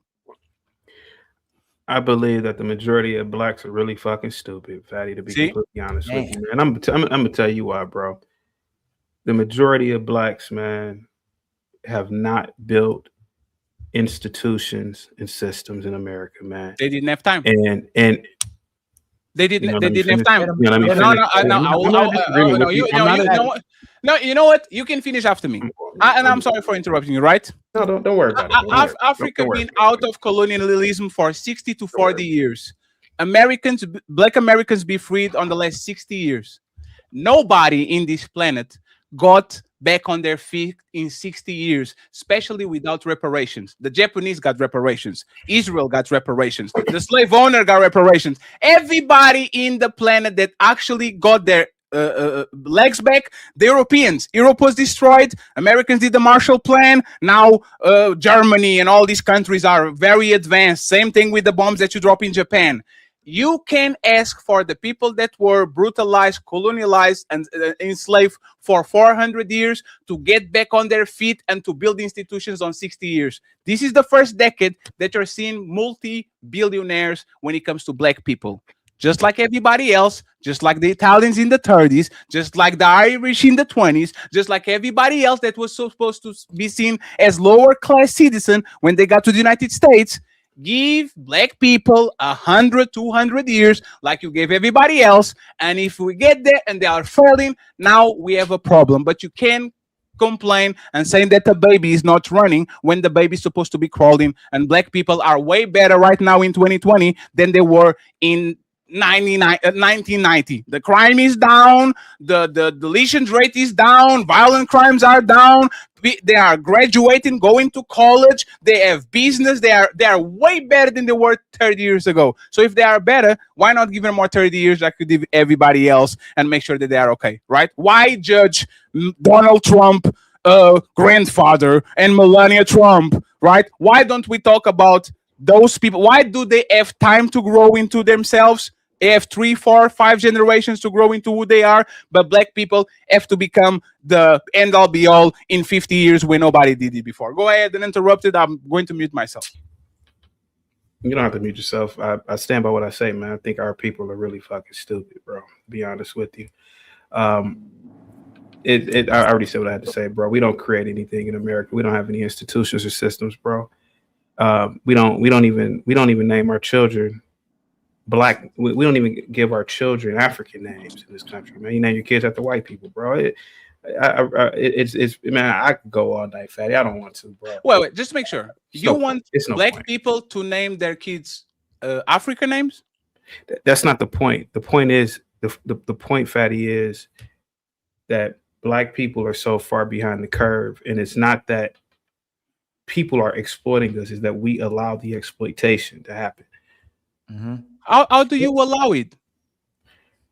That's crazy. It's like What is the average? What is the average religion? What is the average religion of a black in America? What is the average religion? Is 1 second. Is Christianity because their grandparents and great grandparents were colonized and they were enslaved. It's like you say. It's not a personal, like, it's something that is passed on your culture. It's like, for example, white Americans talk English. They talk English because they were dominated by the British. The British talk English. There's a reason why they don't talk French. Right? That's literally what it is. The main culture dominates you. There was somebody in Italy called the Pope that decided that y'all going to fucking read this shit, and now everybody, for whatever reason, says Father, like that. The history is for the winners. The winners write history. So the same way white people are being dominated by the Jays, right?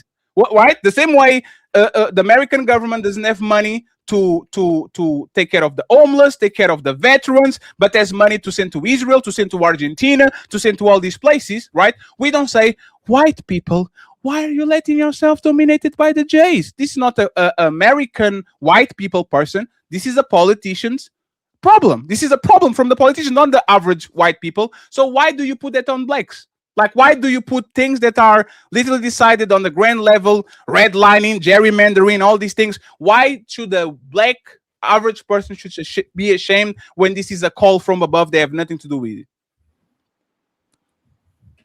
it. Again, it just proves my point of how powerless and stupid we are. I mean, why aren't we at the top? Why don't we have any textile companies? Why don't we have any steel companies? That ain't got nothing to do with the white man. Because you didn't have time. Because you didn't have time. That's why I said, because you didn't have time. The infrastructure was owned by white people. Jewish people had the power to go and buy media stations and a banking system, every infrastructure, because they got reparations. Black people didn't got nothing. If you gave the money that you give to Israel, if you gave him Wakanda like you give him Israel, if you gave every access to these people, there will be more banks that are black. There will be more media that will be black. There will be more TV stations that are black. You got him a bag and says, get the fuck out of my face and go be free. Everybody got shit other than black people. So you can't complain when you didn't give people the 40 acres in the mall. You can't complain when until 30 years ago, banks weren't even lending money to black people because they didn't want them to get houses and all that shit. You can complain about red lighting. You can complain. Should people bask on slavery and oppression? Absolutely not. You're never going to see me and Ali say that black people should be victims. But coming in and painting them as that people are not trying, not getting better, getting the CDLs, be truckers. Most of your donators are black. They must be doing something. Most of my donators are black too. Treat me nothing but nice. So respectfully, give them time, give them the infrastructure, give them actually the power, and let them fail. If you don't give them nothing, right, and then you complain they have nothing to work with, respectfully, it's not fair, it's not right. You should actually give opportunity to people to strive for greatness. If they fail, now we complain. But these people have no opportunities at all. They are living 3 paychecks away from being homeless, just like most of white population. So I don't understand, like, why are these people called losers when, if by the same metric, most of white Mexicans, people from, I don't know, Alaska, most of them are losers just like everybody else. Fair enough. And aren't you a history major? Aren't you a historian? I have a degree in Pan-African Studies. Yeah, Pan-African Ali, just 1 second. Ali, just 1 second. Chaotic. I don't want it to say this, but I'll say it, right? Go. And you say that black people are controlled by white people or are letting themselves be exploited by white people. You have a Greek brand on your arm or something like that. Aren't you a sorority, dude? Yeah, fatty. I'm in a sorority. Don't you have a Greek brand like a slave? Don't you have, like, they used to brand the slaves with the motherfucking iron on their back? Don't you have one of those from Greece? Did I get mine in Greece? No, but it is. No. Do you have a Greece symbol branded on your body that is from a fraternity? Do you have it? Yes. I rest my case.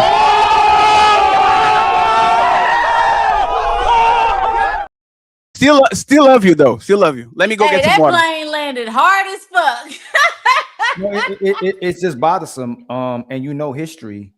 chaotic. And you know, slavery typically is basically built this institution. 200 years of slavery from 1600 to 1800. Excuse me, the slaves built this country, and then the country used immigrants to build the rest, or to help build the rest. What about this country is an immigrant? And then when you look at what happened after the Reconstruction era, black people built all black towns, thousands of black towns. They built that white people destroyed, using Jim Crow, using racial profiling, using mass war on drugs. We had the highest marriage rate from 1860 to 1970. And if you want to go further, who's dismantling white families? Who's dismantling white relationships? Who's pushing the LGBT behaviors? Who's dismantling white and black society as well too, for money and exploitation of both of us? Like, why do you keep talking about the minority of black people that you conflate with most black people that's in the projects, if that's where you're trying to go, when most black men and women are making progress? Like, why do you do that when you're seeing what the white man is doing to white people as well too? Most of the people, like you said, are on welfare are white.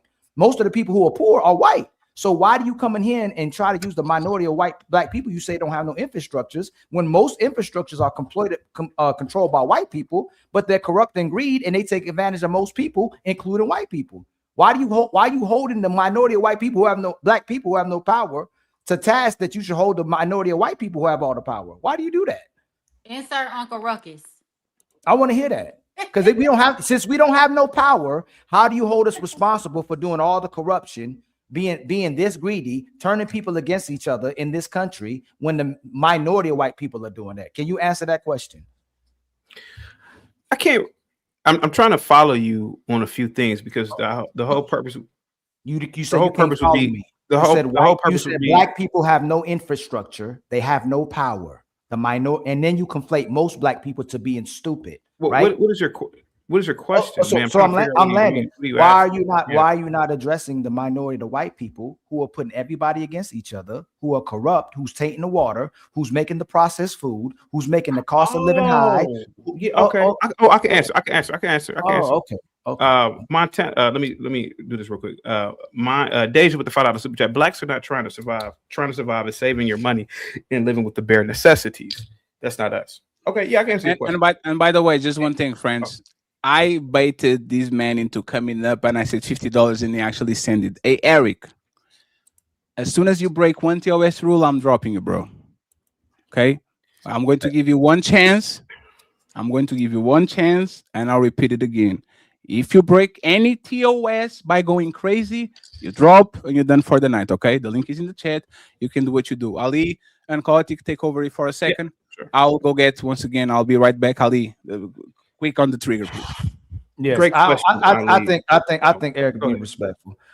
Oh, go ahead, Chaotic. I'm just asking. Great question. Yes, there is corruption in our government. Yes, at the corporate level, you do have food companies and other companies that have used nefarious tactics for profit purposes, right? Mm-hmm. Yes, that food dyes and chemicals cause cancers, et cetera, et cetera. Drugs and guns put in the black community and white community as well too. And sure, but at the end of the day, and I'm gonna say this, and I'm gonna answer this question directly. Regardless of all of that, people still remain in this country because this country is that great, with a history of slavery, with a history of Jim Crow, with a history of all of these corrupt, nefarious means. This country is still so great that people refuse to leave this country and go to one of the other 160 other countries on the planet and the 54 countries in Africa, because this country still is far better and greater than almost every other country on this planet because of the rights that we have here. Let's be honest about it. Let's use women. The reason why these women in America yap off at their mouths is because they can't do this stuff in many African countries. For damn sure they can't do it in many Middle Eastern countries. The Western philosophy is so great that these people have poisoned us. Worst industries is the tobacco industry. Remember when everybody was smoking cigarettes? Even with all of these businesses, people stay here because it can be a lot worse in other countries. That's why. Hold on, Fatty. I love that your answer was so unpatriotic and so un-American. Thank you. That's what I was going to say. Really not American. A real American would address the corruption that's in this country, like that red hat you like wearing that says "Make America Great Again" because of the corruption. It's very ironic as well too when Black conservative men are addressed about this actual conversation about what men are doing that hold the power to this country, that you start talking about the women. And I noticed that Black conservative men do that, and I know white conservative men do that as well too. For some reason, instead of addressing the men, we put our nuts in between our legs, we kowtow, and then we say, what are the women doing when we supposedly the men are supposed to control the women? But it's very ironic that you didn't talk about what we need to do to address the white man in power to dismantle this infrastructure and all this corruption. But ironically, you will say "Make America Great" when you have the problems with white men, but you're not going to address it right now on the show. But you're going to blame it on the minority of Black people who have their issues because of what this country has done to not only Black people again, and the white people as well. You move the goalpost chaotic to talk about women when I ask you a question to address the white man. And I'll address the white man. I'll address the white man. I'll do it. And by the way, Ali, I told Eric he could be off camera because I told you we were going to cut it off at the 4-hour mark. So we're going to stay for 10 minutes, Ali. I promise. 10 minutes and we're good to go. Okay. I'll address it. I'll address the white man. I'm gonna land the plane. That was these white men in power are the reason why I live in a free market capitalistic society, free of Sharia law, free of ethnic tension, free of all the other atrocities that happen globally. Sure. I thank these white men because I don't want to live I don't want to live in Afghanistan. I don't want to live under that Sharia law bullshit. I don't want to live in the Congo. You goddamn right. I thank these elite white men for creating this incredible system that I live in. Thank you. Go ahead, sir. I land my plane. Salute to you guys. So this is all you know that wasn't an answer. No, it's not that, right? It's the fun part is this, right? If you actually think about what the conservative douchebags believe, literally, they are defending Saudi Arabia. Literally, think about it. They don't like gays. They don't like abortion. They are for family and structure and family values. They are for religion and morality. They don't believe in trans. They are for gender norms. They believe the relationship, like everything that these conservatives believe for the most part is so much stronger in the Middle East, right? What but about now, all of a sudden, right? All of a sudden, the United States is the best country when they allow abortion. Their women are hoes. They don't have family structure. Everybody can say what they want. And liberals can paint their wigs blue and kiss each other. And like, you see what I'm saying? Y'all talk for the both sides of your mouth. Y'all preach for people on the West to become more conservative, more religious, more pro-family, less gay, less feminist. And then when we say, so go to Saudi Arabia. They got you. They believe in exactly what you believe. No, because I believe in capitalism. Because I believe that... Hey, respectfully. Shut the fuck up! Respectfully. Y'all can't be talking out of the both sides of your mouth. One day you preach shit that is literally on China every day, all day, and then the next day you can say the United States is the best country in the world. But doesn't that go against your concept of white people then? What is my concept of white people? Where are the places where people are allowed to be that? In Saudi Arabia, in China, in Russia, like there's a lot of countries that literally are one-on-one copy of what conservatives want. You can go over there, East Europe, like Middle East, Asia. America's like that. Hold on a second. The United States of America is like that. Like that what? Everything you just said. and then you contradicted yourself No, Eric, before you, like what? What you just said. America's anti-gay, right? No, they're not. No, they're not. We're the largest. Hold on a second. We're the largest. So America is a gay country? No, but y'all have one of the largest LGBT populations. You are the country that allows gay marriage. You are a country that literally funds gay lobbies. Like everything gay comes from the United States. Y'all have gay, like y'all make gay movies. Y'all make gay series. Y'all have women kissing each other like ass pussy. Like everything you produce. Yelling. You're just yelling. No, Eric. Since you got it.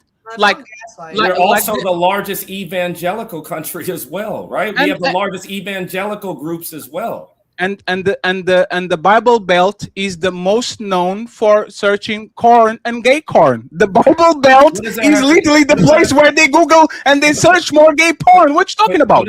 What does that have to do with what I'm? First off, you contradicted yourself. Go ahead, explain it. Okay. So then white people do allow freedom then. Wait, what? Okay, white people. You were Yes. talking about white people before, and you were saying that America has all of these people that do all of these things, whether they're gay or abortions or all of these, or dyeing their hair blue. Sure. Who allows that? What group of people allow that? Let's go with white Americans. Okay, so then that goes against your point of white people being bad, right? How? Because they're allowing things. No, I can allow some. No, 1 second. I can allow some things and not allow certain things. Let me give you no 1 second. Let me give you an example. White people can allow white women to vote, to have houses, banks, and to put them on positions of power, and then they say, "I don't like DEI. I don't like affirmative action." When literally the biggest beneficiaries of both are white women. So I can actually be freedom when it comes to. No, it can be both. It can literally be both. So white people allow everything.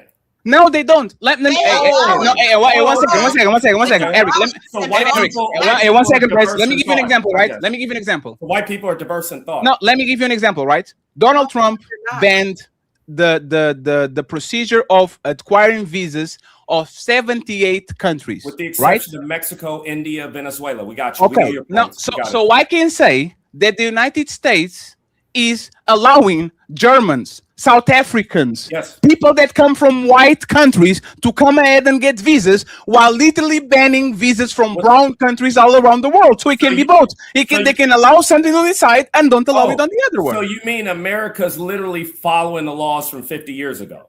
No, they don't. No, they're not. 50 years ago, it was against the law for people to come from non-white countries. So, okay, are you in favor of that? Yes. Why? Because I think it's harder for those people to assimilate. So it's easier for Europeans to. It's easier for people from Cape Verde to get along with Cape Verdeans. So it's easier for people from Africa to get along with Africans. So it's let me easier for people from Europe to get along with a country that's mainly European.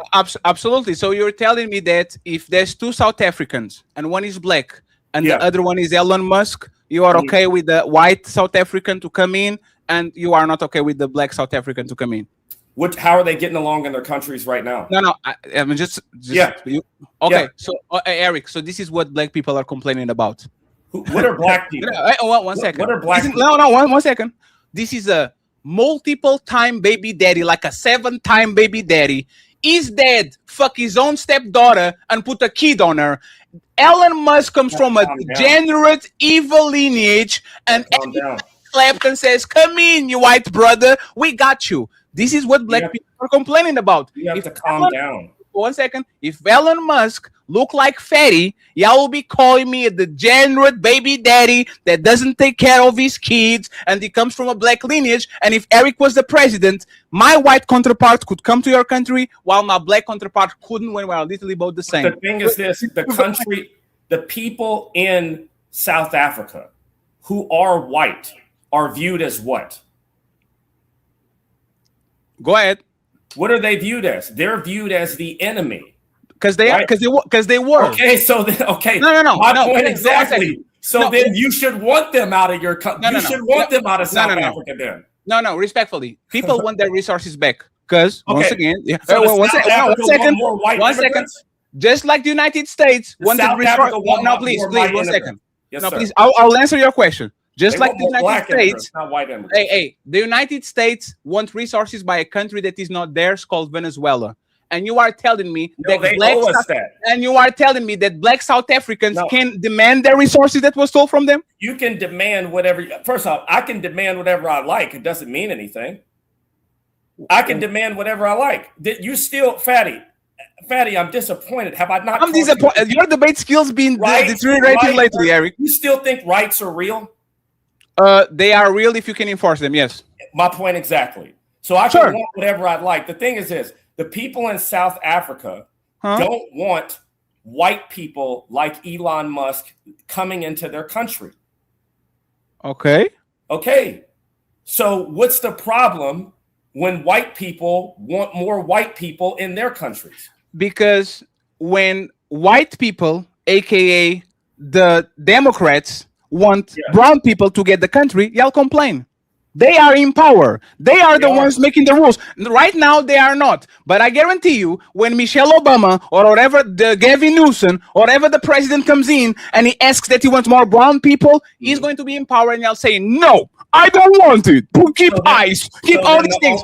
So you're admitting that the only people that have power are white people. You're admitting that the only people that have power are white people then. No, I'm saying that white people are in most positions of power. It's not only is the fact that most positions of power are white people. There's only one black president. There's like, I don't know how many white presidents. So I'm saying that when we get Joe Biden, when we get Lincoln, when we get the white counterpart that's actually in favor of black, brown people and all that shit, y'all instead of saying, you know what, he's the president, he's in power, he knows better, so he wants brown people, so let's open the door to white people. Not my president, I miss Donald Trump. Why are you very loyal to the white people that literally agree with you, but when the president that is the commander-in-chief is from the Democrat plantation or is on the other side, all of a sudden you want to be insubordinate, Eric? Why do you do that? For many reasons. First off, because it doesn't make sense. The second reason is why he's doing, what is his intent to do what he's doing? Sure. The third reason is the historical examples of doing this, right? Sure. So we all know that at the end of the day, this is white people versus white people, and other people are only used as tools in that, especially certain minority groups. And also my own personal biases as well, right? So I'm not somebody to say that I don't have biases of my own. I just have not seen things get better from a personal standpoint with these people arriving here. Absolutely. Some may have gotten better, but largely speaking, no. So can I ask you a question? Yeah. Would you be okay with a white majority decided they don't want brown people and black people in their country and making the appropriate measures for them to go back where they came from or their lineage? Would be okay? Like, this is all according to law. Everybody going to get $20,000 to settle on their destination country. They're going to get nice boats. Everybody goes on a yacht. Like, would you be okay making America white again? It was already decided. White people loved black people. Mm-hmm. White people love black people more than they love these other groups of people in here. Sure. So can you answer my question? Like, would you be okay with that? It depends. Depends on how much money. It depends on how much money I'm getting. It depends on where I'm going. Okay, so it's about you, right? But they wouldn't decide that because but it's about you, right?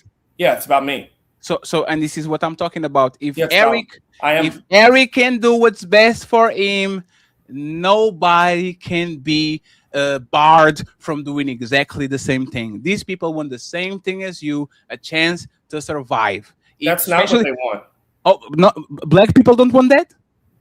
Are you talking about the immigrants, or what is black people? You're talking about immigrants, talking about black people? Eric, even the immigrants, the first generation immigrants are the hardest worker people that you can ever meet in any country. Any country that has a first generation immigrant, those people are the hardest working people. What you talking about? Well, the thing is this: you can be hardworking. It doesn't mean you're effective. Okay, you can pick cherries and bananas all day if you like. But that's not what you want. No, that's not what I want. So we're moving away from okay. If you want qualified workers, right? Can you name me a Nigerian astronaut? Nigeria doesn't have aerospace. No, 1 second. I can name you a Chinese one. I can name you a Russian one. I can name you an Indian one. Nigeria doesn't have a astronaut in America. You can name me that. Buzz Lightyear. Okay, all right. I thought he's a white man. Okay, but the thing is, he kind of is an Asian dude, in my opinion. But that's traded in China. The thing is this, right? I just don't. This is where we're at, right? Like I get where you're coming from. We see Europe, right? And the thing about America is I like my ability in America to dislike people and make fun of them. Sure. The more that these people come in here, the less I'm going to have to make fun of them and laugh at them. Sure. And I want to preserve my culture of America of people hating each other. All right. And I don't want Can I help you? Go ahead. Can I help you achieve that? I'm going to give you the perfect. Oh my God, I'm going to give you you're not going to believe it. This is what America has to do. Stop fucking with brown countries, destabilizing their shit, deposing their presidents, fuck up their economy, take their resources, and then complain that the same countries that you destabilize, aka Iraq, now has 100,000 refugees at your door because their shit is fucked. So now they're trying to go somewhere. Does that help, Eric? A little bit? Yes. The thing is this, right? So the thing is this. Even if we didn't do anything, yes, the people here, this is why Venezuela owes us, right? And we can't take anything from them because they're already in here influencing what we're doing. Sure. Okay. So like if we didn't do anything, we're damned if we do, we're damned if we don't. With like Sudan, when Darfur was happening, there's always these people begging us to get involved. And if we don't get involved, then you'll stream across our borders, right? And demand that we get involved. For example, that with Haiti, right? The reason why the president was disposed there was because a bunch of people immigrated over here, got rich over here, then went back and funded their over there. The same thing happened in the Congo. Sure. You had people who we allowed over here, hey, we're going to allow you a place to come over here. We don't have any business in the Congo, but then these people come over here and they have their own personal vendettas and they get into Congress and they start subverting Congress to help them out. For example, like Marco Rubio. I don't care about Cuba as long as we can take their stuff. Okay. He has this personal vendetta. No, Marco Rubio has this personal vendetta that so what did he do? He immigrated here. He went to school. He claimed American, but he's like, I'm going to use America for the inside to then force us into conflicts with these other people. And this is what I'm talking about, Eric. But those aren't American people, though. Those aren't Americans. No, those Eric, nothing in Venezuela is from Americans. This thing that you're fighting in Venezuela is for How Americans. many Venezuelans are over here, though? No, think about it. But they will be there regardless. They weren't here 6 years ago. Eric. You're not going to let me explain. No, I will. I'm just saying. There's a lot of things that happen in Venezuela for them to be there. The embargo that the United States actually pushed on Venezuela and Cuba. We don't have to do business with you. I know, but that's what I'm saying, Eric, right? You are going destabilizing Venezuela that is already a fucked up situation. Let me finish, please. You are already destabilizing the country that already is in shambles, right? You are not even doing the bidding for your country because you are doing the bidding for the oil companies. This is not an American. They stole from us. They took the infrastructure that was built by ExxonMobil, Exxon. There's nothing to do with you. You shouldn't be fighting for Apple or Amazon. You should be fighting for your rights. So you can say this, Eric. You can make this statement. As long as we take their shit, I'm cool. The result of taking their shit is Now these people are going to come knock at your door because you took their shit and they want to leave, so they go to you. And I'll say this so you can have the chance to reply, and then with the final thoughts, right? This is the best analogy that I ever heard. I don't know who said it, but they said it like a year ago or two. Is the best analogy. You can come to my house unannounced, steal my TV, take the TV, put it in your house. And when I come over to watch the Super Bowl, you ask me, why are you here, fatty? You stole my motherfucking TV. So if you stole my TV, I have the right to go to your house and watch TV from there. Don't want me to watch the Super Bowl in your house? Don't steal nobody TV. Buy your own, build your own. Because the day that you go to a country and you steal that TV, you better make sure they're coming to your house to watch Keep Up with the Kardashians, the Super Bowl, the NBA Finals, the World Series. That's what you get. You go and steal from people, and then when people knock at your door saying, can we get something back? Then you complain about it. Stop doing A, and I guarantee you B will be resolved, or at least it's going to help you to these brown people to stay in their place instead of doing what is going to happen with Venezuela and Iran. If y'all get into fights with them, guarantee you most of these Iranians are coming to Europe, and most of these Venezuelans are coming to the United States because that's where the money is. So you go ahead. You're going to have the chance to have final thoughts. And by the way, thank you very much for not breaking TOS. I'm so proud of you. Thank you very much. That was awesome. Okay, go ahead. I'm gonna hop out. Hey, Queen. Hey, Queen. Thank you so much for coming through. What did America steal from Venezuela? I'll be here next time. We got you. I got you. I'll keep you updated. You said we stole from Venezuela. What did America steal? Didn't you heard your president say that they acquire, I don't know, many millions barrels of oil? No. We were so fatty. You don't live here. Venezuelans have been invading. And you don't live in Venezuela. Let me finish talking. You are not a Venezuelan too. I'm talking about America. Venezuelans have been coming over here for the last decade. So what did we steal from them a decade ago? They have been flooding the borders. They have been coming over to America since 2016. It's called immigration. Okay, but what did we steal from them? You said that they're coming over here because we destabilized and stole from them. Yes. What did we steal from them in 2016? No.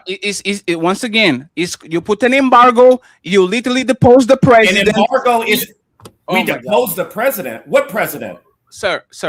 When there was the problematic situation with Hugo Chavez and all these people, the United States was the president, sir. But the United States. Him. Let me finish, please. Just like y'all did in Ukraine, the United States always want to have a president that is in favor of the American regime. That's what it is. It's called the regime change, right? And the United States are very good at that. So once again, y'all destabilize. Who did we dispose?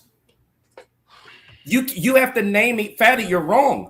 America never disposed a president in Venezuela. I will say this, right? They voted for no. I will 1 second. I will correct my statement. Right? It was not deposed because that assumes like there was kind of like a forced type of situation. Right?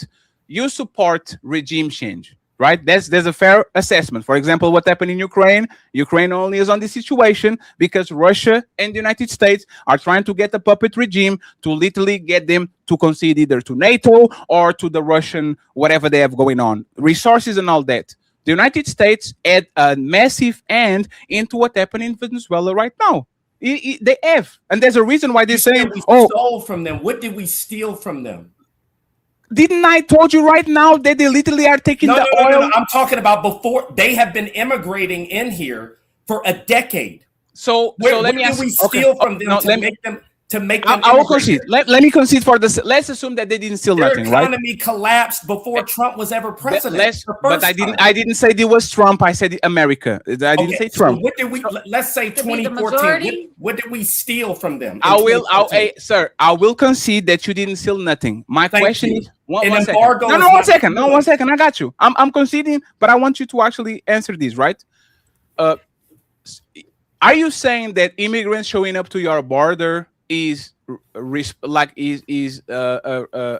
reason for you to go to that country and take their resources? It depends on. Yes, it's an invasion. Let me say something. When thousands of you come across here and break our laws, that is an invasion. And you're using social services. You're using our schools for your kids. It's only right, seeing as how you're draining our social services. Yes.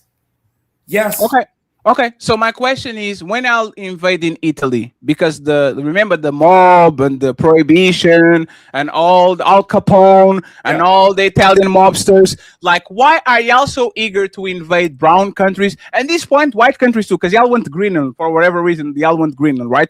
Why? When is the United States saying, you know what? Italians came through. They made little Italy. They stole our pizza. They did all this shit. So we're now going to invade Italy because their people came over here. They brought the worst of the worst. So now we're going to take advantage of Italy resources, whatever that shit is. Like, why only brown? We invaded Italy in 1943. No. The Italian immigration. Excuse me. The Italian That's immigration. crazy. No. We invaded Italy in 1943.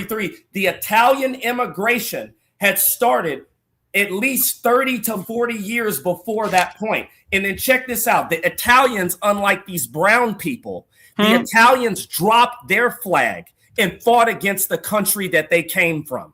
Just like the black people. Just like black people. Just like black people. Didn't black people? Black people did not fight against the country that they came from. Let me finish.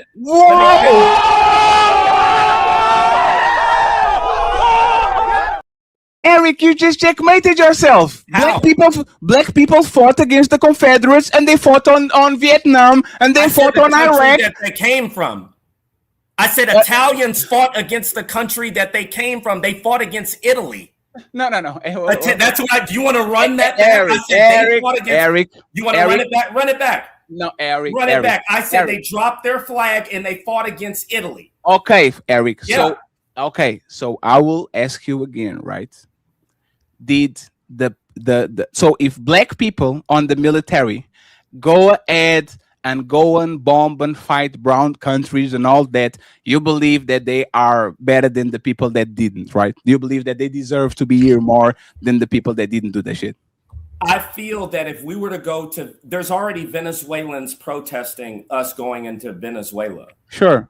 So for me, you obviously are not going to assimilate and you're obviously going to keep your gang flag from where you came from, and you're not going to drop that flag. Sure. So at that point, no. Italians, going against your point, Italians less than 30 to 40 years from them immigrating fought against the country that they came from. I respect that. This is my last question, Eric, I promise, because we have to go. Yeah. Are people that fly the Confederate flag traitors and they should be kicked out of the United States? No. Look at us. Hey, look at us. Look at us. Huh? Who would have thought? Not me. Well, show's over. Hope y'all enjoyed it. But nah, don't dip yet. We still got them final thoughts coming. Y'all really tore it up tonight, huh? But don't dip just yet. Let's hear them final words. Hey, that's it. Show's done. Now shut the fuck up and let the panelists speak. It's time for final thoughts.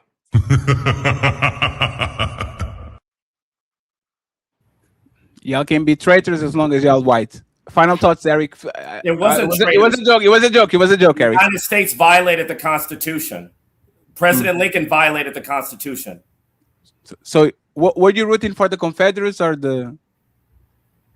I wasn't around back then. Yeah, but if you were, like, if I give you a time machine and you go back, like, you are future Eric, not future Trunks. You are future Eric. You land in the middle of the Civil War.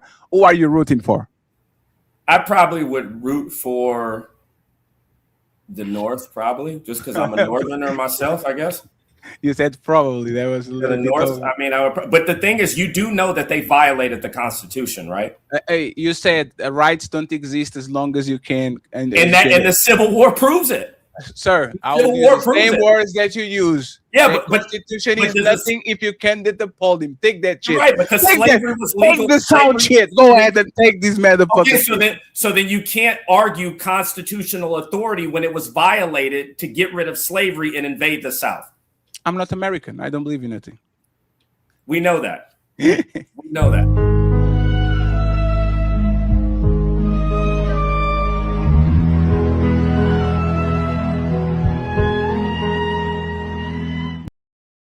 Chaotic and Pick Me. Final statements, please, so we can bounce. Shout out to the 500 people watching. Everybody going to be tagged. Eric, you want me to tag what? IG? No, don't tag me at all. Oh my God, you are affiliated with the.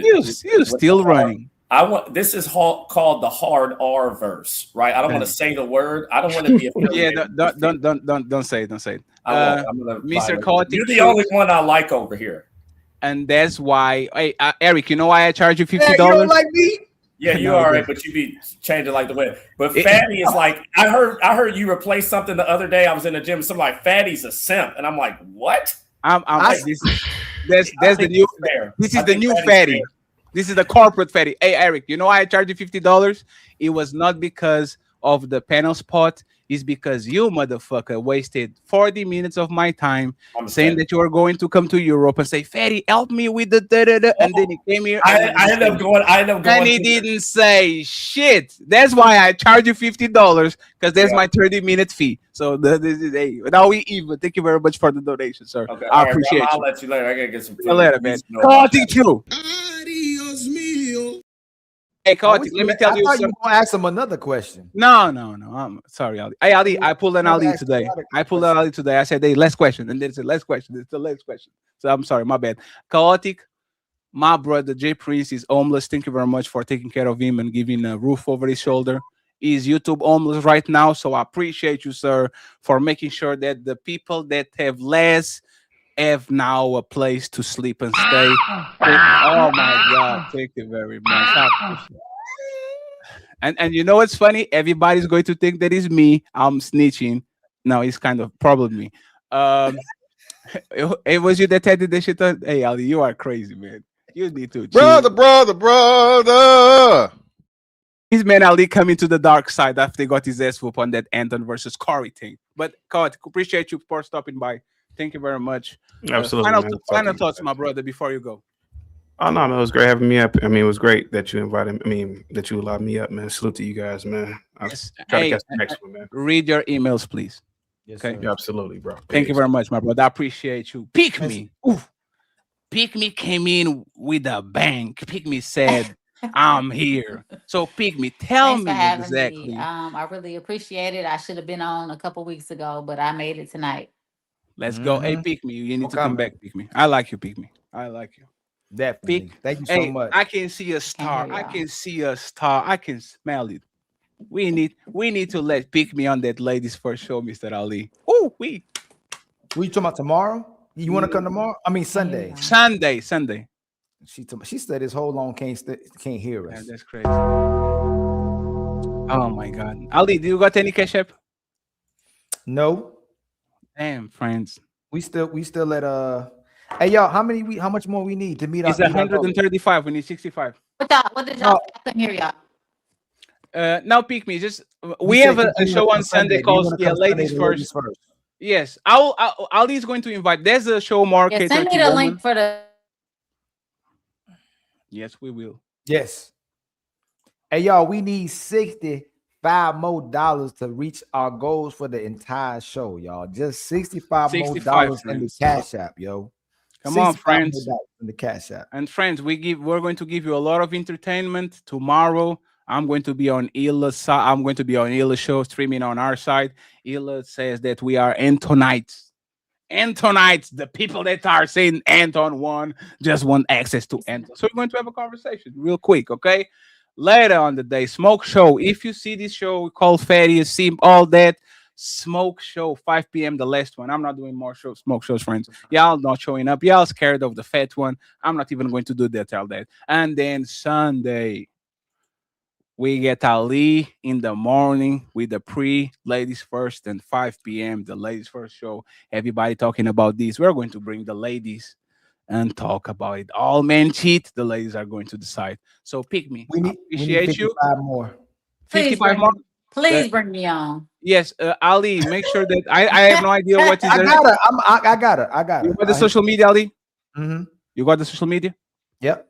Okay. Pick Me. Appreciate you, but I'm going to kick you out of our house. Thank you very much. Nice to meet you. Pick Me. And I hope you have a great weekend. Bye.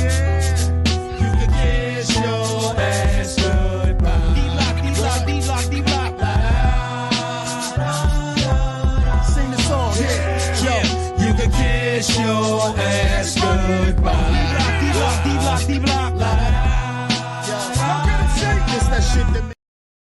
Who was the person that sent $10? My brother, the one and only Shadow Dragon sent. Shadow Dragon TV. Friends, make sure y'all spam my brother emoji, man. thank you. Friends, let's have new contributions, please. I would appreciate it. Let's just get some new contributions. Shout out to Rodney. I appreciate you, Rodney, for the $5. Thank you very much. And I think the rest are already ready. Okay. So Ali, I'm not reading more super chats today. It's your turn. We have 71 super chats. Good luck. Shout out to AJ with the $5 super chat. Let's go outside is a cop out.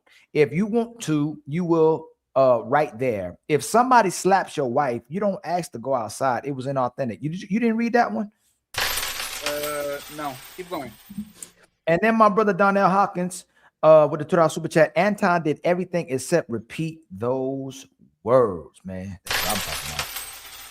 And then my brother, the Poetic Life, with $5 super chat. Neither wanted to fight. That's why Corey sat down and Anton ain't say nothing. Yeah, neither one of them to fight. And then Donnell Hawkins with a $2 super chat. People who have nothing to lose are quick to fight. That's true too.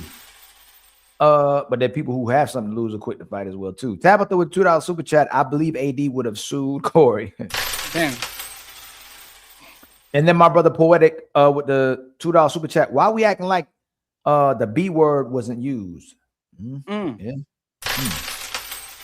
And then my brother Shadow Dragon TV with the $5 super chat. If Corey really felt that way, he should have called Anton's bluff and stepped out back. Anton was either going to back down or give him his fade. Man, there was a lot of backing down from both sides. Man, y'all, we could say whatever we want to. Everybody was pretending they was going to fight and not fight. Maybe they wanted to fight. Maybe they didn't. Who knows, man? You know, how many licks does it get to take to get to the center of the Tootsie World Pop? Tootsie World Pop. 73. The world may never know. Kai _ Carton with the $5 super chat. Corey did he tell him we all gotta leave at the same time out back anyway after the show? And then Fudge with the $5 super chat. If you fight or assault someone live on YouTube, you're banned for life. For life. For life. Super chat. Anton didn't want to get beat up on screen. He didn't back down. He didn't back down. So no matter what was happening, he risked his whether he was gonna win or Corey was gonna win. We gotta admit that Anton didn't back down, man. He didn't act scared at all. So I can't say that. Charleston with the fight. Hold on, Fatty, you click that button. Big Saint with the $2 super chat. Y'all discussing this like boxing. LOL, it is fake. It was fun though. Y'all gotta admit it was fun, man. Charleston with the $5 super chat. Anton is really soft in real life. He only tough because he's secure. His security. A lot of stand-up men can see this is Anton is a mouse to pretending to be a lion. Boy, y'all taking shots. We just talking about what happened. Red Lipstick Vibes with the $2 super chat. He already said it. And then Crash Out or Cash Out with a $2 super chat. The fair one means no security. That's true too. The Big Saint with the $2 super chat. AD was mad that Mika wasn't in the panel first. My brother L Nixon with a $5 super chat. When Zoe Williams violated Aries Spears on 5150, him and Corey's 5150 show got sued, and I think they still doing a case. Right, Fat. I think they still doing that case. Mans with the $5 super chat. Anton talked crazy like he was about that life on his Room 9 show right after Anti-Stay Line. He all performative, all cat. Red Lipstick Vibes with the $2 super chat. Smart man will protect the money. My brother AJ with a $2 super chat. One mic, y'all messing up my listening experience. Sorry, AJ. Mr. Fantastic with a $2 super chat. Ask Rick the last time he had a fist fight.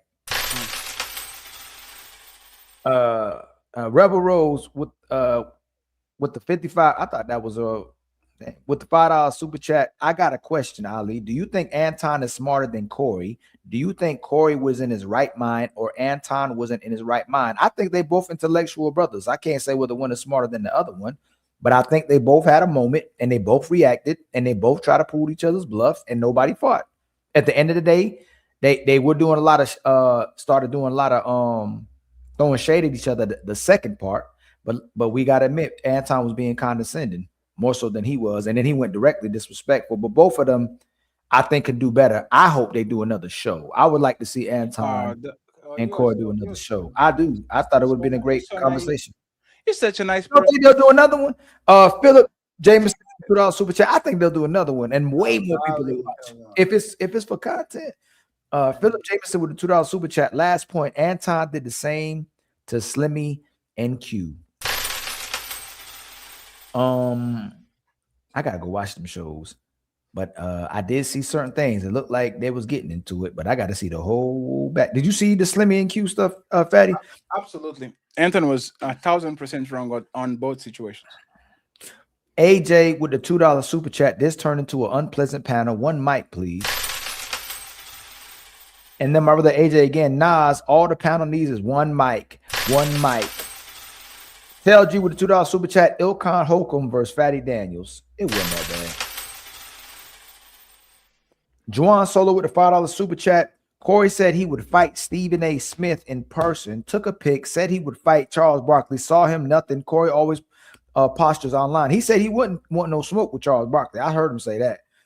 Tabitha with the $5 super chat. A man on probation wouldn't jeopardize going to jail or risk getting sued over a fight on or off camera, especially if he has a lot to lose. Fatty, did you get another super chat? Super chat or cash app? Cash app?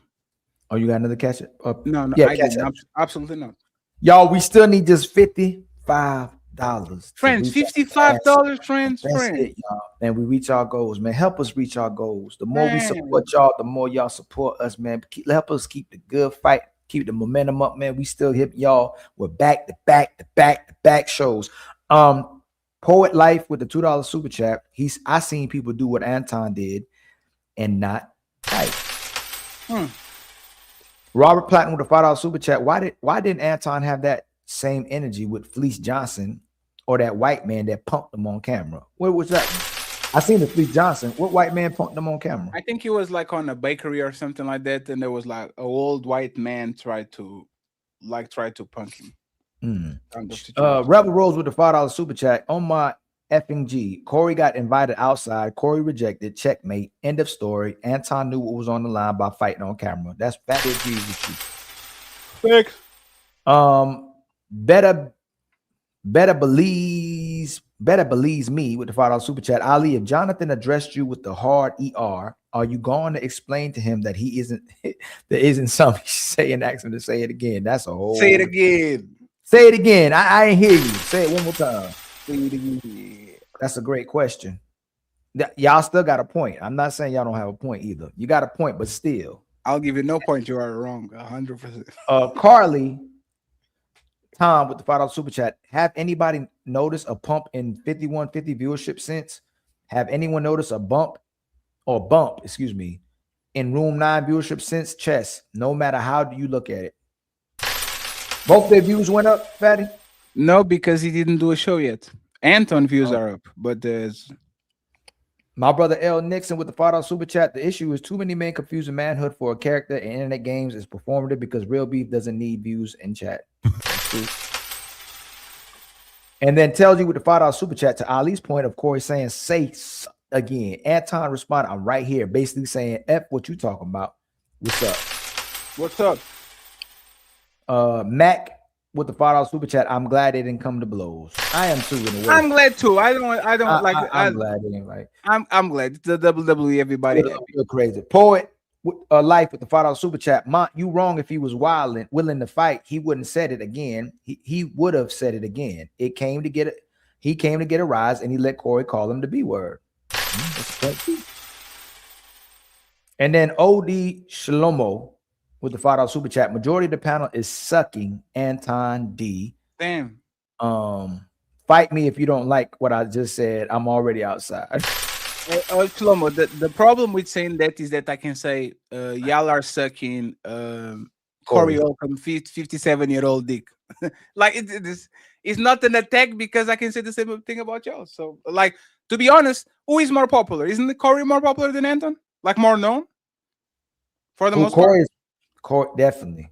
Yes. So like we should actually be siding with Corey because he's either more likable and he's more popular. At least I saw in the comments it looked like they were siding more with Corey. AJ with the two at first. It looked like whoever was talking they were siding with, because that's what it looked like. Whoever talked last, that's who they were siding with. It's like Fatty's right, Ali's right. AJ, and that's why I had to talk last. There was a time when the people were like, I agree with Ali, but then they were back to boo, fuck you. When y'all were talking, Ali, you stupid. I was like, dang. And then when I started talking, Ali, you right. F them niggas. Yeah, F them niggas. AJ with a $2 super chat. Our white allies in the panel are exhausted. Black fatigue. That was a lot to put on them on one of them first shows. Jonathan, it's fine. But she seemed like she want to come back. Like she's she's the down to one person. Let's try together for something like that. Yeah, I'm gonna tell her. The man's with the $2 super chat. Ali, you know, Pinky clipped them. Corey did to Anton. He's talking about the Pinky clip. Shut the. Incognegro with the $5 super chat, saying you kissing white man's A's and saying you suck. You saying you suck black dudes' D's is basically an identical insult. Also, fighting over words is goofy, not cool. It's not definitely an identical insult. It depends on who they insulting. You know what? It may that too. If they insulting your sister, your mama, your wife, you need to smack them. You can just like Callie might with the Ali argument change, and your opinion isn't valid. My argument still has not changed. Trav with the $5 super chat. He said UT doubled down twice, then invited him to fade. What else did Corey need? American First Rifleman with the $2 super chat. Lots of Corey suckers. LOL. Anton made him crash out. It's so funny how we can all sucking everybody. Everybody said that sucking is offensive, and that now they saying you're sucking this. Why are we not offended though? Kelvin Cook with the $5 super chat. If it ain't about the money, don't be blowing me up. Corey ain't getting up. My brother chronically growing. And CFO, thank you for becoming a member. And Rasta Gal, much love to y'all for becoming a untouchable empire, baby. Thank you very much. And then my brother Highway 20 Skinny with the $5 super chat. Fatty and Ali squabbling on the panel. We need y'all to go out back and shoot me to fade. My money is on Ali. I surrender by advance. Definitely. I am no in condition to get the flight of stairs, let alone fighting Ali. I'll leave it alone. You got it, Ali. Man, we I'll pay the dinner this time. You got it. Man, Fatty, be quiet, man. Ross the guy with the $10 super check with the $10 super sticker. Much love to you, my sister, for the super sticker and the membership. Key Okie Day with the $5 super chat. I rock with you, Ali. I knew that the butt was coming, but you giving it up like you a little jealous of Anton. He won the PR battle. End of conversation. He won the PR battle. Y'all, most of what Anton, I rarely disagree with Anton and things he said. I just don't agree with Anton on the community conversation. It's simple as that. I think most of them don't know the history that we have with Anton. That's why they kind of like everything is, oh, you're doing this, you're doing that. Like there's a lot of pre-existing conditions about like what we had going on at Anton. That's not going to influence our opinions. Sometimes we disagree. That is what it is. Sometimes because we all can rock on the same panels and stuff. The only thing I don't agree, same thing with Angry Man. I don't agree with the community conversation. Same thing with Chaotic. Same thing with Eric. But we cool. I like Chaotic. I like Eric. I like Anton. I like Angry Man when they're likable. Well, I want to say almost say like Angry Man, but I ain't like what he did that last show. But for everybody else, I'm cool with them. Like I don't have no problem with them, and I agree with most of what they say. And by the way, Eric and Chaotic clearly need debate. They need to go back to the Fight Club environment because it was a little rusty. So rusty, it's just funny. Like it's so easy to get. But hey, man, it's fine. Yeah, man, come on, y'all, it's crazy. American Rifleman hit me with a membership. Now watch this. Lots of Corey suckers. LOL. Anti made a crash out. Boy, you funny. Much love to you. I like American Rifleman too. But I don't agree with certain things he talk about too. Most of the black conservatives and the people who have those talking points, I don't agree with them on that point, but we agree with a lot of things. Odie Shalomo with the $10 super. This is why body count matters. Every dude, a female has cracked her as many times as possible. Every dude, a female has cracked her as many times as possible. So high body counts, women are heavily used. Literally been cracked 1,000 times. Took me out with that. Mont with a $5 super chat. No, pick me. We don't want you there. Let him go freak somebody without you there. You just nosy, trying to be there even when he cheats. Stay home. My brother Mont again with a $5 super chat. If you're gonna let him off, let him F off. We don't want you there. Poet life with the $10 super chat. Pick me said that like it's washing hands. God dang. Mont with the $5 super chat. Nah, pick me. What if he tell you he wants to freak another woman without you there? Admirers, you still won't control. Y'all not slick with the threesomes. Yeah, they're not slick. CEO with the $5 super chat. Emily and Pick Me gotta be regulars on the ladies' first show. This is my vote. Oh, absolutely. I like Pick Me. Pick Me is fire on their crotch. And I think Emily has it too, but she just didn't get to go on the show. I think there was not a feminine topic while she was on the panel. Yeah, Mont with a $2 super chat. Your man likes when you're not there while he F's. Dang, Mont, what you trying to tell us, Mont? Leslie with the $5 super chat for the added entertainment with CT on. We kicked that motherfucker ass. Tone with the $2. Oh, we sure did. We sure did. Tone with the $2 super chat. Pro truth is greater than pro black. Anybody would say the truth is more important than anything else, I would hope. Mott with the $5 super chat. Blacks are trying to survive. Trying to survive is saving your money and living with bare necessities. That's not us. Most boy, y'all really listen to certain news channels. I'll tell you that. Tone with a $2 super chat. Black African Americans are misnomers. Please. My sister Renee, no, Riri. That's what I was. My bad. That's what you were trying to say. Oh my God, I kept saying Renee again. And you've been fucking up her name for like 2 weeks now. Riri, I'm gonna make it up to you. Okay, I'm so sorry. Okay, I apologize, Riri. I like that apologize. Too. I'm so sorry. I did not mean. I saw that. I was like, what, baby? Dang, I was being messing up your name. I was like, ain't it Renee? I don't know why I'm seeing the ink. Dang, Riri, my bad. My brother Eric with the $10 super chat. Can I come up not on camera? I said $50. He hit us with $50. Where the link? And then Tabitha with the $5 super chat. These white men have great grandfathers with photos of deleted black people hanging from trees, and that is true. But never mind. Tabitha with the $5 super chat. Majority of white people problems is caused by other white people on all levels. We are the less of their problems. This is white on white issues. But black people problems come from many variables and different races. That's true. That's absolutely true. All over the world. SQ with the $5 super chat. Pick me, answer my text. Super Pete. Wait. Wasn't you on? Hey, sir, wasn't you on Melody saying answer my test? That's crazy, brother. Man, you can have them all.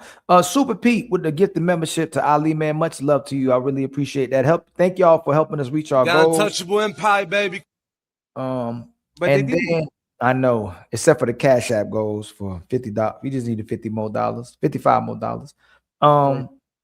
Dussy with the $5 super chat for the Empire. Keep pushing. Much love to you. Friend, there's a hero that can send us $55. We appreciate it. If not, I need a hero. If there's somebody that is watching this offline and y'all got to the end of the show, we need $55 to get all the goals. So we'd appreciate it. It was a lot of donations, was a lot of support. We are not going to complain about it. But like Ali said, Ali's giving you back to back. Tomorrow you're going to have 2 shows. Sunday, you're going to have 2 shows again. No, Sunday. Tomorrow I get 2 shows. Oh yeah. And Sunday. Oh, you doing 2 shows tomorrow, Fatty? That's what I'm talking about. Gotta get my popcorn. No, I just go because I need to go to Willa to see what's going on there. Okay. So you doing 2 shows tomorrow too? Yeah. I'm gonna buy me some popcorn. I don't know if the Give me some popcorn and butter. Boy. I don't know if love the my early show popcorn. is going to be a show. I think I'm going to. We'll see. Friends, appreciate y'all once again for all the love. Appreciate y'all today. We don't have no Untouchable live, so I'm going to send y'all to Powder Dusty. You get to go to Power Dusty. Say the Untouchable. Say hello. Great show. I appreciate y'all. We have a bunch of entertainment during the weekend for y'all, so stay tuned to the best squad in the game, the Untouchable Empire, baby. The Untouchable Empire, baby. So let me leave you with the great words of the Greek philosopher of 16th century, Anton Daniels, from AntonDaniels.com. Team Ferry, Ilkan Ali, and the Untouchables. Signing out. Peace. I am a licensed carrier. I do walk around. Listen. You are more than welcome to be whatever it is that you want to be. The minute that I sense a threat, I will blow your fucking head off. And that is not a threat. That is just me defending myself. If I sense a threat, and in the CPL class, the concealed pistol license class, they told me that if you feel like your life is on the line, then you have the right to pull out your pistol, but do not pull out that pistol unless you're ready to kill somebody. Now, I am not a person of violence. I do not advocate for violence, but it's a lot of people in my community that depend on me. I'm never fighting again in my life. I already did that. Those days are over. Stop it with the tough talk. You're not pulling up on anybody. You look like a monkey. You look like a baboon. Stop it. Bad boys, what you gon'? When I'm come for you. When I'm come to you. Bad boys, what you gonna do? What you gonna do when they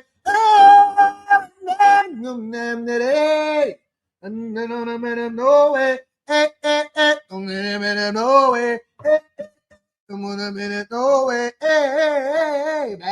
bad boys, what you gonna do? What you gonna do when hey, no way, no way.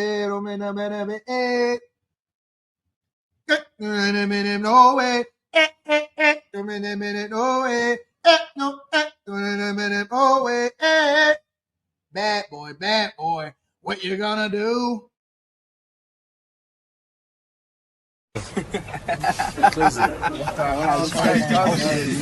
It is what it is. It is what it is.